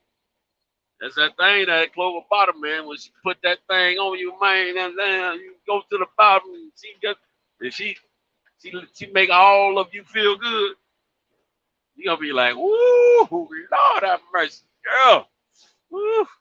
I don't know what you're doing, but keep doing it. You know what I'm saying? You gonna be. This is what you gonna do as a brother.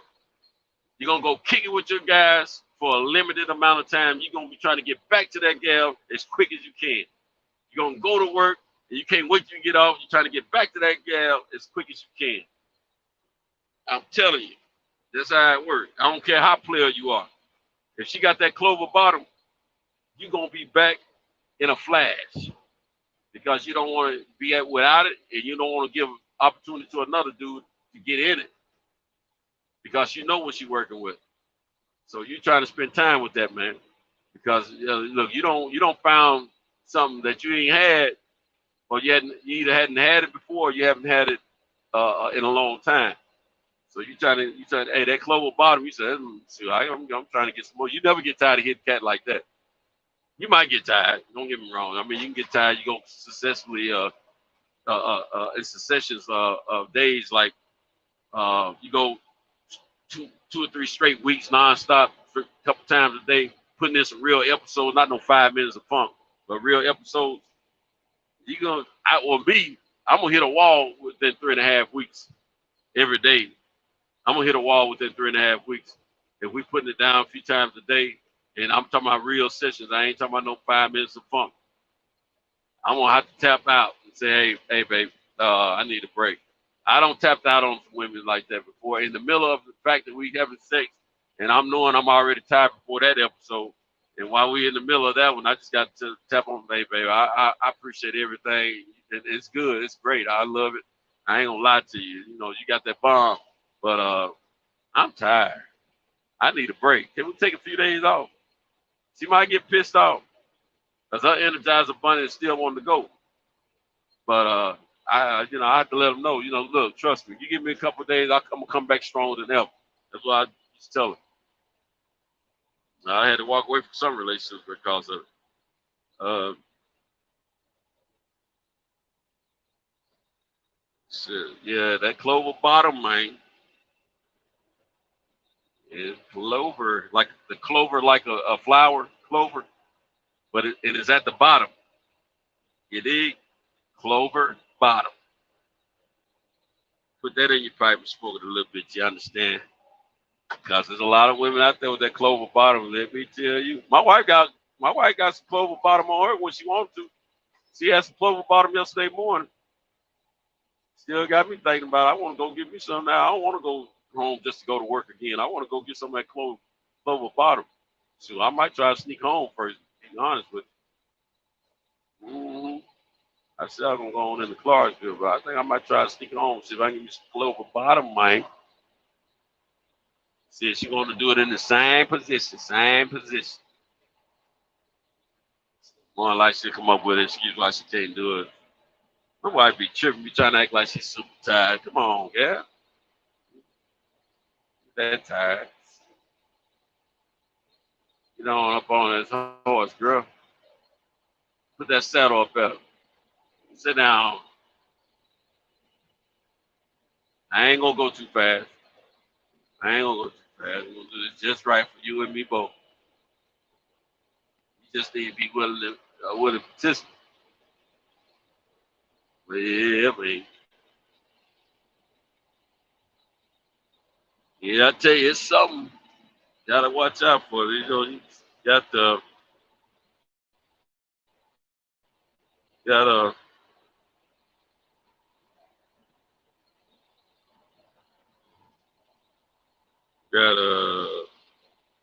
gotta be careful.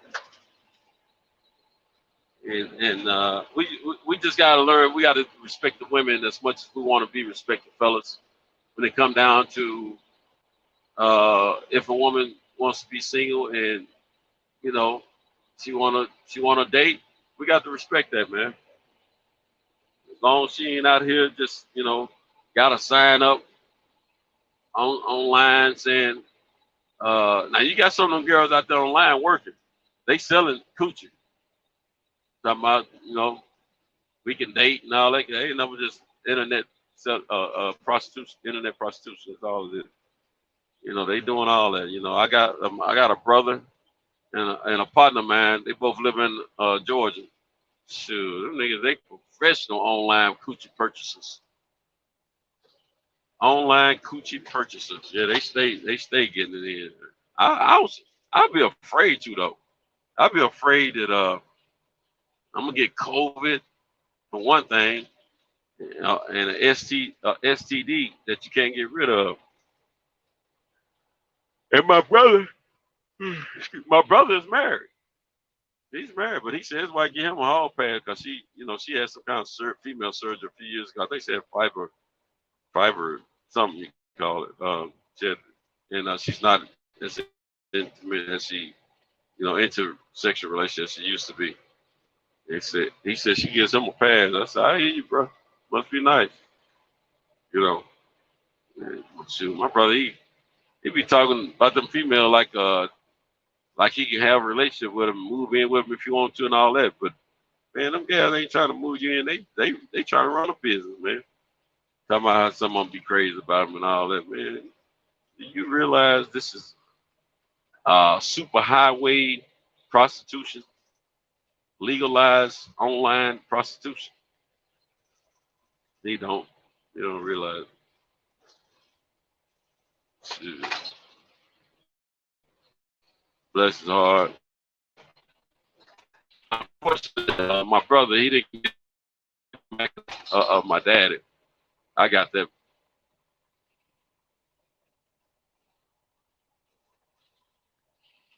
Let's see that. Yeah, I got a little sleepy there for a second, y'all. I ain't going front. I better break an apple out or something. Well, how many folks we still got in the chat that's rolling with us? I don't know. I see a little lack of activity in the chat when I'm looking at it. So that's why I'm asking.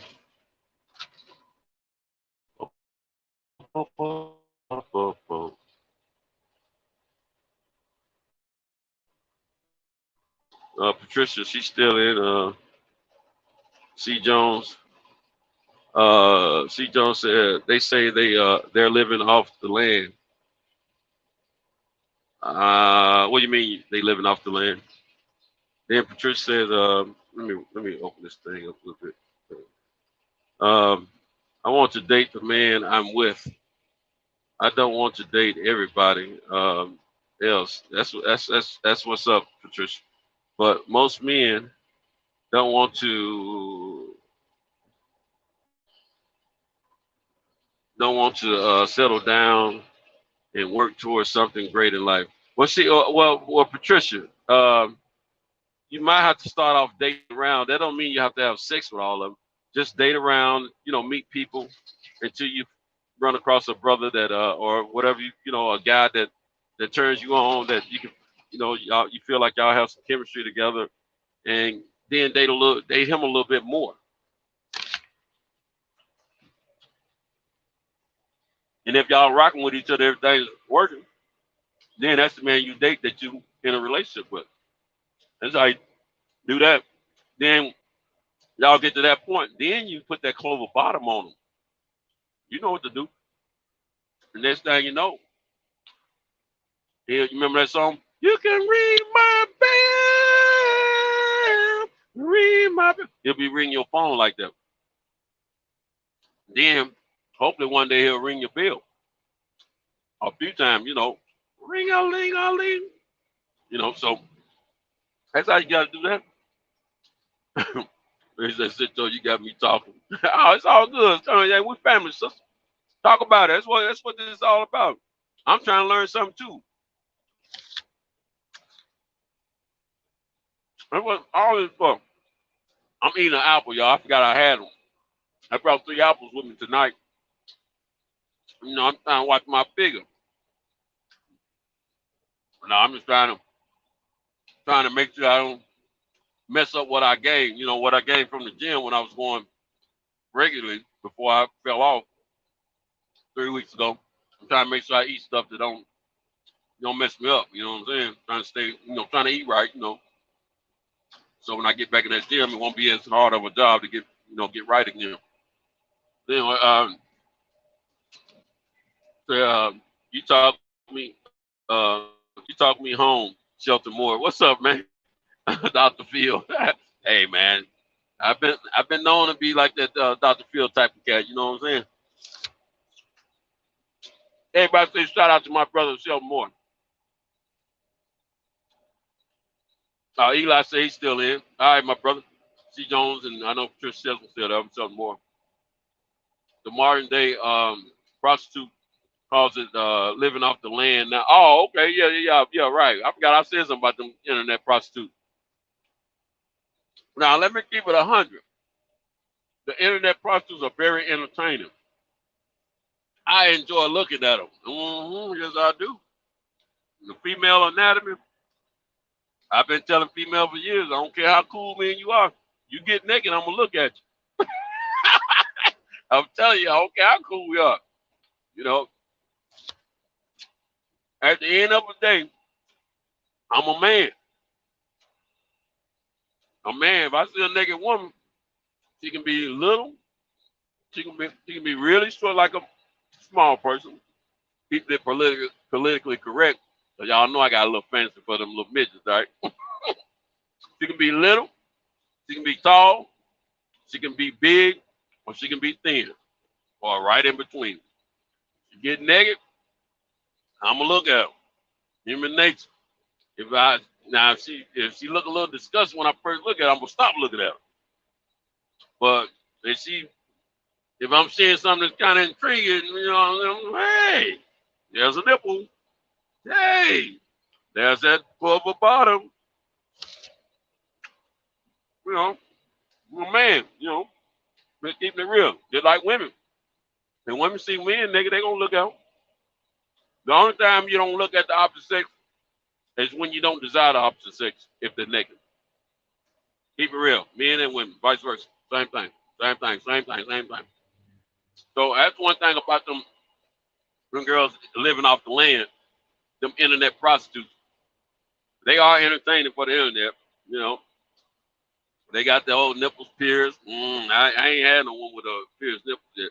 I don't know what that's like. I'm gonna be honest with you. But they gotta take the piercing out before we lay down though, because I ain't chewing on no metal. I just want straight titties and nipples. But I never seen a woman in living color in front of me with piercing in a nipple. I don't think I have. Wait a minute. I've been to strip club. I might have seen it. But anyway, yeah, I'm an internet king, y'all.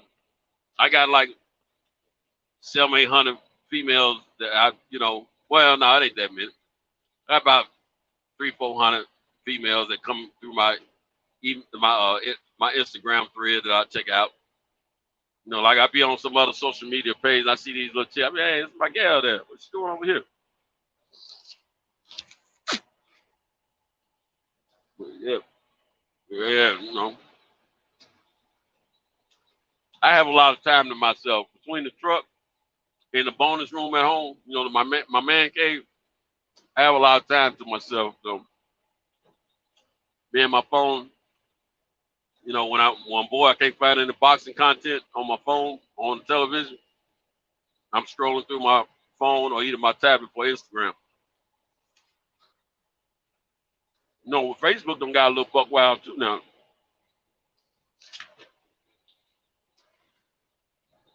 They got these groups out there that you can get in, showing these old fine sisters, and it's just women, period. Mm-hmm. I ain't gonna name them because we got some ladies on here, you know. But fellas, you know, y'all hit me up, I'll tell you about them.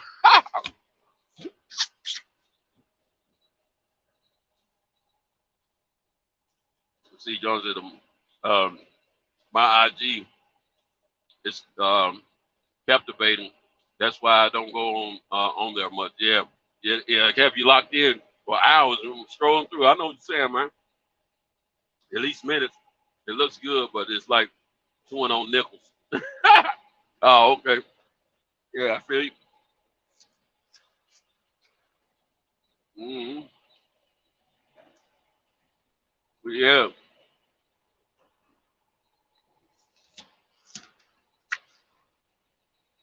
Almost daylight. It's partially daylight where I'm at. It's almost basically the sun catching up with me. I put it, I guess, to my back right now. I'm heading west. I don't like that.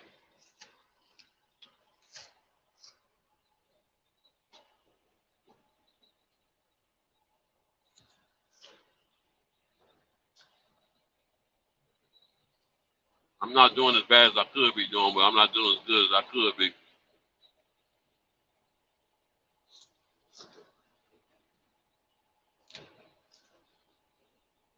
We did. I'm tearing this apple up.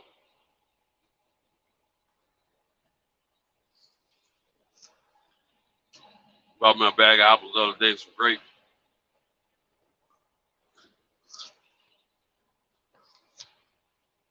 Sometimes I be buying stuff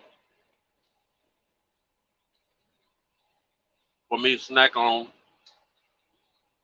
And when I put it in the refrigerator somewhere in the house, I forget about it. Because normally the stuff that goes in the house, my wife buys. You know, she does the grocery shopping for the house. And I don't know half of what we buying sometimes unless I see it. But a lot of times I have to, you know, when I want certain personal things, I have to go get them myself. If it ain't something my wife likes, unless you mention it to her, you're not gonna see it.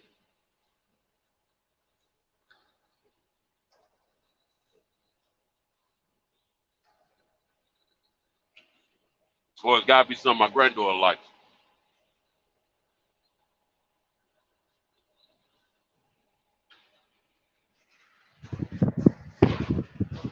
And my wife roll like that. Either her or her baby. She ain't worry about what her boo want. She used to. Every blue moon she might, you know, call me and say, hey, I'm going to the store, you need or want anything or whatever. And I can't always think what it is. A lot of things I go just pick up myself, you know. But yeah. Yeah, you know what? I might not be going to Clarkston as soon as I get home. I just thought about it because I gotta see what's going on with that order. They got it wrong yesterday, so I gotta wait for that order to come in again. And there's no sense in me making 2 trips to Clarkston. I might as well just make it 1 trip whenever I go. But so I gotta wait for that truck. So I might have time to go home, Shit, my wife wanted, play mom and daddy. Remember y'all kids used to play mom and daddy, and then the rest of your friend, I always want. I just thought about that. I used to always want to be the dad because I used to be the oldest boy in the little clan that me and my sister used to run with, and some other chick from the other family, which would be friends of ours. They'd be a little bit older than me. They would be the mama. I used to love that stuff. I always wanted to go to bed. See, all right, it's time for everybody to go to bed. That used to be my line. It's time for everybody to go to bed. Y'all kids shut up, be quiet, and they'll go to sleep. That's why I used to tell them, just like our parents used to tell us. And then me and Mama, we go in this other room in here. We playing, we little project kids, man. That's how we used to play. Shoot, I take the ticket out. Shoot, I be trying to act like we mom and dad for real. I be trying to get booty, you know, understand? Trying to get my hunch on. Shoot, I used to love it. They be on to go through all the little ritual of kids going to school and eating and all that. Like, hey, it's time for us to go to bed. like a real nigga. That's why you say. All right, it's time for me and Mama to go to bed. Y'all kids, y'all need to go to sleep too.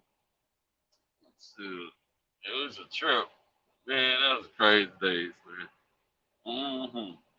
I remember them days like it was yesterday. That's the first time I thought about that in forever. Yeah, boy, I was always in a fortunate situation. There was these two sisters. They were a little bit older than my. One of them was the same age as my sister, and the other one was a year or two older than my sister and her sister. But between those two sisters, one of them would be the mama, and I would be the dad. And then they had a niece that was my age. Sometimes she would be the mama if the other two wasn't around. Shoot. I used to get my grind on all three of them, you understand me? Little bit of nigga. All I knew was I was grinding. We just call it getting booty. I don't. we were fully dressed, man. You know what I'm saying? Running to get it in. That's why I was a booty grabber when I got to school years later. Playing with them folks. Hotel kids, you know what I'm saying? Time to go to bed. Y'all kids need to get quiet and go to sleep. Me and Mama go in another room. They always do. They do my role because I think they used to tell each other because them girls used to be ready for that part. They used to always smile when I would say that. Time for us to go to bed. I can't get over it. Man, that was a little maniac early in my life, wasn't it? Good gracious. Good old days. Good old days. Good old days. I want to tell you the last time I thought about this subject because I'm that movie Bad Teacher with Justin Timberlake and what's the blonde haired chick name she played in Charlie's Angels? Man, I liked it though. She used to date A-Rod too. And she used to date somebody else. I forget she used to date. But anyway, I can't think of her name right now. But anyway, she was the teacher. She was the one bad teacher. She was a blonde. But anyway, she used to like Justin Timberlake when he became a teacher at her school. And she used to play when they went on some kind of little retreat or something, them and the students. And she was always trying to steal him from this other girl. And him and her, they end up in the room together. And she thought him and her about to have sex. But he had sex, but not the way she wanted to have sex. He dry humped her. He dry humped her to the point he came. He act like it was so good, you know. And she was mad at something because she really wanted to get some, right? So ever since I saw that, when I saw that movie, that was the first thing that came to my mind is when I was a kid. I used to always say, God, it's time for me and Mama to go to bed. It's time for everybody to go to bed. You know. But I ain't thought about that shit. That was a few years ago. But that was a trip movie too. Bad Teacher. Y'all, if you hadn't seen it, once you get a chance to see it, check it out. It's a funny movie all the way through. I don't know what this chick's name. But yeah, she played in Charlie's Angels. She was the blonde. One Jodie Foster, and it wasn't the little Asian gal. Well, a little fine self. It was blonde chick. I can't think of her name for nothing. But anyway, she played in that movie Bad Teacher. The chick I'm talking about, she used to get a lot of movie spots back in the day. She hasn't been doing too much lately, come to think of it. Rob G. Phillips, I saw that movie. He said in the end, she ends up with the gym teacher. Right, exactly. And smoking weed and all that stuff. Yeah, that's right. Yeah, man. Man, this one place I'm going to, man. I hate when they send me down here. Throws me off my scheduled route. It ain't real far away, but I don't like going down here. This little town down the street from Muscle Shoals called Tuscombia. I go down this little car lot. They be getting these little pieces, little body shop pieces. They getting 3 pieces. What I don't understand though, why they didn't order all this stuff at the same time. I just came by here last week one day. They're doing some super stuff for me, but I guess they never know what they're gonna do from day to day. This is a car lot though. This ain't no body shop. This is a car lot. They buying cars and changing some body parts out. You know, they doing their own work. Cameron Diaz, that's it. Good deal, Rob G. Film. He got it. Cameron Diaz up fine. So I mean, something about Cameron Diaz used to turn me on, man. I ain't gonna lie to you. She ain't the finest woman in the world, but I could have did. Yeah, you know what I'm saying. I could have made it work, bro. Real talk. Yeah, Cameron Diaz, yes, sir. But yeah, man, that was a funny movie to me.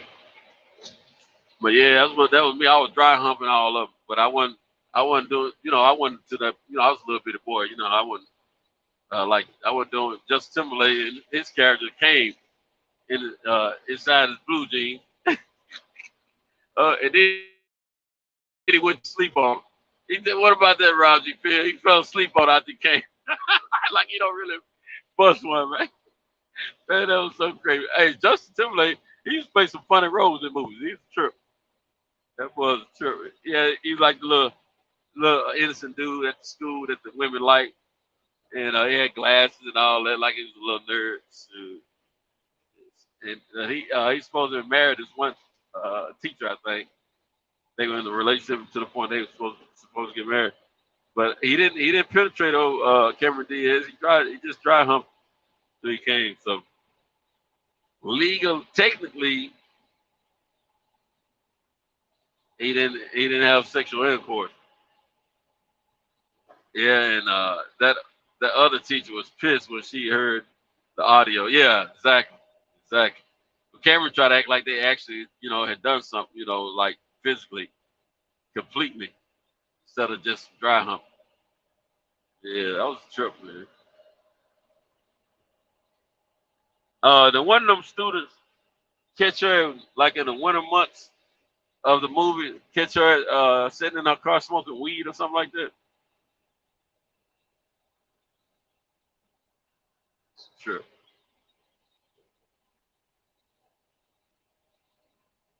He laughed. Shoot, unfortunately, I think I'm about to get off here in a few minutes, y'all. I got to start making calls to let these stores know. I'm gonna be a little bit behind getting to them this morning. That's gonna be after 7 p.m. 7 a.m. when I leave this area. So, yeah, listen. She was smoking in her car. Yeah, exactly. She smoking weed in her car, and some student rode up on her. It was kind of like blackmailing her to make him let him make up a test or something. Something happened. Can't remember exactly, but I thought the student kind of blackmailed her or something.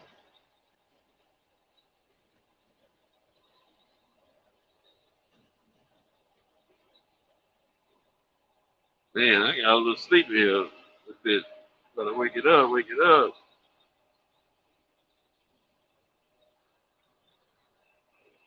I've been eating turkey jerky, trail mix, and apple tonight.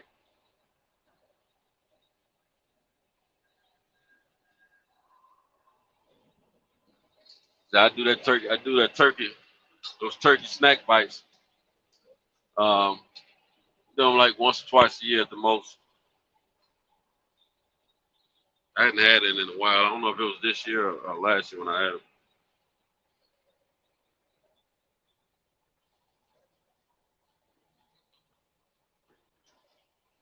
Now I've been snacking on the same bag since like late last week. And real talk, I bought it weeks ago and forgot all about them. And then I got to thinking about it. I said, did I buy some turkey bites? Did I put them back? Then I found them in the crib. I realized where I put them at. I got them out, have them in the truck since then, snacking on them since then. You dig?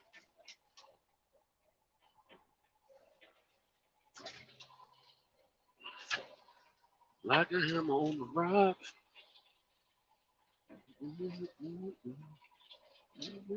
Baby. Sweet love in the midnight. Sweet dreams come on. Don't worry about nothing. Just getting good. Just getting good. Just getting good love. I know one thing, man. Cars and trucks and SUVs, man, they are extremely expensive right now. The market's up so crazy right now. I want to buy me a little side ride, you know. But I picked the wrong time to want to do all that. You dig?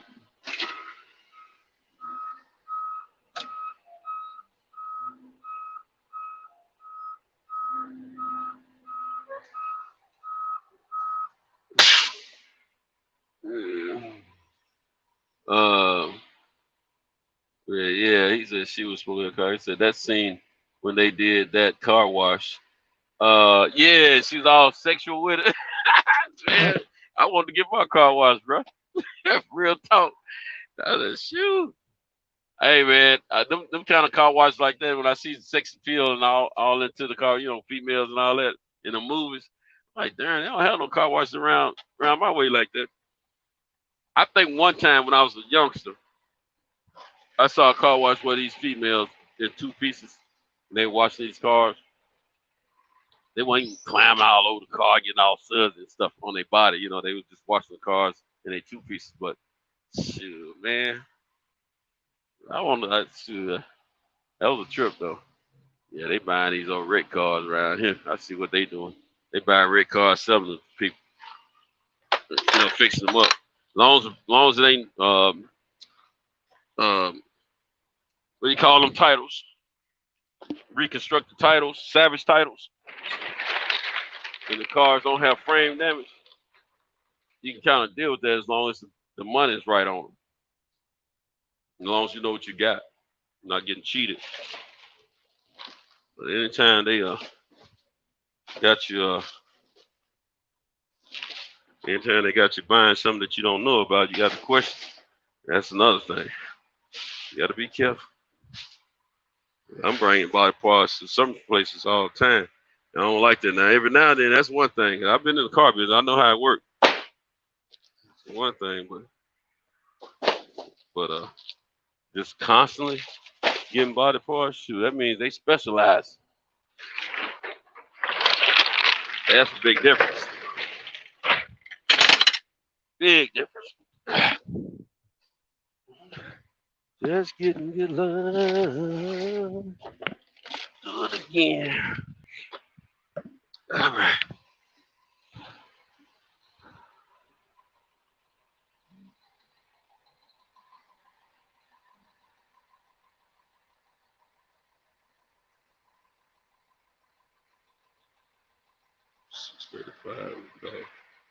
Salvage titles, yeah, man.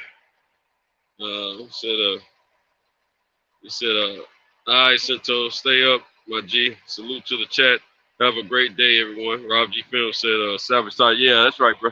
Yeah, all right, C. Jones, man. Appreciate your company, man, and appreciate you riding with us tonight, as always. And one love, my brother. We family, man.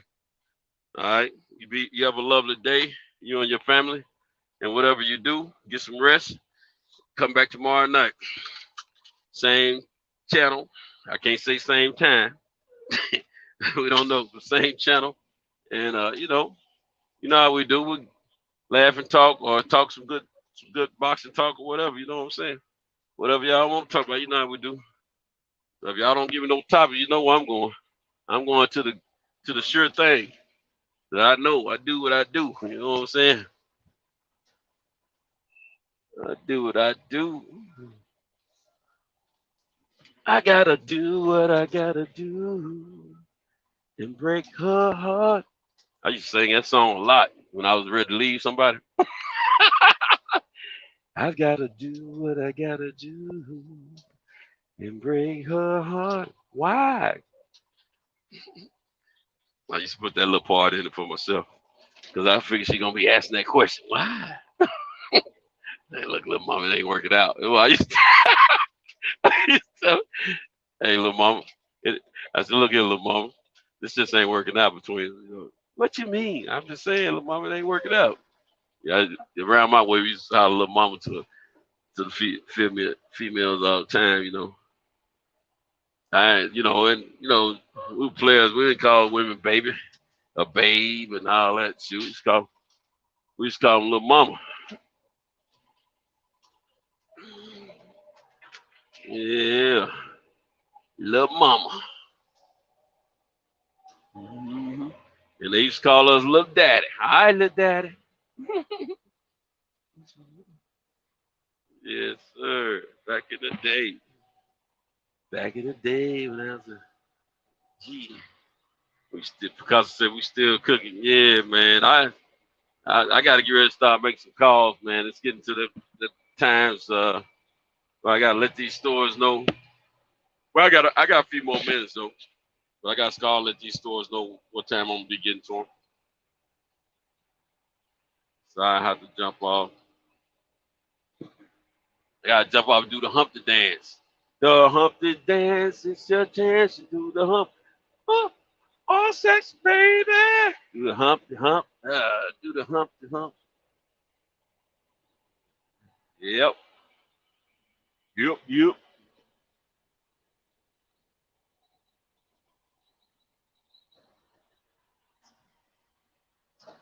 You guys know anything about Darling Nikki?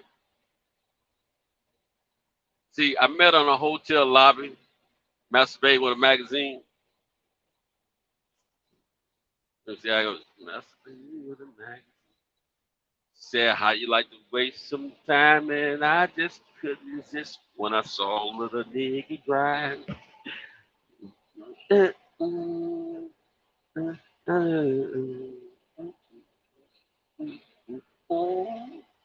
She took me to her castle, I just couldn't believe my eyes. She had so many devices, everything that money could buy. She said, sign your name on the dotted line. The lights went out, and niggas started to grind.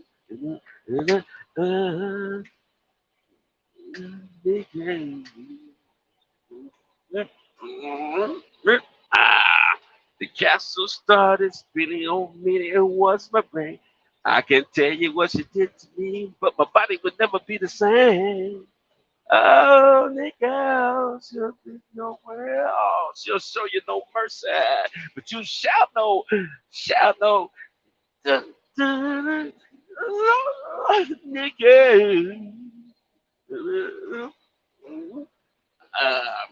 I woke up the next morning.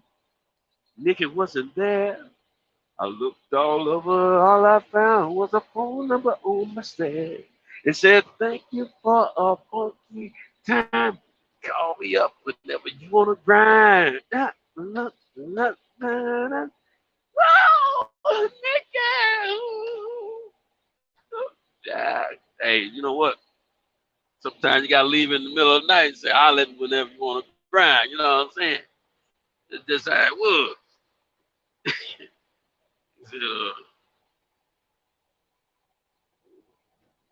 He said, I called them Queen of Honey Bun.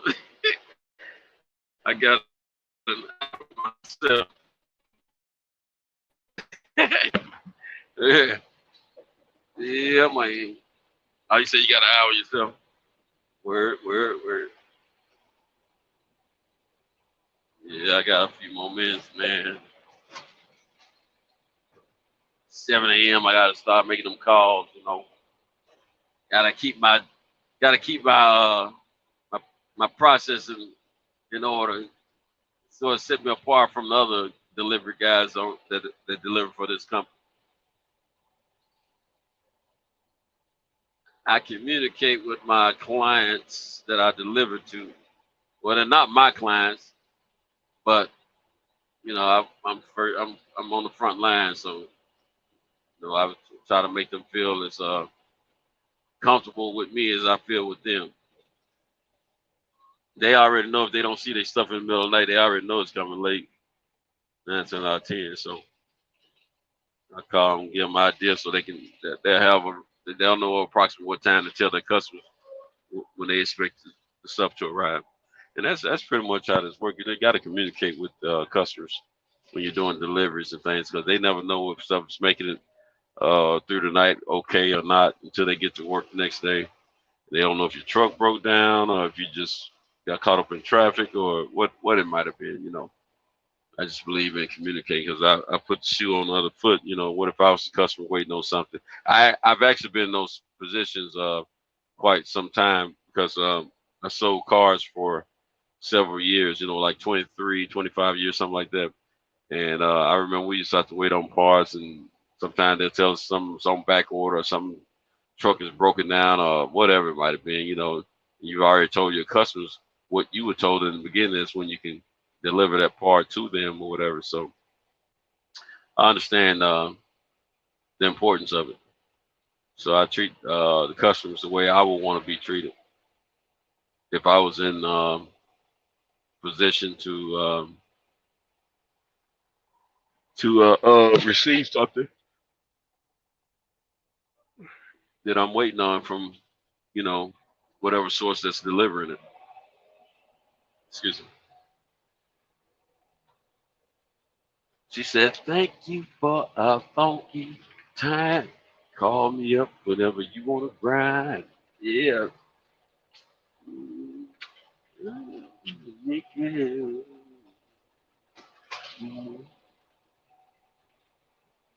Yeah, what's my break? I can tell you what it did to me, but my body would never be the same. Yeah. You know, well, she'll show you no mercy, but you shall know. Shall know. Oh, Nikki. Um, da da da da da da da da da da da da da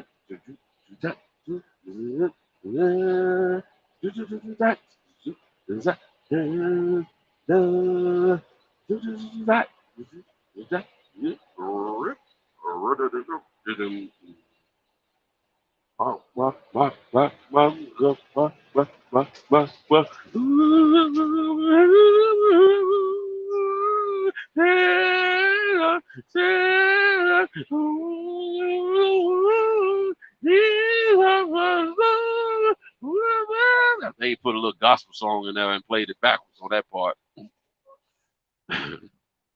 I don't know nothing about that LP or that 12-inch extended version single. And then you flip that joint over, and guess what was on the other side of the neck and start to grind?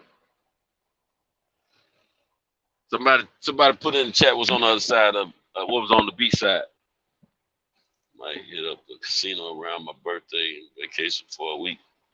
Which casino are you talking about, Picasso? But anyway, whoever knew what was on the B side of Nikki, start the grind. Type it in the chat. That was one of the most popular sold 12 inches right there for Prince or for any artist during that time.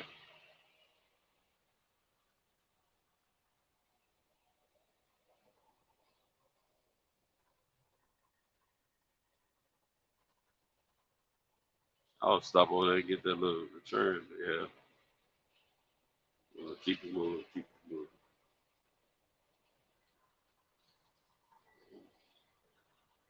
Anybody know? If you don't know and you're still in the chat, put a question mark, and I'll have the answer for you.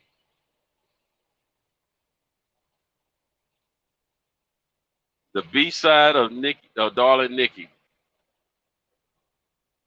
It was on the Color Purple. You know, the Darling Nikki was on Color Purple, but the B side song wasn't on the album. You had to get that. You had to get that single. That.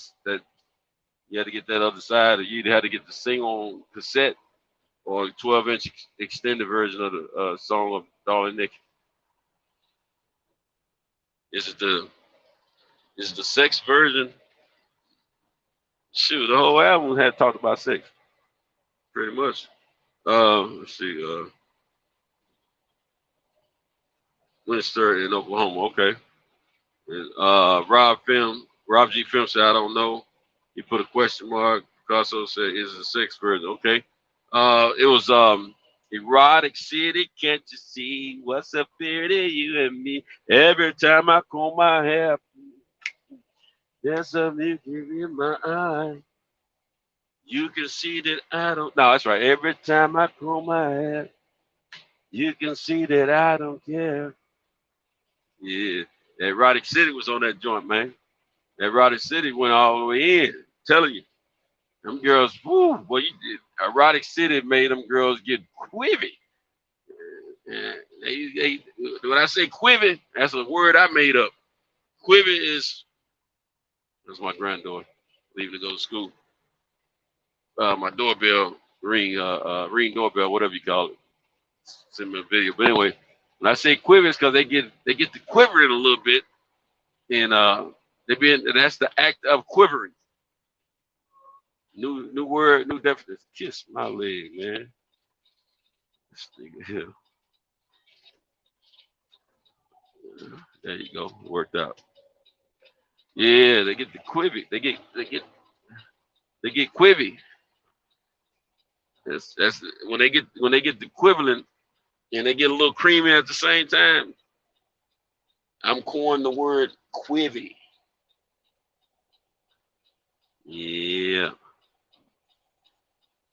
Yeah, women love that Erotic City. I did too, because I love the reaction that the women gave behind that song. Shoot, we just played the heck out of it. And girl, that Darling Nikki and Erotic City, those two songs themselves is what really made Tipper Gore go ham on Prince. Real talk. Those two songs right there. Now, see what it was. The white kids, they discovered it on the B side of Darling Nikki, because they all knew about the record. And when they got it home, they played the other side and found out that Erotic City was on that joint. That's all everybody was talking about throughout high school, white and black. Erotic City. Those two songs, Darling Nikki, Erotic City. Purple Rain, commercial. The Beautiful Ones, the Beautiful Ones always smash the picture, always, every time. Yeah. So, those songs more commercial, because they, the movie is what, hey, girl, oh, Lord, I'm right, girl, I need to go to that gym. That girl, that boy, she's thinking right in the right place. Man, God, Lord, have mercy, have mercy on me, you understand me? Make me want to pull my truck over and say, how much is a membership? Goodness gracious. That's the first time I've seen a sister come in and out of that place. Oh, well, she made me quiver. She made me quiver. Yes, sir. Yes, sir. Yes, sir. Look at that. She had them hot pinks leggings on. Ooh.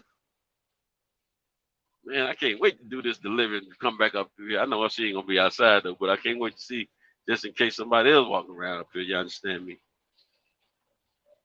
Yeah, that hot pink almost made me quiver, girl. Don't make me ask for you now. See, that's stuff that make me want to be flirty. I don't mind play flirting though, cause I ain't gonna bust some grape. I ain't gonna bust some grape unless I buy the grapes from the store. Yeah, man. But I love look. I'll blow this horn too. She say, "Hey, brum brum." Get that attention. Let them know I see you. Mm-hmm. Sure enough. Yeah. Wow. Man, I wasn't expecting to see that. Wasn't expecting to see that. You see. Every time I comb my hair, you can see that I don't care. Listen, got my life.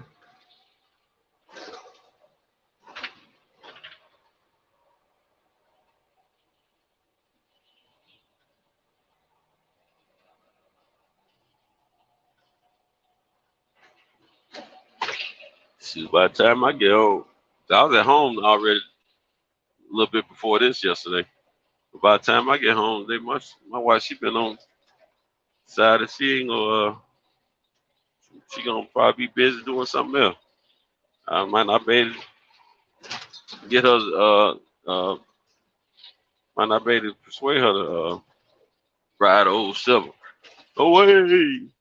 Hi ho silver away! I'd like to get her riding old silver, you understand?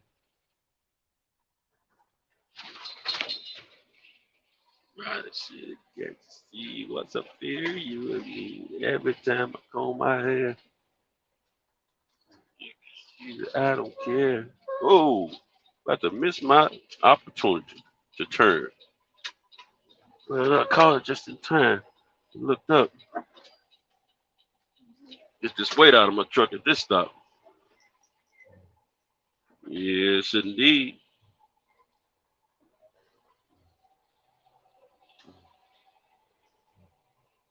Let me get this thing lined up on this halfway decent here.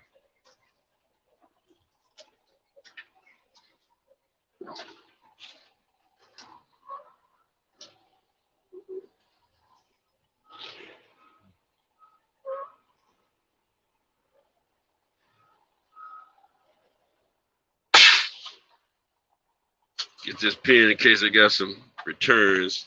These some gonna be slipping me up every now and then. Tripping.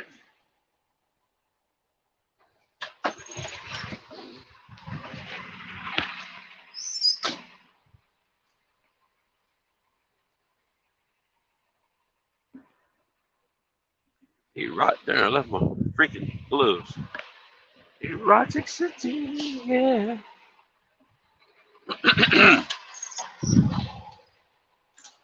Yeah. Got to be starting something. Got to be starting something. Too high to get over, yeah, yeah. Too low to get under, yeah, yeah. Stuck in the middle, yeah. The pain is. Yes, I knew it. I knew it. I knew it. Told y'all. I knew it. I knew it. I knew it. Returns. I told y'all. I knew it. I could feel it in my bones.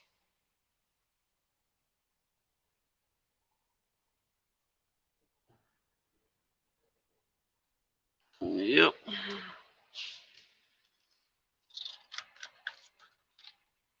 Gotta follow your nose. It always goes.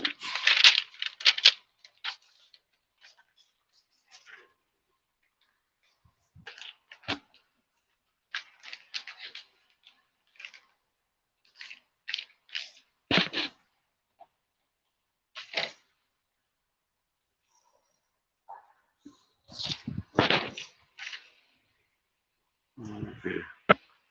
I gotta pull that thing uphill. And I didn't get in there just for them to see how messed up it's gonna be. It might be right. Might be just right.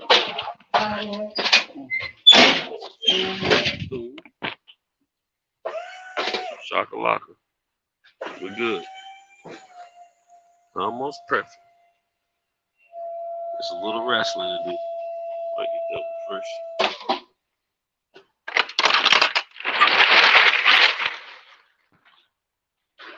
Rocket City. Yeah.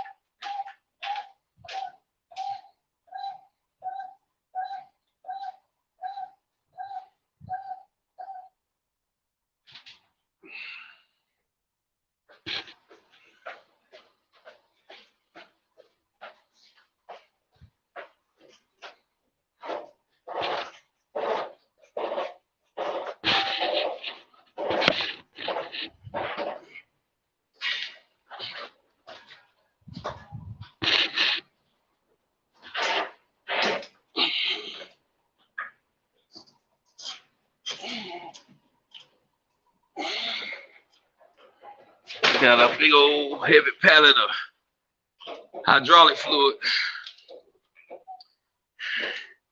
It moves a heavy one too, you understand me? Drop it down just a tad. So I don't have to worry about it falling over as I take it down. There we go. Good job. Good job.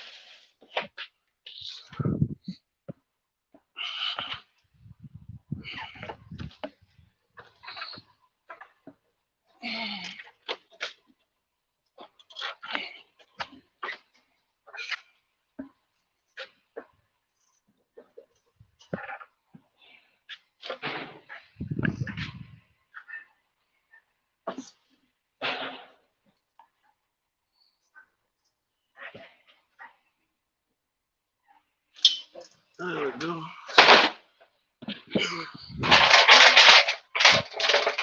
Good job. Good job. No problem. No mercy. No mishaps. No slippage. That's what I like.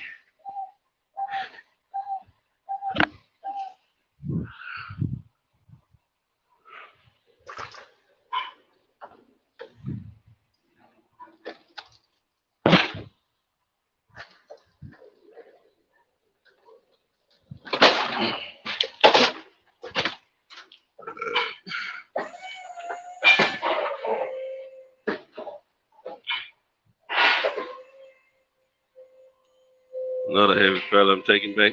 The pallet of batteries. Usually they come 2 days, 2 days in a row. Each day. That's why I figured I had some returns. And I need to get my pen. Remember I said that?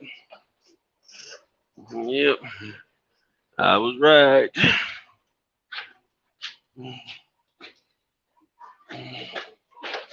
Did it the right way. I got one more paddle to take off for this spot, and then we'll go to Tennessee. Home of the Brave.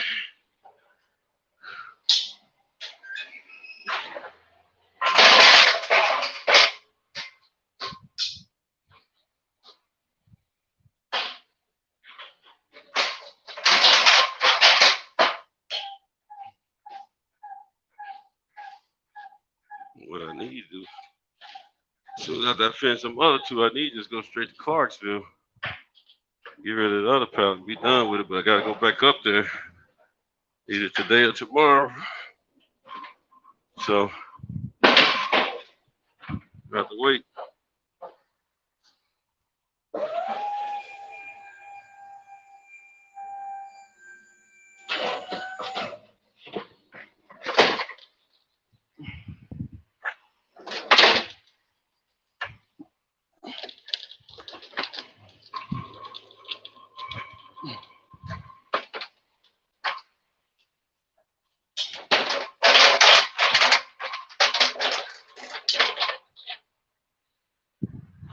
You me, baby.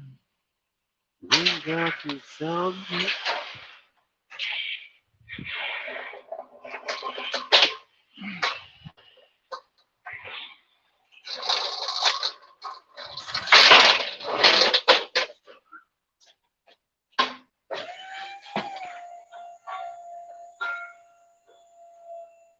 Just getting good, just getting good love.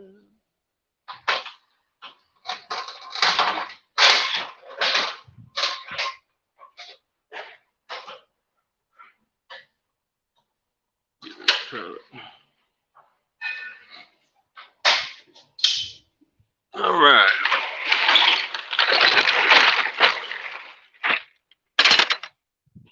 Get it knocked down.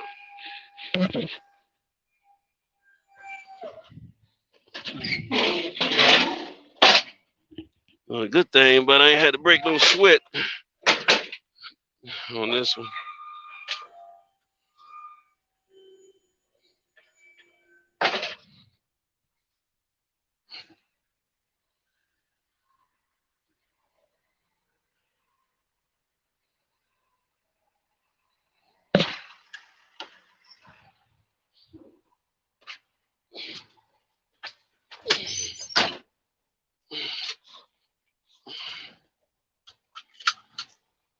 Okay. Fill out some paperwork I hadn't done all night.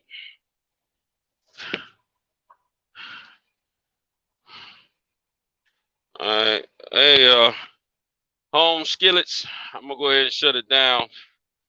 I got to get on to business, and it's been great. It's been real, and I appreciate everyone. We are family, just like Sledstrom says, and appreciate everyone coming through. Appreciate you ladies chiming in and helping us learn about being more better, efficient men for you ladies. And appreciate the fellas coming through with sports talk of football, baseball. Football, boxing, and real life situation as well. You know, this is a family affair. You know what I'm saying? Make no bones about it. We know who we are. We love each other. We know who the real family members are. And but we invite each and every one person that comes over. So just want to thank you guys. Help keep me safe. I look forward to chopping it up with you guys again tonight. Until the next time, c'est la vie, c'est la vie. That's right. Y'all have a good one. Peace.